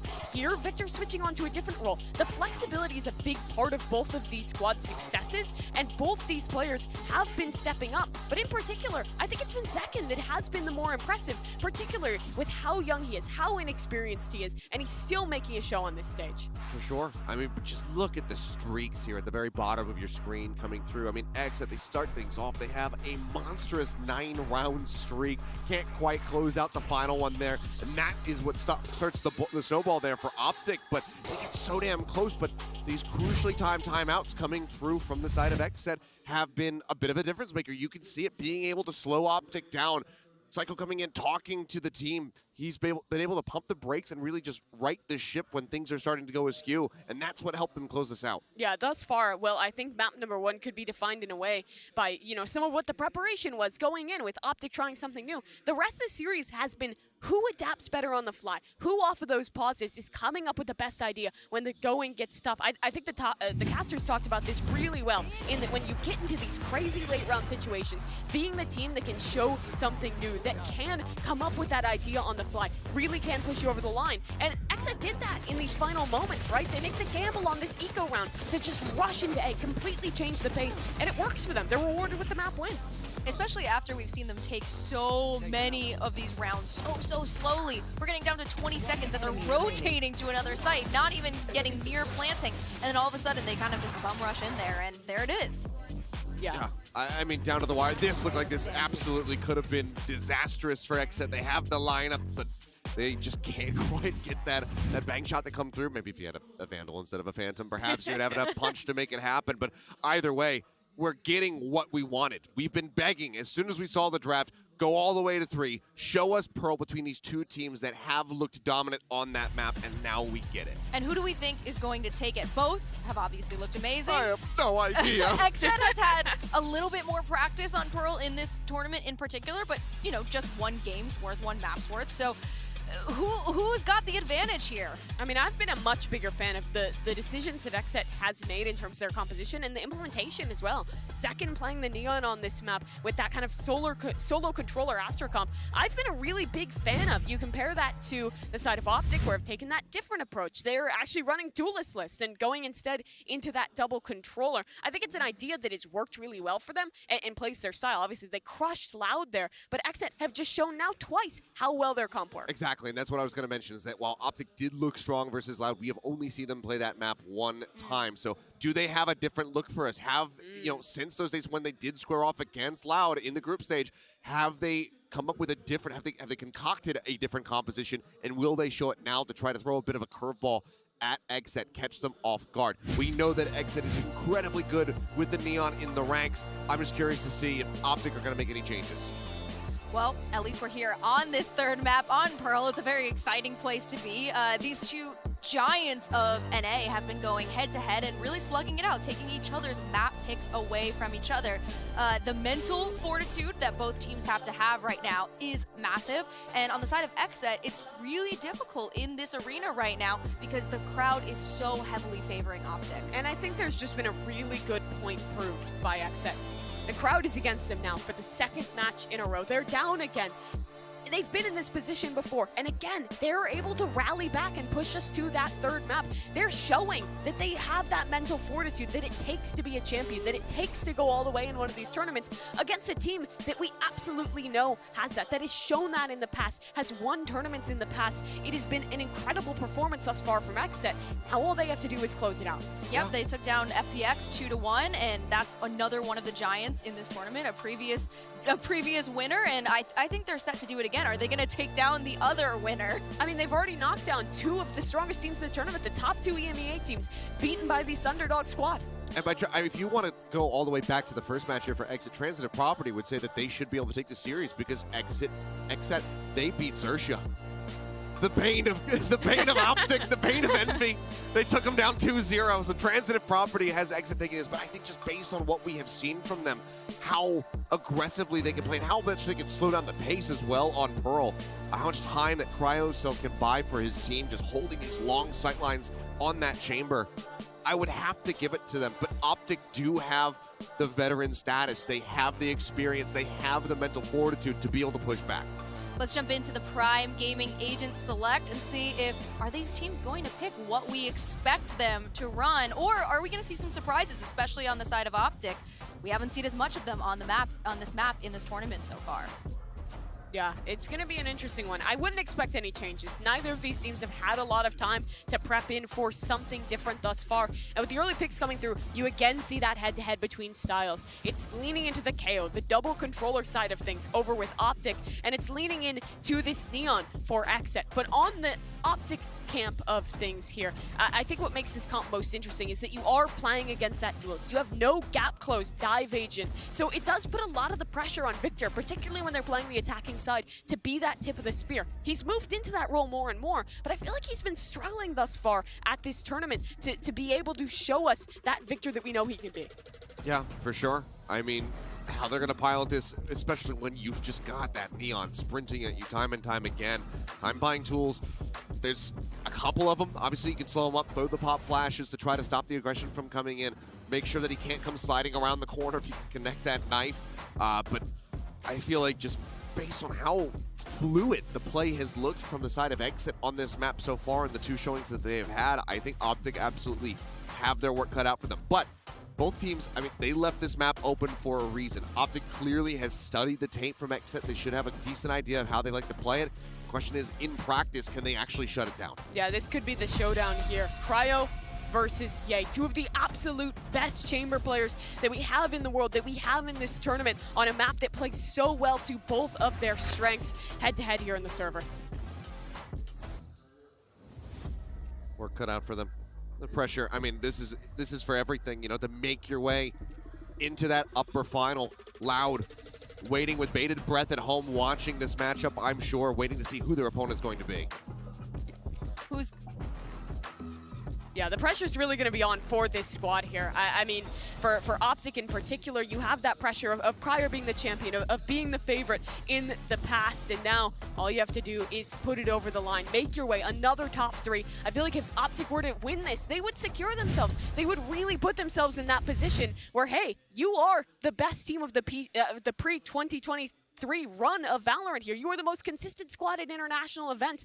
XSET, this is their chance to define their future, define the storylines for this team heading into this rest of the tournament and heading into the rest of their future in their careers. And OpTic has had plenty of ample opportunity being in these positions before, and actually we took a second to talk to FNS on how he prepares for moments just like this.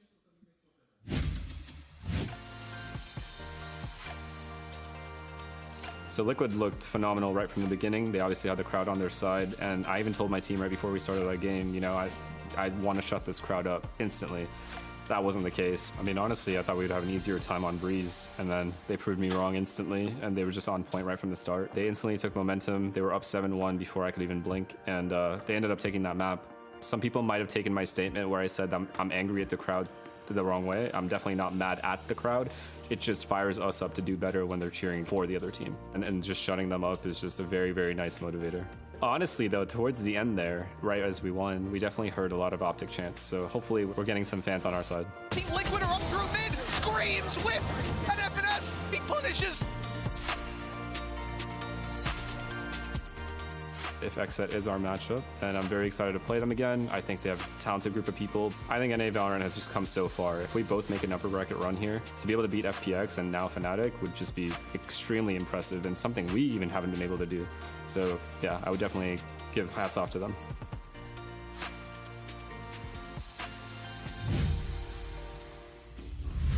Well, the crowd has definitely swung in OpTic's favor, so I don't think Finesse has to worry about that at all.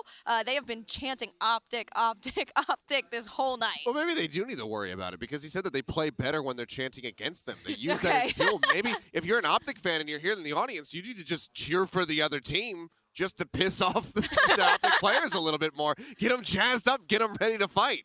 I mean, I feel like if something is going to get them jazzed up to fight, losing that map too is going to be that thing. That Ascent game slipping away from them, I'm sure, does not sit well. It's a force buy, an eco for XSET to even get back in and then to close it. They're now here on Pearl. They want to prove that they are the best NA team in the tournament. I'm sure they're fired up to close out. Yeah. All right, so without further ado, let's get into Pearl, the map 3 that we were all hoping for that would happen. We are here. Bren, Sideshow, take it away.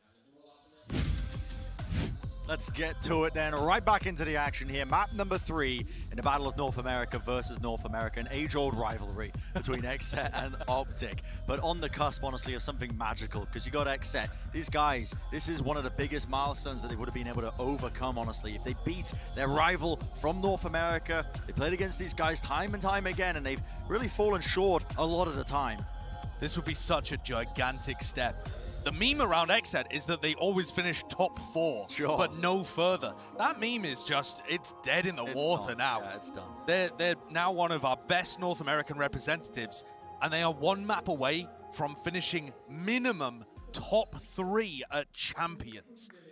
That is a dramatic difference to the disappointing flop that we saw from XSET at Copenhagen. Yeah, they've turnaround. They've taken that global experience and instantly turned it into something special. Now we get to see the clash of styles on Pearl. Map number 3. Here on the opening pistol round at double control, the double smokes composition that OpTic are running versus the neon comp of XSET. And remember, OpTic have won every single pistol in the series so far. 4 out of 4. And the score is still 1-1. It's been the thing that's gotten them back into the positions to be able to make those comebacks happen on the second half. Bit of information gathered and a right click, well, gifted of a slight kill. An attempt there by OpTic. They're just trying to take the space, capitalize maybe off of it, but okay. And the chamber battle over on B long. It goes the way of Cryo. What? Right through his kneecaps. 2 players going down there, and Cryo has just made a mockery of this approach onto B. What a beautiful round. And now left to FNS to see what A nuisance he can be, sneaking towards the back. Spotted out. Spotted out, cleaned up. And XSET take their first pistol in the series. Exactly, Josh. The first pistol round in this series goes the way of XSET. With how close this has all been. Back and forth. I mean, expectations really out the window, I think. But it is OpTic that have the experience at this point. You can see the stat there. They're used to having close games, close matches, but they're great in these decider maps. And part of the reason is because they have a deep map pool. So no matter where their opponent brings them, they're still in comfortable territory. I think you could say the same here. Both teams have looked really good on Pearl, but with vastly different approaches. OpTic, if anything, going for the EMEA approach with the zero duelist comp, and XSET have their own unique blend on how to approach this map. Very different takes, I think, on how they want to be running this one. Cryo obviously taking contact here, pushed up aggressively. He's moving up past his own rendezvous, but it's a weaker buy, obviously, for OpTic. So they're going to be taking liberties, obviously trying to find out, I think, the defensive setup a lot of the time here now. And OpTic didn't really get too much time to demonstrate their attack rounds against Loud. What? Okay. Right, Josh, really not a lot to really showcase at all. The right clicks are putting in some serious work so far. The 2 rounds that we've witnessed. And guns are being retrieved. That's Crashies picking up a bit of an upgrade. And this is what OpTic were doing on their attack round against Loud, getting into such dangerous lurk positions. Here comes FNS back through Flowers. Yeah, is this going to be watched for? The answer is yes, yet somehow Aaron ends up losing out the fight. Deadly. Just immense value out of the classics. Deadly crosshair placement from FNS. They deal with FNS now. Crashies will get the plant down. Extra money in the back pocket of his team. In fact, this round is looking potentially winnable. The knife does spot him, and this is a really risky play from Crashies. Oh, but he's found the timing. Oh, Cryo watches for it. Wow. Really patient play, and honestly, heads up. But what a close eco round there for OpTic to almost take it away. And let's break down how it happened. They go through mid very heavily, and once they take control of Art, they split into that connector. And that, to me, was the most interesting thing, watching OpTic approach this map. With the zero duelist comp, they fight really heavily over mid, and once they get into mid, they try and take control of the very center connector. And at that point, they're setting up lurks on lurks on lurks. And that is something that XSET are going to have to be very cautious of. There is tape on both of these teams on this map, so they're going to be prepped and ready for it, but you're right, OpTic's approach. Control that middle section of the map. It really is the lifeblood of the map as well. So this from OpTic looks like they're going to be leaning over towards mid and B. They ran around like this against Loud, where they had a double lurk play, one through mid and one all the way going through A on a B plant. See whether they commit to anything similar. Cryo can hear this utility coming his way. He's got peace of mind knowing as well that Ali is under pretty good control, and XSET do have that triple player facing the position. They're giving up control of A main. Nobody's worried about it on either team. No presence really being made. There's going to be this late lurker in middle. And now the rest of OpTic, they are creeping and crawling their way up B long. The jump peaks, I don't think coming up with anything. And look at this. Pulling back the utility. This is Cryo removing his rendezvous. And an explosion onto the site. The Haunt's going to be lighting up the 2 players in Ali, making sure they take control of Elbow. And Marv as well. Really good discipline. Gets the kill, backs away, maybe gets a second. No, Zekken will take care of him. Great play by Zekken. Forces the fight and shuts him down. Shuts Marv down, sorry, so that they can fully commit to the retake. Now, how do you flush out these players? 2 players in Elbow. A couple of them are weak. Looks like they want to try and fight over this one. Victor was holding the flash, but FNS takes contact anyway. Only that takes off the heads of Cryo. Another attempt's being made, but just dodging the flash rule. Not quite connecting. Down to just Zekken. A lot of life to his name and the rifle as well. Might opt to save it into this one, but I think he just wants to do the economic damage. He knows that they are just trying to escape away with the weapons. A bit of damage, gets the bullet tag, but Victor wins it out. And OpTic come away ooh, without many weapons. I was going to say with a relatively clean anti-eco, but that B long is deceptively short. Yeah. The spike chased them all the way up there. I don't think that's going to have too much impact. They're on the attack side. They got the spike plant down. Enemy remaining. Should still be able to get a bit of a buy up. Yeah, the money should be in an ideal place. Maybe a couple of players on the half armor. But watch how Marved was playing there in mid-window. He's in that same position again on their attack side. And OpTic, their approach seems to be very heavily around setting up lurks, playing the map heavily, instead of going for big execs. Which is understandable. They're playing a slower comp. There's no duelists at play, at work. And we just saw such masterful attack IGLing on Haven from FNS. This fight that might be about to take place. Smoke, that's pulled back and it gets Ye in this forward angle. And he has crossed. They have to expect this one. Haunt being used to try and clear out some of this B connector, and that allows Victor to jump in, take out the trademark. Is there any response from the defense, though? Not particularly. Deep knife that's going to be used into art there, but again, patient play from the chamber players. Biding their time, waiting it out, and the spike is starting to make movement now. It looks like they want to go for this B split. Viper Wall's going to be sent straight up. 3 players now working their way around, and Cryo, wow, just playing right within range of his rendezvous. He's going to be getting back to safety, but look at this, it's a complete pivot. Yeah, the spike is already headed the other way, and this is the value of having mid-control. OpTic are able to make these mid-round pivots, and XSET, they don't have a clue where the spike is going. They haven't bit entirely, though, on this. They do have players lurking, waiting at the back of the site, but there's so much pressure on Aaron to try and get value now, especially when all of this explosion, the utility comes his way. Haunt into the back, has to be destroyed. Marved, he capitalizes. Jumps on the space that was created off the back of it. He's going to win out that fight against the Astra player. And now, crazily, Ye becomes the longest lurk of all time. So far away, and OpTic's job is just to buy time for this. They're playing fully off-site. XSET take this retake a bit more faster if they inject the pace into the round. Ye could find himself on the short end of this, but now to Nightfall, that is going to be creating so many opportunities. Ye, he could get a move on if he wanted to. There's no more sound cues. The pull, pulling them back. A stun on top of it, and there we go. Ye's time to strike. The kill's going this way, that way. It's chaos, it's pure pandemonium. And Ye will strike. One after the other, the players of XSET fall. Just not quite ready for it. And OpTic showing so many layers to their game plan on the attack. We heard from XSET earlier in an interview where I believe it was Cryo declaring that they thought they had the best Pearl in the tournament.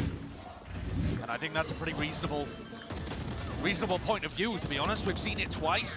It did look excellent. It's a lovely blend that works on the attack and the defense side. But OpTic have got some great fundamental macro ideas here. More so than the tactics, just their read on how to push and pull the rotates. Most of that, presumably coming from FNS, has been marvelous in the game against Loud, and an early demonstration of it there. Operator, seconds acquired at some point during this. So quick onto that sight line, but just misses the shoulder of Marved. Yeah, flick of the wrist, not enough. Given a moment. And OpTic prods towards B as a bit of a feint right now. They've left the trademark. This round was clearly supposed to end A.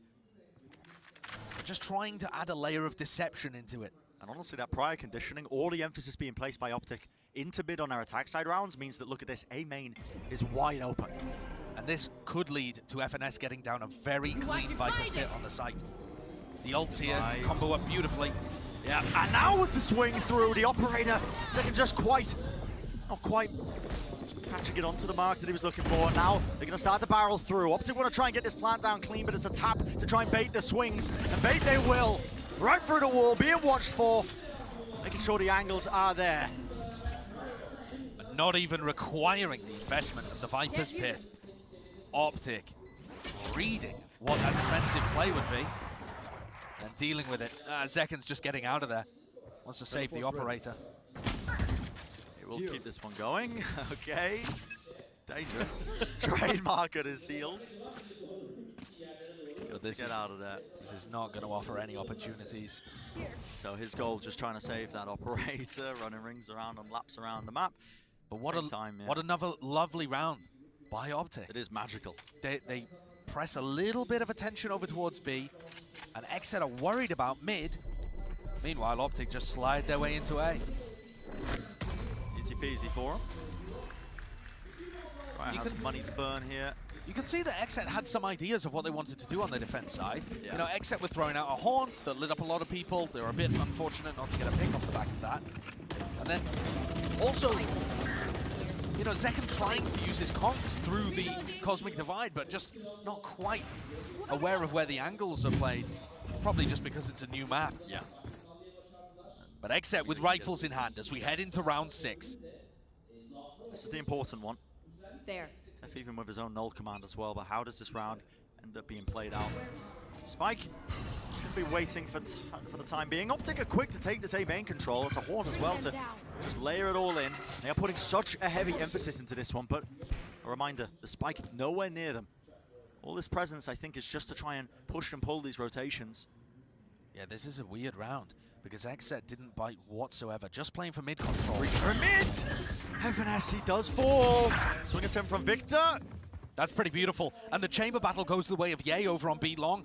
Yeah, so B theoretically now should be open for them. Normally they've just got Cryo holding that deeper angle. But they won't have FNS's Viper Wall to work off. So this is still going to be a little bit of a struggle. And Marv on the lurk. This time, Arin catches it. Nice to see Arin already adapting to the way that OpTic want to play the lurks. OpTic with no Viper Wall. OpTic to just contact their way into the site, make sure that they not only start now making the noise cues, but work their way into the site. The spike is going to be planted per second. He's already in. One shot to the head, that's Victor dealt with, but somehow the Fragment gets some pretty tremendous value of BCJ falling. Still that 2v2 though, they have to deal with the elbow control. Ye sets himself up into this angle. Fast lane, cross now the overdrive, and now a bit of a stun sent flying. He's got over his head, and Ye, while he strikes, the backstab in play, and crashes. He finds the target that he was hunting for there. Arin just none the wiser. That's an absurd situation.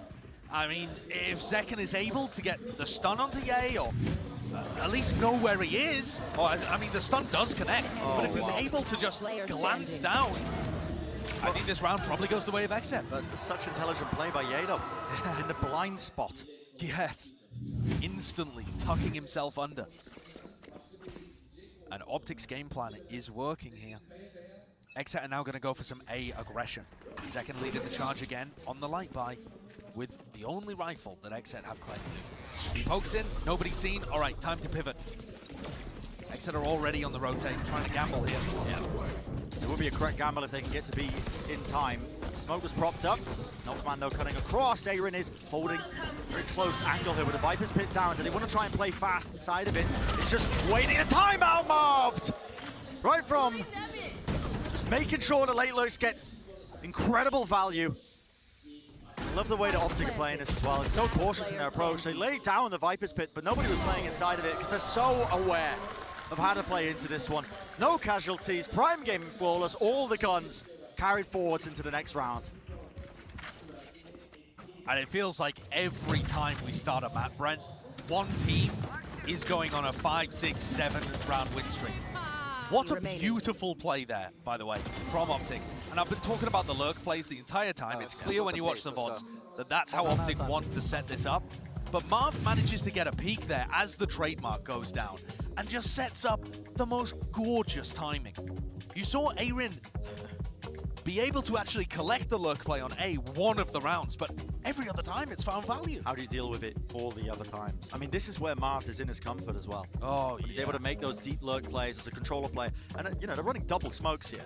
It's not as risky if he gets dealt with. They still have some utility to be able to get onto the sites with FNS playing the Viper. It's not like you're putting all of the emphasis on keeping your controller player alive. Marv is given a lot of free reign to just take whatever timings he wants, and he's intelligent with it. XSET have got to find the solution here. They take the timeout after 5 rounds lost in a row. And it feels like the defensive aggression can't really catch anybody because OpTic are not going early round into vulnerable positions. But by the time OpTic commit somewhere, there are so many lurk plays elsewhere that if you try to meet them head on and flood rotate, you're just leaving yourself open to the lurk. So at this point, I think the answer is pretty difficult for XSET to grasp hold of. It may well involve playing much more heavily over mid control, but that means you're playing retake with this comp. And how comfortable are XSET on that? Tough to know. It's been half of them. Cryo now with the operator. Nice stuns to set that one up, slow down a bit of the presence that OpTic are showing in mid. But it's a similar game plan from what we've seen from them in the past. Just make sure that you poke and prod, and drag the bodies, the defensive protocol. You're just trying to basically upset what XSET are running.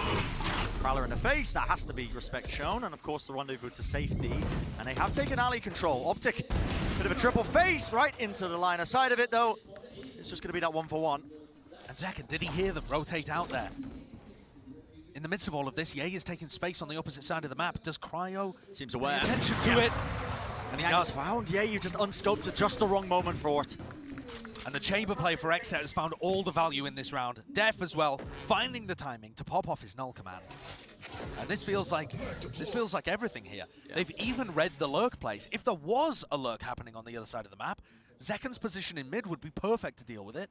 And BCJ's still watching for anything crazy happening on A. Zekken can hear the footsteps running of Marv. He can hear them just barreling their way through. Left. And he only hears one, so he looks for the second player first. Timing is everything. Before following Marv. Listen, it's all about the timing.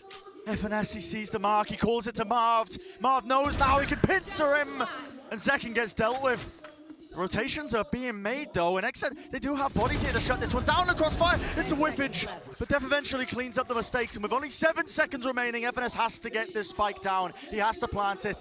A tap to force the fight, and you just have to stick it there. You're not playing to your outs. Not in the slightest.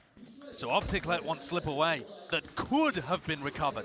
It would have been, it would have taken something spectacular to recover it. But it was within the realm of possibility, and OpTic have let that one drift away from them. An opportunity missed, perhaps. But on the other side of things, gotta give credit to XSET's adaptation there. They had a nice play pushing Cryo into an area of the map where he could have more impact, as in mid, playing around double doors. They caught Ye, who was trying to take space on B, and then they got aggressive with Zekken in the mid round. All very good adaptations coming out of the timeout. And starting out here again with a very spread default from OpTic, stuff that we've seen before from them. Viper Wall goes up, Prowler towards B, trying to pull anybody away from that area of the map as they instantly take the spike towards mid and A. If the name of the game is to try and punish a lot of these deep lurks. Right now, not too much presence being shown by XSET in mid, just making sure that they hold Ali and Art ever so slightly. Yeah, the trademark being used on B here as well, so that they can stack players more towards mid and A on the defense. But that also leaves B link open. Oh, Cryo. He saw the gun and a jiggle. Yeah, not going to be enough to try and offset that one. Still, Ye has opened things up on the other side of things. It's all on Aaron here. Another split attempt to try and come through. Ye finds the target, finds the timing. Pure, intelligent play from him. But a Nightfall will scatter them to the wind now and pushes back OpTic once more. They don't have space being gained by a lurk player this time. What's the play? Has to be to try and cut noise and re-hit, but with Marv being dealt with, it feels a little bit unorthodox, I think, their approach to this attack side round. All the players are lurking in mid. There's 25 seconds left. And BCJ's got the read here. Ye was thinking about going for it. He's backing away now. Cryo being alive as well is just giving them constant information on the trademark. There's no time for this. Left. Def could just stop this in his tracks, and he hears them running. Fragment nade stops them down in their tracks. Has to be the plan now. FNS off to the side, and a bit of spam will do the job. And no more time on the clock for them. You have to force the fights, but OpTic have been bamboozled. And it's another really good round from XSET with their adaptations. Gotta say, Cryo again, finding another area where he can have impact. And you might say, oh, well, it's just lucky that he's playing on A and they happen to go towards him, but the Prowler used earlier on gave him the information to stay posted on A and gave him that first kill. He comes back, collects Marv, and meanwhile, the trademark positioning is still allowing Def to just hold on to B on his own. Yeah. I love how they've changed this defensive setup. And now Chet gets an opportunity to respond. There have been so many back and forths, the mind games between both of these teams. Just so deep. On such a new map as well, Brent. That, to me, is the biggest one. This map has not been out for very long. Yeah, neither of these teams came through LCQ, so they've had a little time to work on it. But the level of detail from all teams in this tournament, from Paper Rex, who went out in groups, and a lot of others, has been pretty beautiful to watch. Yeah, it's been magnificent, I think. Seeing all the different ideas come together as well from teams, their approach to the map, how they want to see it to be played. But for OpTic here, they now have to try and figure out what's going on. How is XSET getting Cryo in the perfect position every time? Is it because the Prowlers are getting too much value? Is it because the trademark? Do we need to apply more pressure onto B rather than just a single Prowler at the beginning? All of these questions will be going through FNS and Chet's head. And they've come up with some kind of solution. Let's see what the adaptation is. I imagine it's going to be cautious once more off the rip. Well, look at the read from XSET, actually. Putting Cryo and Zekken over on B indicates that they've got a hard read that OpTic might head that way. Yeah, I'm wondering if they're just going to be using his stun. We do have another pause as well in the round, so work out what that's for in just a moment. But we can talk about the setups, at least where these players are leaning. I wonder if they just want to use the early stun to try and set them up. Yeah, very possible. Put Cryo on that deeper angle. The problem with Cryo being on the deep angle is that about 8 or 9 rounds out of 10, OpTic have been faking B-long pressure, and then retreating. And if they do play B-long, it's in the late round. Not even the mid-round, the late round. So having Cryo up on a deep B-long position, while it does theoretically give you a lot of info, it also means that one of your best players is out of the fight for, you know, 3/4 of the round.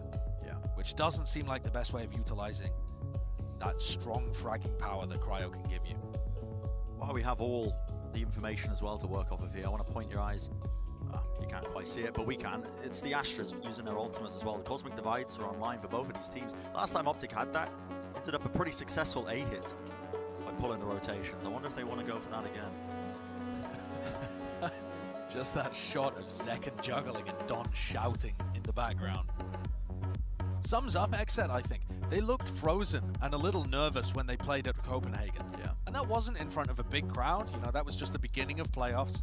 Playing against a comfortable opponent in OpTic. And then Leviathan, where things got scrappy, and they fell to pieces.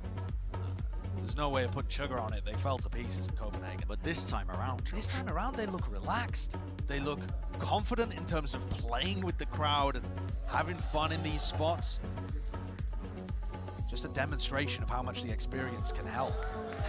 And OpTic certainly know that. Yeah, these guys look primed, ready and waiting. VCJ, this guy. Sunglasses on. Back and forth. Don's trying to rile up the crowd as well. Get a bit of an XSET chant going.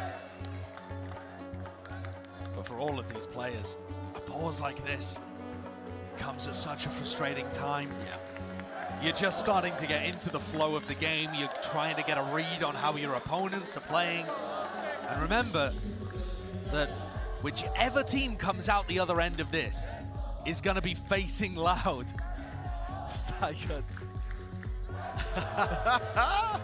Trying to bait the crowd. Trying to bait the interactions out of them and nod of the head, but times like this, the player's just forced to simmer. Chet, I mean, you think he's just working the office, you know, just trying to get his 2 hours of work done before he pretends to work. Just leaning back. It's loving life. I mean, at some point here, you know, as a coach, your job is to just kind of let the IGLs adapt on the fly. Yeah. You have your timeouts where you can get input, but a lot of the rest of the time, you're just going to be trusting that Dev, that FNS can get it. This is a matchup as well that a lot of people, I think, have been looking forward to, at least to a degree, you know, having a bit of a matchup in the upper bracket between the North American teams on either side. Absolutely. And remember, whoever wins this game is going to go on to play Loud in the upper bracket final. I mean, if OpTic get through this after having some momentous comebacks in the series to get there, it'll just feel like Masters Reykjavik all over again. I mean, the parallels will be crazy.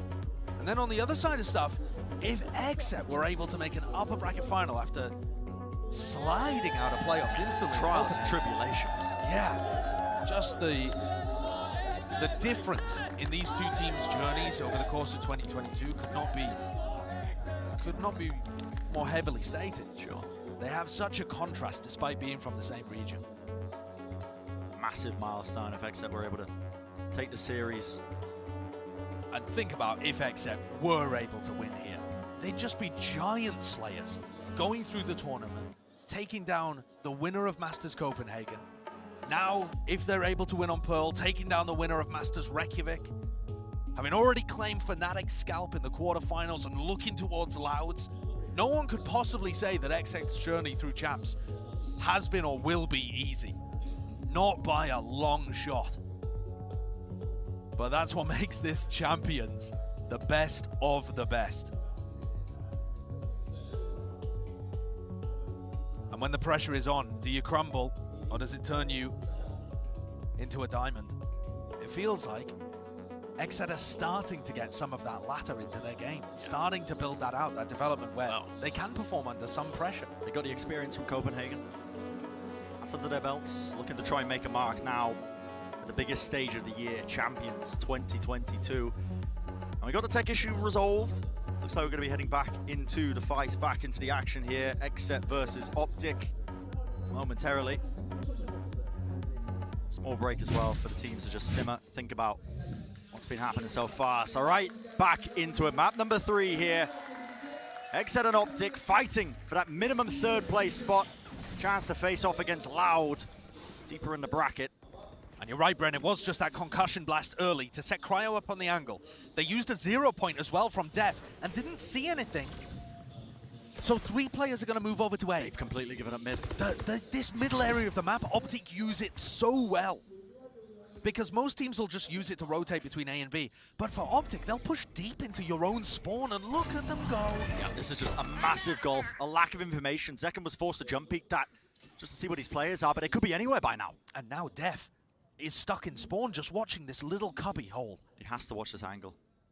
Because otherwise, if anyone slips through it, it's a disaster for the defense. And either side just watching for the right moment. It's Ye who takes first contact. Cosmic Divide cuts its way across, and FNS, how has he found his timing? Def got pulled into the site. Right in between them, and he takes out Zekken.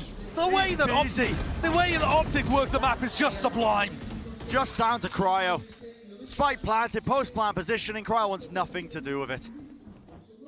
And Bren, you just simply cannot give OpTic the middle of the map on You Pearl. can't give them that space. You can't, because they work magic with the middle of the map like nobody else. Just that small moment sums up a lot of the game plan from OpTic. They get the middle of the map. You could see FNS thinking about what timing to take, and he waits until there's a pick on A, and Def is forced to come and help. Yeah. And as soon as Def is forced to come and help, FNS has got it, the map in his mind of where everyone's going to be, and just slinks on through. And it seems like it is a heavy emphasis for OpTic to try and land their way on the A side. Whenever they got the Cosmic Divide to make their mark, Cryo will make it just that bit more expensive, but there is money in the bank of OpTic for them to take risks. It's a consolation prize, isn't it? XSET had some really nice adaptations to stop OpTic in what they were doing, but FNS and Chet have instantly responded. And when Ye is able to give you these kind of openings, whoa, it really can be the first breath of air that knocks down the house of cards. Yeah. XSET now taking a timeout. Okay. Wow. Just so much going into the mind games here. These teams forced to take every spare moment they can to try and get every round they can on the board. There are only 2 left. The second timeout, I believe, now being used for XSET in the first half of this map. Yep. So much emphasis being placed in these final 2 rounds. But also one of the most even first halves, that we've seen so far in the series. Between both of these teams. I thought OpTic would run away with it, and they still might. We still might see an 8-4 half here, but XSET trying to do their best to ensure that that's not going to happen. And Brent, I think the adaptation I liked the most from XSET was when Cryo was playing around mid. Yeah. Or at least when Cryo was playing with his initiators. The plan of having Cryo play B is just not working. He's not able to get active enough in the rounds. It was better when Cryo was just hunting for the late lurk. That's how OpTic have typically been playing it, but OpTic now, I think they can smell the blood in the water. This is their opportunity to gain a pretty sizable lead on the first half. And the prior round, round 10, all of that distraction we were talking about and the way they work the map, part of it only works because Ye's able to get the opening kill. Yeah. And Brent, that was Ye's 50th opening kill of the tournament. Oh my God. And he's only died first 14 times. He's 50 and 14 in first kills to first death. I don't know if a performance like this will ever be matched in a tournament again. Yeah. Being able to find a consistency in his first kills, the first deaths. The guy is just, every duel he takes, he's coming out on top. Yeah, it's just absolutely absurd what Ye's been able to put up. And Brent, he hasn't even really been dominating the game in the same way that he has in their other series. It's a lot of it's come down to the game plan. Yeah. Now another tech pause. Yeah, so if you wanted to simmer, this is the time for it. It certainly is. Aaron even getting up to have a little chat with what's going on here. Just seeing what's happening, but you can hear the exit chants. Yep. Aaron just looking like the standing man emoji. Just I don't know. So up at his PC, trying to get to the bottom of a lot of these issues. Exactly. And we're going to have to swap a PC out here as well. That's what the tech pause is. So something a little more significant that is going to take a little bit of time. Yeah. So we're going to take a very quick break, and we'll be back with the completion of Pearl in just a few short minutes.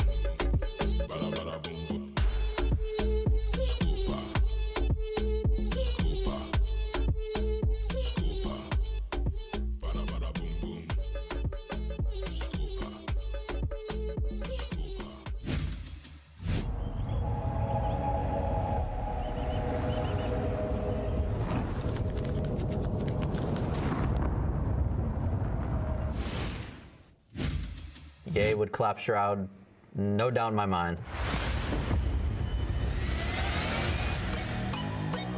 Hey guys, Crashies here from OpTic Gaming, and I'm on the spot in Copenhagen. To dress the site. First fight found for Crashies. Quick turn, didn't note anyone towards double doors. Yay! No way! Marked as well! The teammate most likely to get lost in Copenhagen would probably be Victor, for sure. He would definitely get lost. Most likely to overheat, Marv. Marv is an overheater. He's just saucy. When he's saucing, he just gets a little too saucy sometimes. Yep, too saucy. Most likely to trash talk on stage. Oh yeah, FNS is the biggest trash talker on our team for sure. Even on stage, FNS is, even today in our XSET series, he was yelling at them, and that's his thing, and it gets him fired up. One HP. Finesse on the other side, and no. Second! Kill me, bro! How are you missing that? Yeah. Hello? You're 14. How are you missing that? 7-0 in rematches. OpTic don't lose these, man. They just don't. Most likely to get matching tattoos. Me and Victor would get matching tattoos for sure. The duo together would be a cool tattoo. Most likely to take an ego challenge. Either me or Ye. Yeah, me or Ye would take an ego challenge.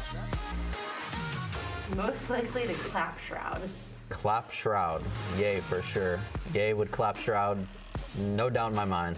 Most likely to get tilted would maybe be me or FNS. You've still got Crashies. 2 nice kills out from him to try to keep back the push on A. And he gets info to the third. As the fourth thought, I thought it was going to be there, and he does. He gets it through the shock dart. Teammate most likely to be the center of attention would probably be Marv. He just starts dancing and just doing his thing. He's from Toronto, so he's a Toronto man. You know how they do it over there. How do the Toronto men do it? They just go crazy. They dance and do their thing. I don't know. Unique, very unique. Most likely to spend money on drip would be me, Marv, Victor, FNS. Yeah, the whole team almost. Most likely to sing in the shower, we'll throw FNS in there. He sounds like a singing man to me. He's singing Ed Sheeran for sure. For sure. For sure. Most likely to spend money on gun skins would be Ye. I think he already has every skin in the game, so.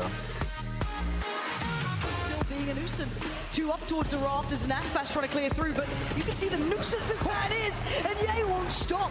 Most likely to glass cannon and Odin, that'd be me. That is me. Planted. Most likely to lose their OpTic chain. This is a good one. I'd go with Victor again. I don't know how he would lose it, but he would just somehow would come off his neck and he wouldn't know where it ended up. So I'd go with Victor. Thank you guys for watching. Thank you guys for supporting OpTic as well. We'll keep doing our best to bring you guys the dubs, and thank you for hanging around and answering the questions with us. Crashes though would look and love to try and turn this one. Oh, what a reset. That is absolutely fabulous from Crashies. He's found it for his team, finally the round that they needed.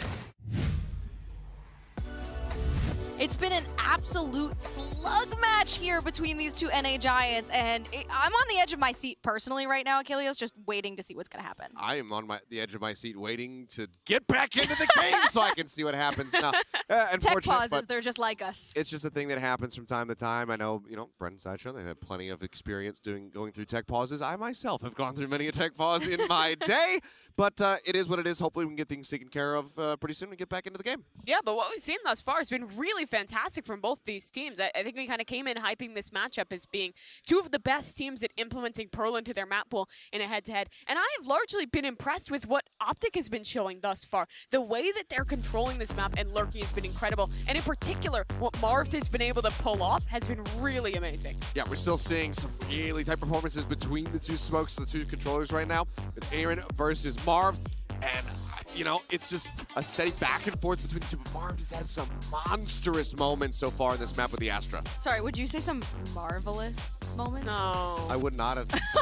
Personally, I would never say that. But what I would say is that Marv has been a pretty good player. I don't know what that segue is. It doesn't work super well, but this guy has been looking absolutely sublime on this map thus far. I think when he plays the Astra, it's just such a comfortable role. Even when you look back to his set, he was having a big step up there.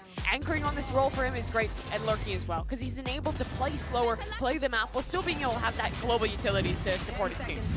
Yeah, it's just been really, really strong, but this is still such a tight fight between these two squads. It's difficult to say who is going to be able to take this at the end of it all, and we just kind of have to wait and see how everything plays out, because it has been this back and forth. But OpTic, they've been engineering some neat stuff, but Ye also, finding an early kill, and that kind of just leads to things kind of spiraling out of control for XSET. That's a bit lucky, but I don't know. I'm really interested to see how this all plays out, because XSET now, as we get ready to come out of this, they've already burned both of their timeouts. So they'll get a little bit of extra time during the halftime break to discuss and go over strategy, but outside of that, it's out of their control. Yeah, I think one thing that has been really cool with this series, though, is there's no Fnatic to root for. There's no EMEA team at all to root for here. So the crowd has just been back and forth, and really feels like they're just cheering for both these squads. Yeah, actually, in the first two maps, we had a lot of OpTic chants here, but as we've progressed into this third map, during the break, we actually had a lot of XSET chants going on, and during one of the earlier technical pauses as well. So now the crowd's kind of going both ways. We don't really know who's rooting for who.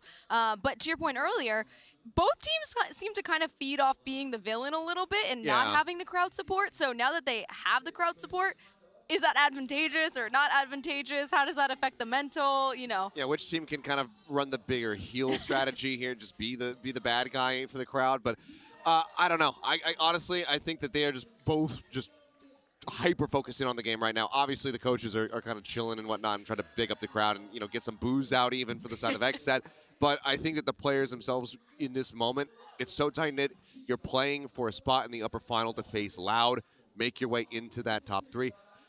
I think that they're just focusing on the game and they're trying to drown out the audience as much as possible. Yeah, I think what makes it tough about these tech pods is just keeping your energy up, particularly when, what time is it? It's like 11 p.m. here in Turkey. All these teams have already been playing for like 2.5 hours. They have been grinding it out. So keeping up your peak form, your peak focus while you have that pause can be really difficult. So it's just a matter of, well, the coaches, I don't believe, can talk right now. They can talk with each other, keep each other entertained, keep each other hyped up, and just be able to just get back into things once this pause ends.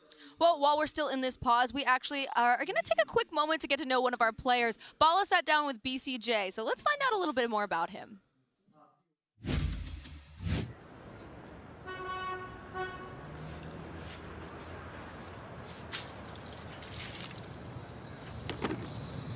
Yo, what's up? I'm here. Oh, okay. All right. Where am I going then? All right, bet. Yeah, I'll see you in a bit. All right, y'all, we better rewind. We better take it way, way back. It's that No Grape gang, you know what I'm saying? Maybe we take a trip into the underground.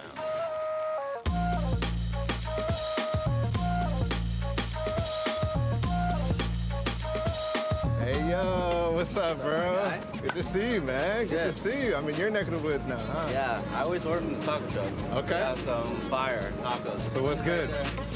Yeah?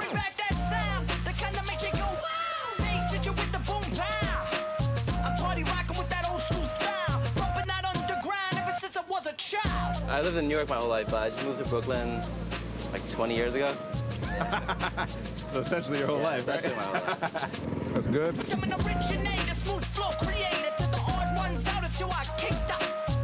a clown, it's not just for show. With the beastie flow, when I walk the microphone, I'ma hit you with the boom bap, make the room slap. Let me take you away. Oh, you see this? All right, hold on, watch this. Fade away.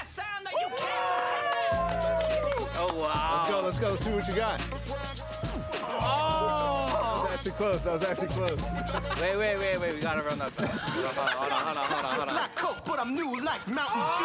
What's new? Stay dripping like Fiji. Overalls, one shoulder, BDG. Used to get clowned in school for my last name. Had dummies calling me Luigi. Some Jaritos? Uh-huh. What's the one? What's the one? Some snowballs. I messed with you. All right. Let's go. Hey,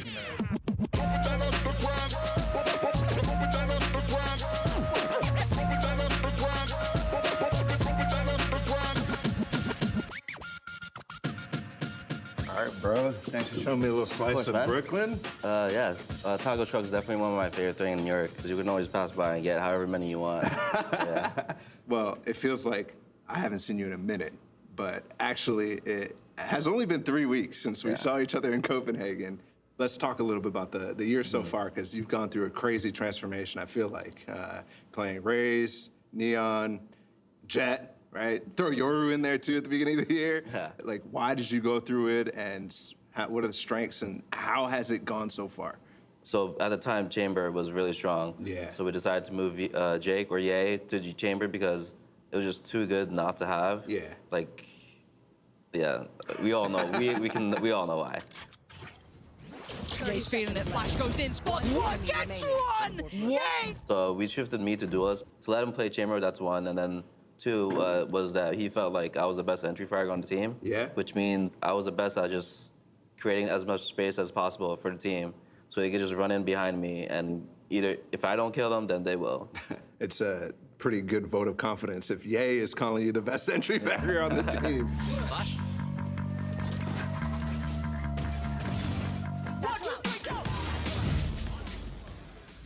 That was Victor, not BCJ. I was debated. Either way, I had a great time. I think if there's one thing that can tie us all together here, it's snacks. I was going to say tacos. And tacos. Well, tacos are almost a snack.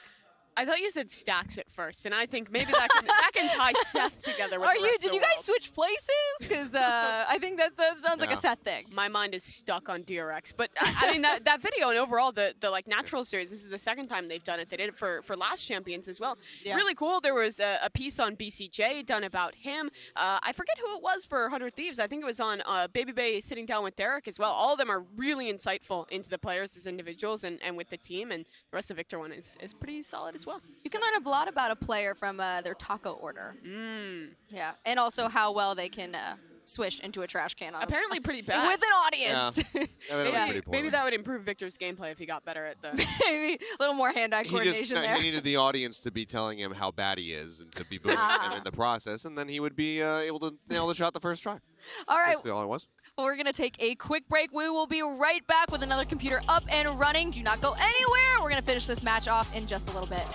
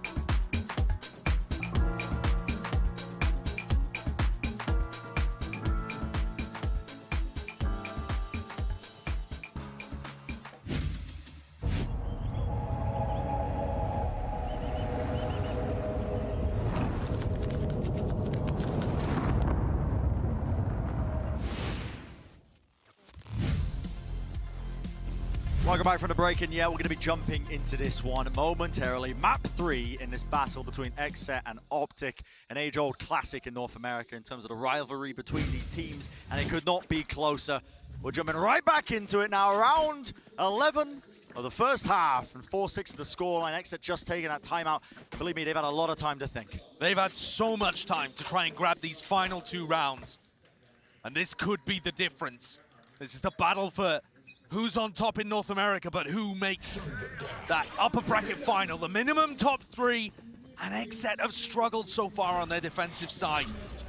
OpTic looking to make some serious, real pressure towards the B side. This is almost always a fake, and the trademark is gonna let them know this time it's real.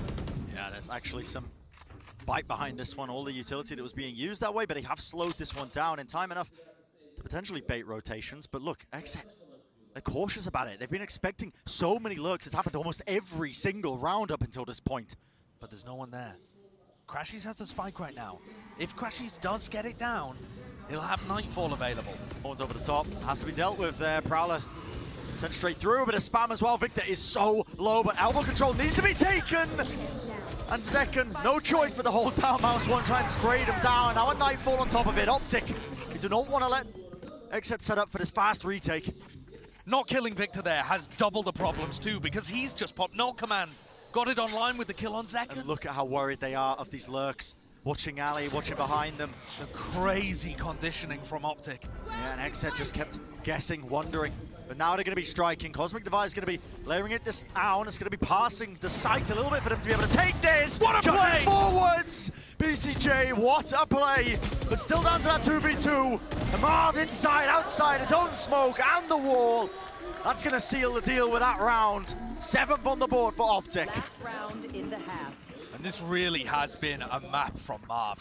3 kills in the round, goes up to the top of the scoreboard for OpTic. And he's had a very quiet tournament so far. We haven't really talked much about, you know, Marv and whether or not he's been up there with the best players in the world, etc. That's normally a narrative for every one of OpTic's tournaments. He's actually been quite quiet.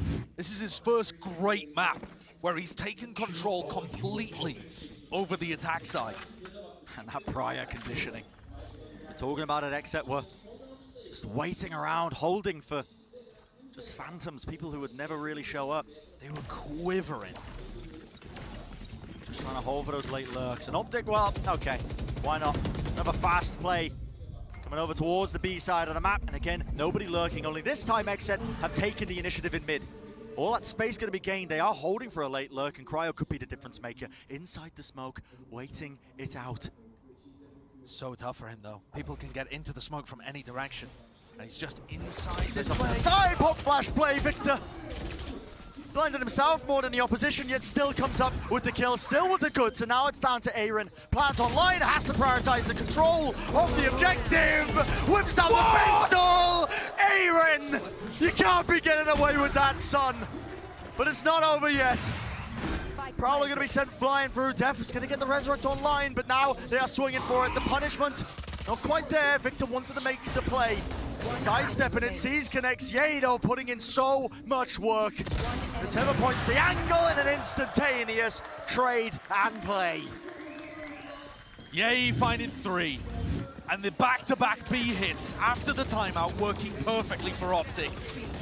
They are deep in the minds of the XSET players, and they've utterly controlled this half. It's another one-sided one. Another one-sided one, a tale of, honestly, the last 2 maps that we witnessed. Let's send it down to the desk to break down the first half. All right, and we are back at the half after just a couple of quick rounds, but already OpTic are looking pretty dominant again. Yeah, they managed to really right the ship here. It seemed like XSET was going to have a road back in forever ago at this point, but Envy, jeez. Wow, my brain. That's some ancient history. Yeah, I'm digging up the old stuff. OpTic have now a very significant lead.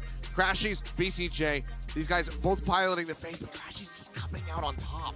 Yeah, I mean, the stats haven't been particularly impeccable for either of them, but I think Crashies has had consistency in the support in getting that mid control that's been such a priority for this OpTic attacking side, and also winning out in a few of those crucial late rounds. We just saw there after the tech pause, one of those clutches where Crashies is closing things out at the very end. He's never going to be the craziest individual performer, but he provides consistency on the initiator.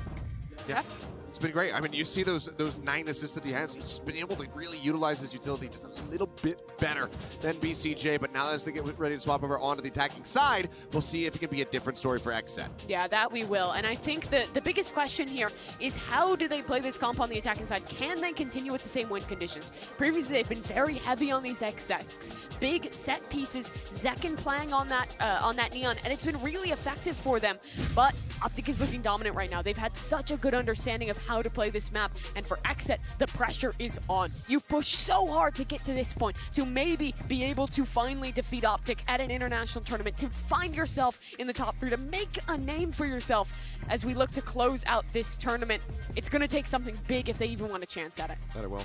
And OpTic are fighting for that 3rd and final top 3 of all international tournaments this year. But we are ready to get back into the second half. Can XSET turn it around, or are OpTic going to continue their reign of terror? Take it away.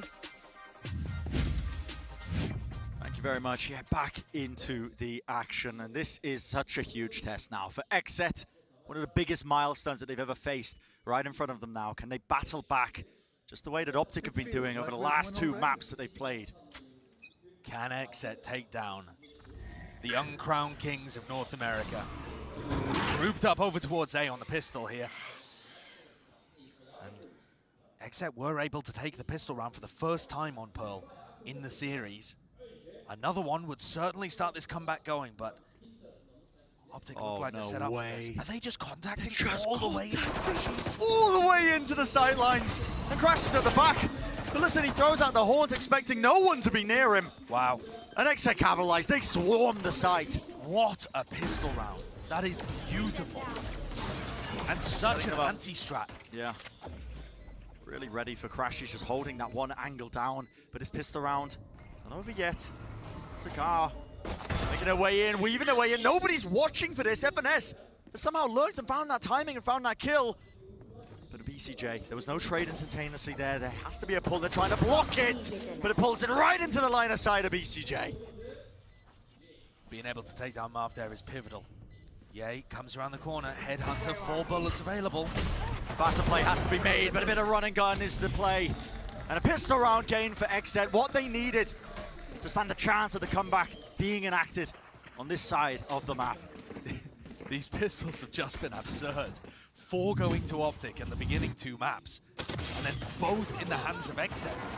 It just feels like the team that's behind always is able to grab a pistol and make a comeback possible. This now, if XSET are able to convert round 14, puts them within 2 and makes it essentially an even game again. And I want to point out this defensive setup from OpTic. They've been playing in the game against Loud almost every defensive round. They had both Ye and Marv playing on B. Ye was not active, not rotating around the map. He was just letting the play come to him. And that to me indicates that XSET have openings that they can go for. They can just dodge Ye on this map if they want to, and keep hammering sight hits into A, where FNS is mostly solo anchoring. Against the Eco, not opting to avoid the common position that he is playing. Take the fight to him, Ye. Make sure he hugs the pillar close. Doesn't want to reveal himself, but now he takes the timing. And he's rewarded with a kill, in fact. There is a trade at play, but it's value at the end of the day when you're playing with just the headhunter bullets.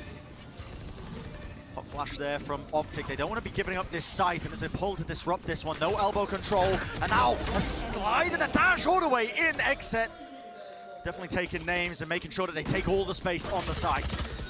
And this B site hit is what XSET love to do with the Neon. And that's why I think noting where Ye is playing on the map is so important. Because if XSET want to get value out of that Neon fast lane into a slide towards elbow, they're going to have to go through Ye repeatedly to do it. And that's a dangerous player to have to battle every round. But also, you can see that OpTic had an idea of how to deal with it. As the fast lane went up, there's a suck towards the back. It stops Zekken from getting in there, and he saves the slide for after that gravity well disappears. Clearly cut up that crosshair placement. Clearly prep on both sides here. Yeah. And once more, Ye is going to be playing on the B side of the map, but this time FNS also over there. They don't break the knife though, Josh. OpTic are going to get full information. I think they're tagged onto multiple targets. And this is an extremely fast flank coming out from Marv. Because they know. They have a lot of info with the knife tagging all of them, that they can take all this space. Now you can look at this. I mean, just liberties being taken by Marv. XSET working their way through mid here. Some good weaponry as well. 3 rifles makes this bonus round extremely vicious. Could do some serious damage. Ness has to hold down the angle, almost pays through with his life. That box is thin. And now the stun's letting them rip all the way through. Cryo with the late lurk. Down! Hort actually tagged him. Bit of spam in play, but eventually traded. They need to clear out this corner angle though. To the back of the side as Secret. Crashies could still do some massive work for them, but he has to respect the Prowler. Backing away, removes both of them and playing inside the fast lane, but no one wading into his line of sight. Do they expect Marv to be this fast? What? Oh, what a shot through the box. Right through the box, but just cannot claim the second one. It's a 2v3 now, and XSET, despite the fact that it is their bonus round, committing the ultimates with the Nightfall across. Yay, the last bastion of this one on the retake. And he just doesn't have the money to spend. A 1v3, he's just not capable of doing it. He makes the percentage play. And XSET are going to be securing up their own bonus. Every map has been a comeback. I know we took a long time out, and it might feel like eons ago that we were in Haven. But each one of these maps has been 8-4, 9-3 at the half, and then an astounding comeback from the other team. OpTic secured the first one, just missed the second. And now it's XSET on the other side of things. Making miracles happen there with pistol and bonus round in play. And it's the small things, Brent, that show me that both of these teams have watched tape of each other. Even as XSET get into the A side, they're spamming the common positions. Yeah. As they come in, FNS, when he's anchoring, is almost always going to be playing in that secret area. And Zekan's spamming it to try and rid anyone from playing in that spot. Yeah. So the deeper this goes, and the more the teams get hungry to advance to the upper finals, the more we're going to have to go into improvisational territory. And it is just pure mind games. One on top of the other against the IGLs. And look at Ye. Ye prodding into A main, the opposite side of the map. He's got the rifle. It's a hero purchase by him. In fact, he saved it from the prior round. Marved, okay. Really deep angle to be pushing with here, but he does have the Bulldog ADS. And Aaron's just hiding behind this pillar in a spot that is so difficult to clear out. Yeah, really difficult. VCJ though, Prowler, now they know. And it latches the connection onto Marv. He couldn't see a thing. What a clearance. Good utility. That's going to be forcing at least some rotations. I think the footsteps should have been heard there by Cryo. Yeah, definitely. Cryo could try and take a timing to break the trademark on the other side of the door, but just feeding that information to the rest of the team. Now here's the issue. They're going to be funneled into Ye. El Diablo, he's been able to get value before. Hero rifle, one angle, one shot typically is all it takes for him, but the reposition ever so slightly now, and it all comes down to this because XSET are contacting all the way, and it's a sidestep, a bait of it. BCJ is so fast to instantaneously punish. It's not over just yet though. Victor does make a tremendous attempt there. Kill into the opposition, and the players are ready and waiting, but they just fall and line up, one after the other, holding the necessary angles, and a spike plan at the end of it. XSET getting the extra pocket change to carry forward into that next round. Clean round from XSET, and that got so dangerous. There was 30 seconds left as they go into Ye on the A side, and BCJ does an amazing job clearing out the dangerous players on both sides of the map. That doesn't actually look that impressive from BCJ's point of view. From Ye, he had no chance to react. It looks instantaneous. Overall, great work of the map by XSET, and very diligent in terms of how they're clearing out these tough angles. Are we going to see another clash? Knife over the top. Should be landing, I think, on the pillar. Yeah, it does. So XSET are now aware that there's no one holding close on there. Behind the pillar or in the cubby. And Yedo is watching the angle again. ADS with the rifle. He's a menace. One shot is what he's looking for, but it's just the discipline again by XSET. Fast lane sent across. Now the execute has to come through.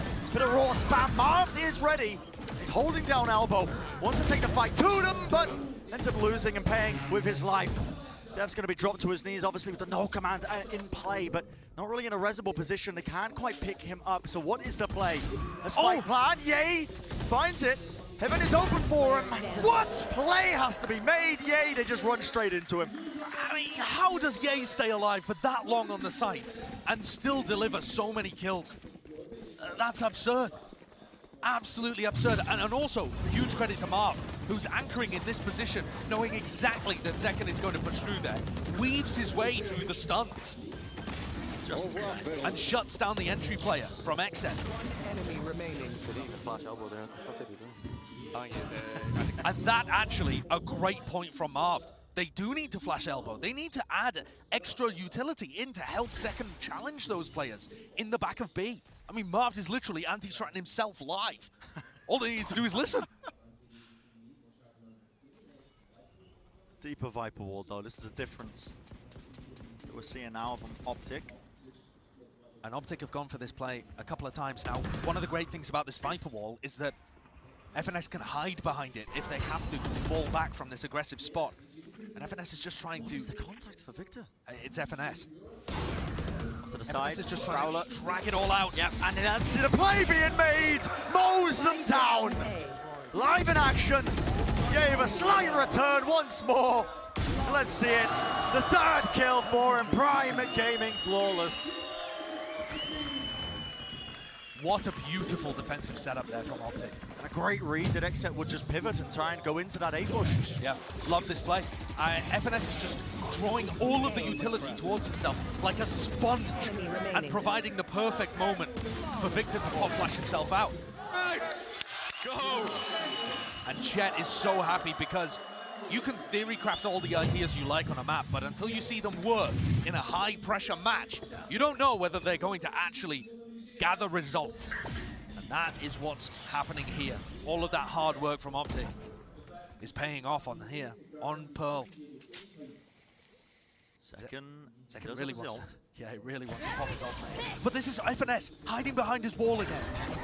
He's going to force out that own no command. Victor's going to be using that to push back the aggression.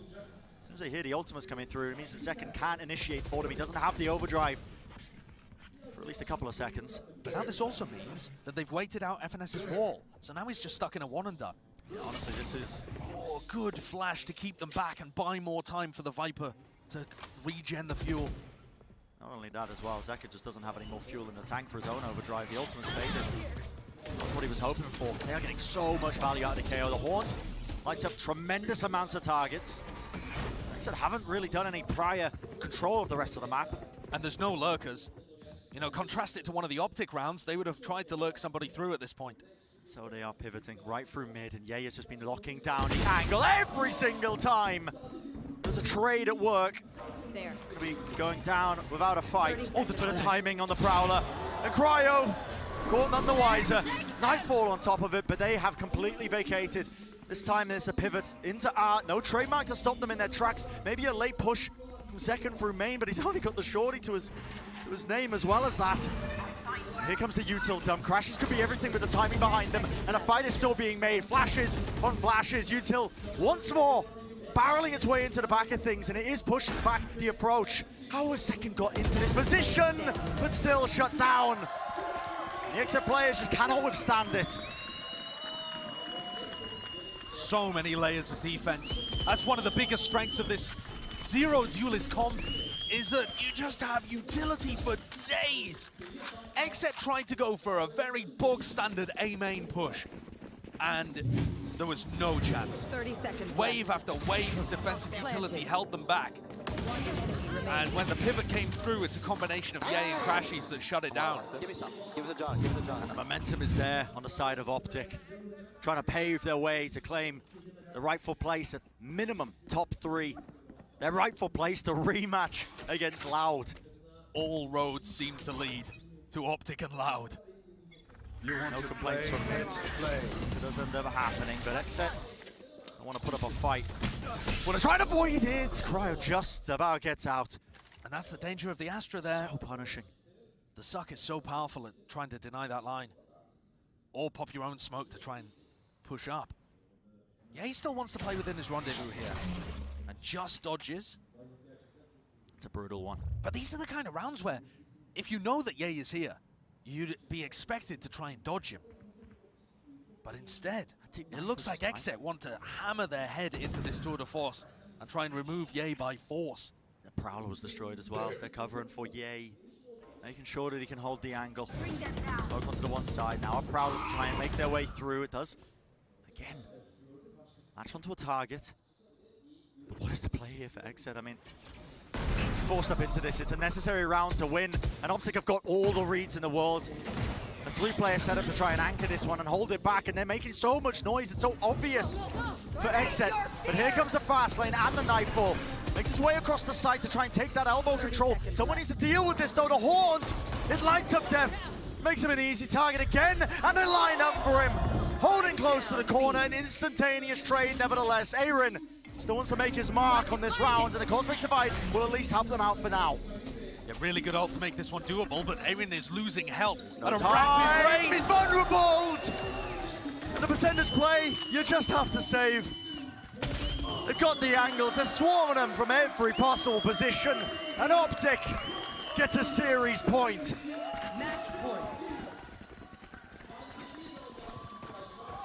You heard from FNS the mutual respect across the aisle towards their North American rivals, but this has been an absolute masterclass today. The way that OpTic are moving things around, I mean, I don't think Marv intended to grab 2 there, but Marv moving his defensive anchor positions around the map as well to deal with how XSET are coming in.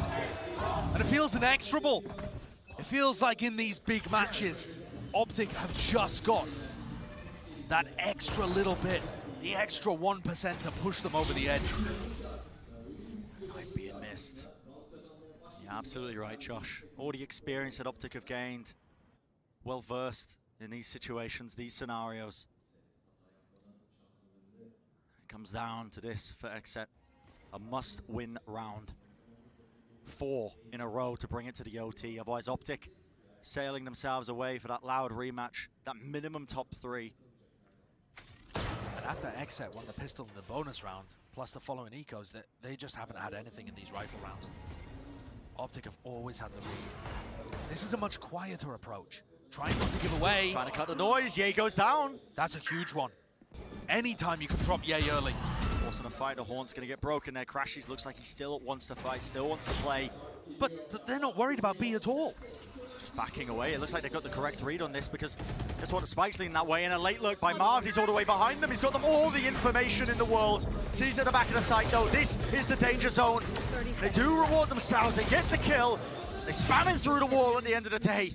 It's down to Crashies and Marv. Can they do the heroics? Can they make the big play? Marv has had such a monstrous map. All the space in the world! Contact through and a spray down. Crashies has found his target. A stick on the Spike, there needs to be a play, but it's being watched for, and Crashies, scot-free, gets away with it. OpTic are making their way through that upper bracket. That's you guys. That's you guys. Game, set, and match to the uncrowned kings in North America. They move on. Top 3 in every global event so far in 2022. Masterful consistency from this squad. And a great try today from XSET, but in the big games, OpTic always have that leg up. Now XSET sent down to that lower bracket, and it looks brutal. There are some heavy hitters down there, man. But that was a match that both teams, I think, can be pretty proud of. It swung in so many different directions. Definitely opportunities for both teams to win it. You could argue opportunities for OpTic to win it earlier had they been able to get 2-0. But the smiles painted across the OpTic faces. Hearing the crowd get behind them. Well-earned win for the OpTic players. They do secure that rematch versus Loud in that upper bracket. And the last time that Loud played against OpTic in an upper bracket final, OpTic went on to win the tournament. We've never had a repeat winner at a global event. But if there was ever a team to do it, feels like it could be OpTic. Feels like it could be their time to shine. Take a look at how the last map played out as well. The question of, you know, which stylistic difference would reign supreme, would really just find itself as the dominant force. And at the end of the day, I mean, I don't even want to call it down to the compositions. It felt like it was just the IGLs, the mind games, the layers, the way both of these teams were just maneuvering, trying to outplay each other. Yeah, I think, to me, the big player that stepped up was Marv. he's had a weak tournament so far. And I say that as somebody who thinks he's a top 5 player in the world. Yeah. But this tournament has not been to that level from Marv until Pearl right here. It feels like the map, man, is just made for him. It really is. The openings that he's able to find and that OpTic are able to create for him, Marv just uses them perfectly, and his anchoring was sublime. Completely shut down Zekken on B, and that was one of the main components of how XSET make their attack side work. What a delight of a match. Outstanding. And XSET are not going home yet. I think it showcased from top to bottom. The map pool of both of these teams, it goes deep, man. It goes deep, especially Pearl. OpTic looking like one of the favorites on that map as well. And our in-zone MVP is ready for you. Victor, Crashes, Yay, Marv. Plenty of fantastic choices that you can go for here with the in-zone MVP. Make sure that you get your vote in as well. QR code, use your phone, everything else. I mean, you've already made your case, I think, for Marv potentially. Well, Marv's on the final map. I think with the series overall, if you're not going to give a shout out to FNS's IGLing, then I think you almost default back to Yay, because he's just been nuts. He creates so many openings. So 3 choices is what you're saying. Oh, there's just so many. 3 choices. It's open-ended. The team itself was playing so well today. Yeah, well, that's going to do it for the match today. But we're going to go do a short break on the other side of things. Our analyst desk breaking down the map, breaking down all the action. Don't go anywhere. You know you don't want to miss it. We'll see you in just a few.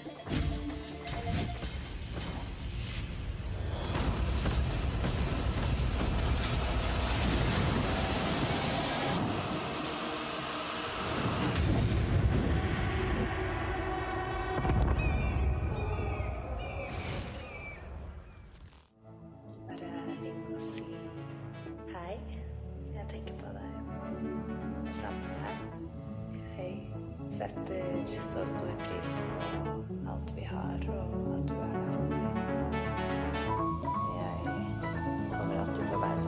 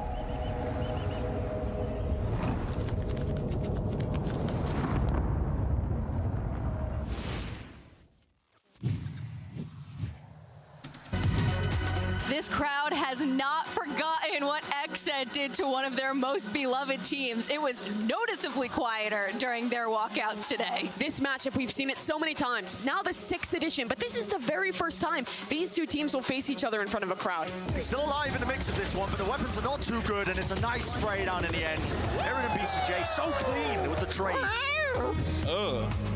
Bashies is a sitting duck. The showstopper through. OpTic still dealing with this one, especially Yay. The positioning unknown for BCJ, but he's sticking it and just did not anticipate it. The IGL coming out with the goods. Control of this one. It's a faster play though, and you can feel it now. The pressure starting to really apply for Victor.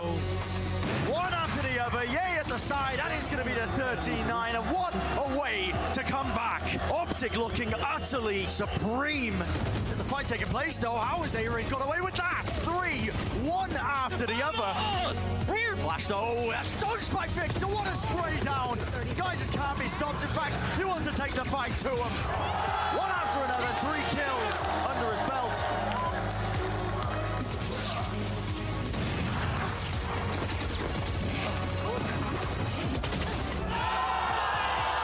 Trades is what carries it through for XSET, and we will see map number 3.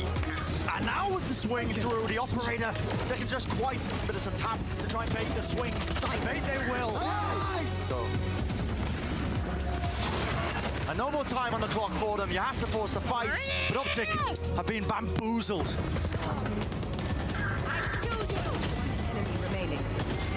Nice, Jimmy.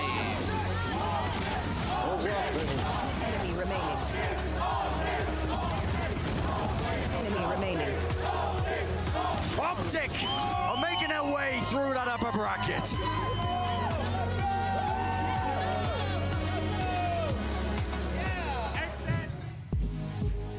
Welcome back. You were just watching the incredible Prime Gaming post-match highlights of that absolute slug match between two NA giants, and we can now, without a doubt, say that NA is better than NA, right?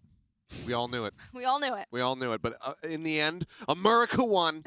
That's what matters. Now, but OpTic, they add yet another victory over XSET, so still just that lone one in the grand final that they hold on to. Maybe they'll get another opportunity to make it happen. We'll have to just wait and see how the rest of the bracket shakes out, but man, obviously it took a while to get to the end, but when we did, OpTic just did not let go of this map. Yeah, and I mean, what an incredible series as a whole. Both map 1 and 2 are crazy comebacks. We finally get down to the wire with XSET barely recovering on Ascent, and here on Pearl, it was such a display from both these squads. I think both teams had a great understanding of how to play this map, but had very different ideas. And I think for OpTic, with this double controller comp, not only did they do a great job of holding down these sites, but they also had some fantastic retakes when the going got tough. This round was one of those examples. Just double phase through their own Astral. Everyone swings together. Just the coordination from OpTic is impeccable, and I think Finesse as a caller is really comfortable on how to play this map, on what makes a good team on Pearl, and they prove it again. The swings there were just phenomenal. Them just pushing through that cosmic divide together, making sure that they play off each other. It's like, you know, Call of Duty when you breach the door and everything goes into slow-mo, you just start one-tapping everybody. That was just Crashies and Marv for that whole last stretch of the map. It was beautiful the way that they would just let the site be taken, and then they just managed to come back in together. Whoever was still alive, they just managed to take it. But it was just a monstrous performance from them. They say, okay, you know what? You tied us up at 8-8, and we're just going to just run you over from here on out. And we have to, of course, talk about the GOAT, Yay. You know, we always expect big things out of Yay coming into matchups like these, but he did not disappoint here.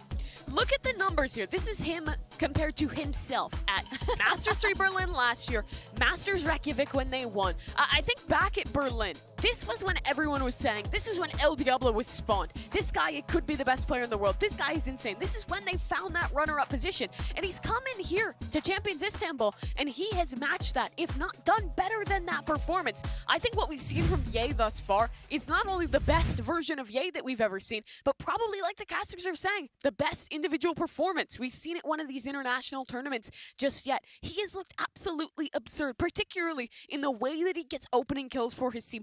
No one else is finding that same level of performance. It has been absurd from this guy. And again, like the stats that he's putting up, that's now across 12 maps that he's played on because they have not been able to get a 2-0. He's so it's all been consistent. 2-1s the whole way through. It's nuts.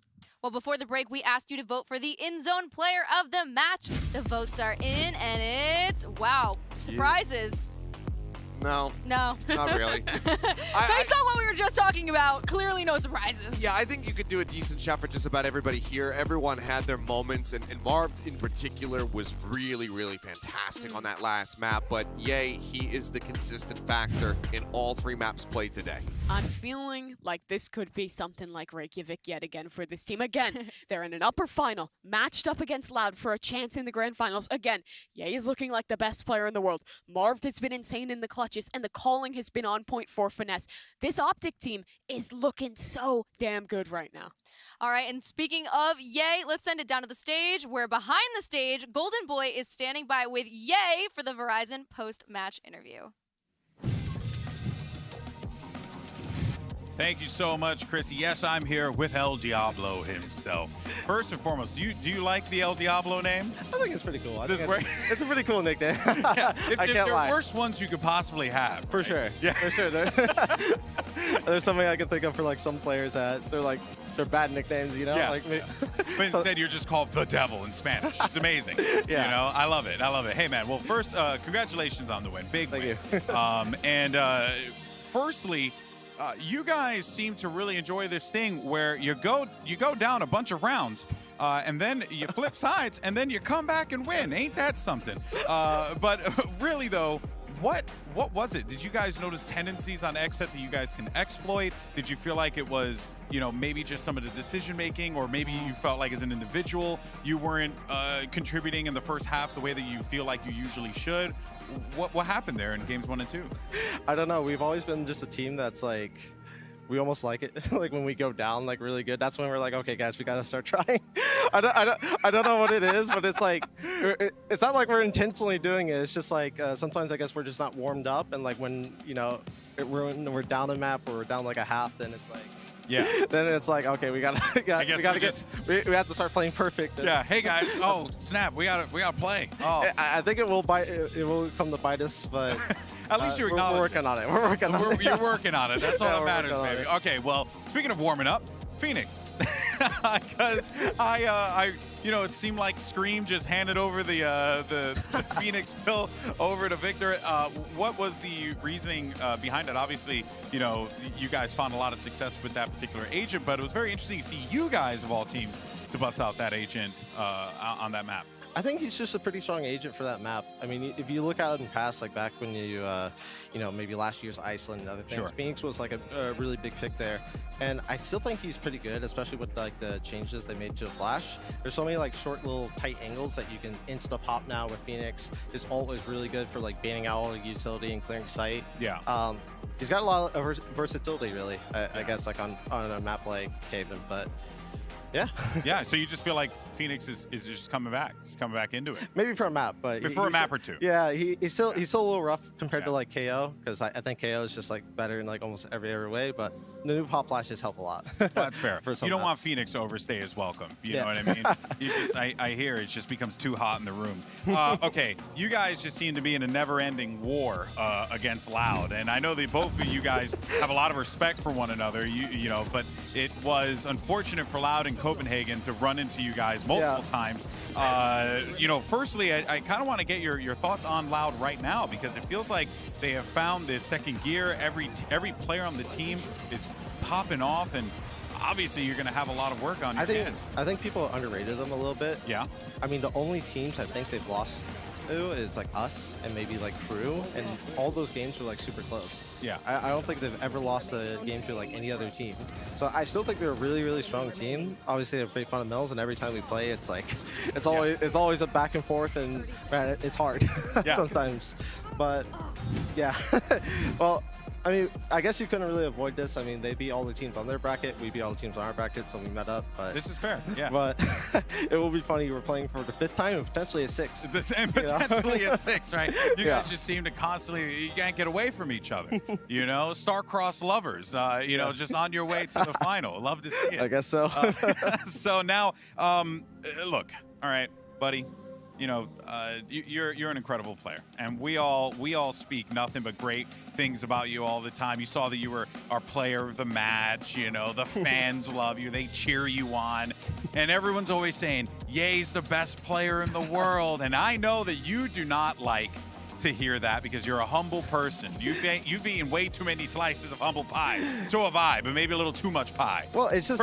Who do you think's the best player in the world? If it's not you. It's so hard to say because like I really feel like there's so many different roles. Yeah. You know, and it's hard to like really pick one that's like above like everyone else. Like initiators are so valuable, like IGLs, whether it be like controllers. You know, I happen to play like an agent in a role that's like it leans more towards like the fragging side. But in terms of like being the best, I mean, it's so hard to say. It's so hard to say. I wish I could give you a better answer, but it's fine. So many people are valuable, and so many roles are valuable. See, that is why he's the best. Okay? See, I'll just do it for you, baby. I'll gas you up all day, every day. Hey, Ye, I want to thank you so much for your time. Thank you so much. Congratulations. You are a monster, and it's so amazing to get to watch you play day in and day out. But for now, we're going to pitch it back over to the desk to talk about this stuff. I'm sure they have a lot to say about who's the best player in the world. Chrissy, over to you. Thank you so much, Golden Boy. You are definitely gassing up Ye all the way. Unfortunately, that doesn't stop here with us because we're going to dive into our HyperX Reflex moment of the day. And no surprises here. This one also goes to Ye. He just had a really great day. Sponsors love him. This man has every good moment across the day, somehow. I mean, Ye is just absurd. And this was crazy. I mean, I think it was like pretty much a one-tap with every single one of these kills on the Ghost. It was just rapid fire. I mean, just clearing out the site through A into the link. Swing on the corner, instantly shuts down Deb. Just 5 seconds, the back, the defender spawn. And then the smoke screen goes down and he just snaps in. Finish off Aaron. It was a huge 4K pickup there for the side of Ye. And like you said, yeah, the sponsors do love him. He's getting the reflex moments. He's getting the Verizon high speed moments. He's getting the Red Bull clutches. This guy, he has just given so much screen time over the sponsors. So they should all give Ye a respective care package for whatever products they have to offer because, oh boy, it would pay off. Let's get a PR wave over to Ye. Well, today we saw 2 teams move to the lower bracket, so let's take a look at the bracket, see where everyone is right now. Obviously, we know that coming up next is that Loud OpTic rematch. Once again, these 2 teams meet. Yeah, it's insane that these guys just continue to find each other. Again, like Golden Boy said, star-crossed lovers, perhaps passing in the night, firing at one another. But either way, we know that it is going to be a banger of a series. Yeah, it always is. And down in that lower bracket, we have DRX trying to break that 5th, 6th place curse, facing off against Fnatic. That one's happening tomorrow. We also have XSET knocked down to that lower bracket. They're playing the reigning champions in FPX, who are just looking to make the 2nd NA seed more food to their lower bracket run. All right, well, that's everything for today. Obviously, it was a monstrous day, but tomorrow we have more massive matchups in that lower bracket for you. You're not going to want to miss them. We will see you right here tomorrow. Don't miss it. See you then. Here we go, an upper bracket final. 2 kings in their respective regions vying for domination in the upper bracket. You couldn't ask for a better international clash than this right here, champion. And with it already halved, they have to peek into this one. Marco is going to be landing that final shot, and DRX, okay, it's costly, but they've got themselves on the board. Now he's nice and close, ready to fight, but Buzz takes out the Blade Storm. Insult to injury here. Oh my god. Just tearing them apart. And Carter is just killing them off, and they need to get rid of him, and they just can't. Loud, every team has struggled to close out map 1 versus DRX. They don't even need overtime. They'll do it in regulation. Trying to get back in, fighting through. It's into a 2 versus 2. They have just won. What a swing round coming back. Nice.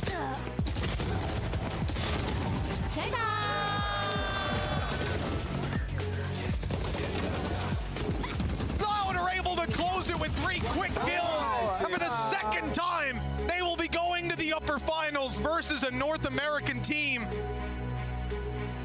This crowd has not forgotten what XSET did to one of their most beloved teams. It was noticeably quieter during their walkouts today. This matchup, we've seen it so many times. Now the 6th edition, but this is the very first time these two teams will face each other in front of a crowd. He's still alive in the mix of this one, but the weapons are not too good, and it's a nice spray down in the end. Aaron and BCJ so clean with the trades.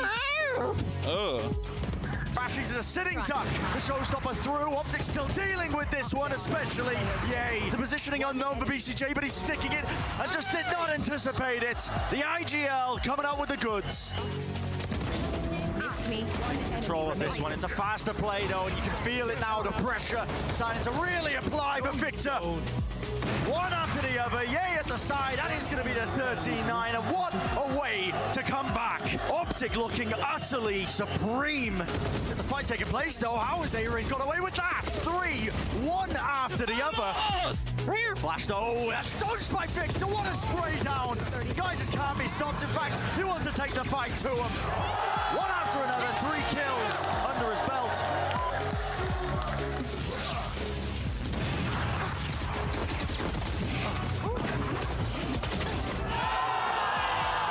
Trades is what carries it through for XSET, and we will see map number 3. And now with the swing through, the operator taking just quite, but it's a tap to try and bait the swings. Bait they will. Nice! And no more time on the clock for them. You have to force the fight, but OpTic have been bamboozled.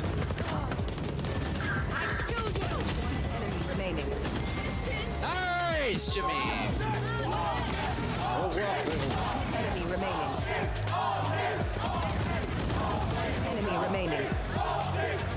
OpTic are making their way through that upper bracket. Game, set, and match to the uncrowned kings in North America. They move on. Top 3 in every global event so far in 2022.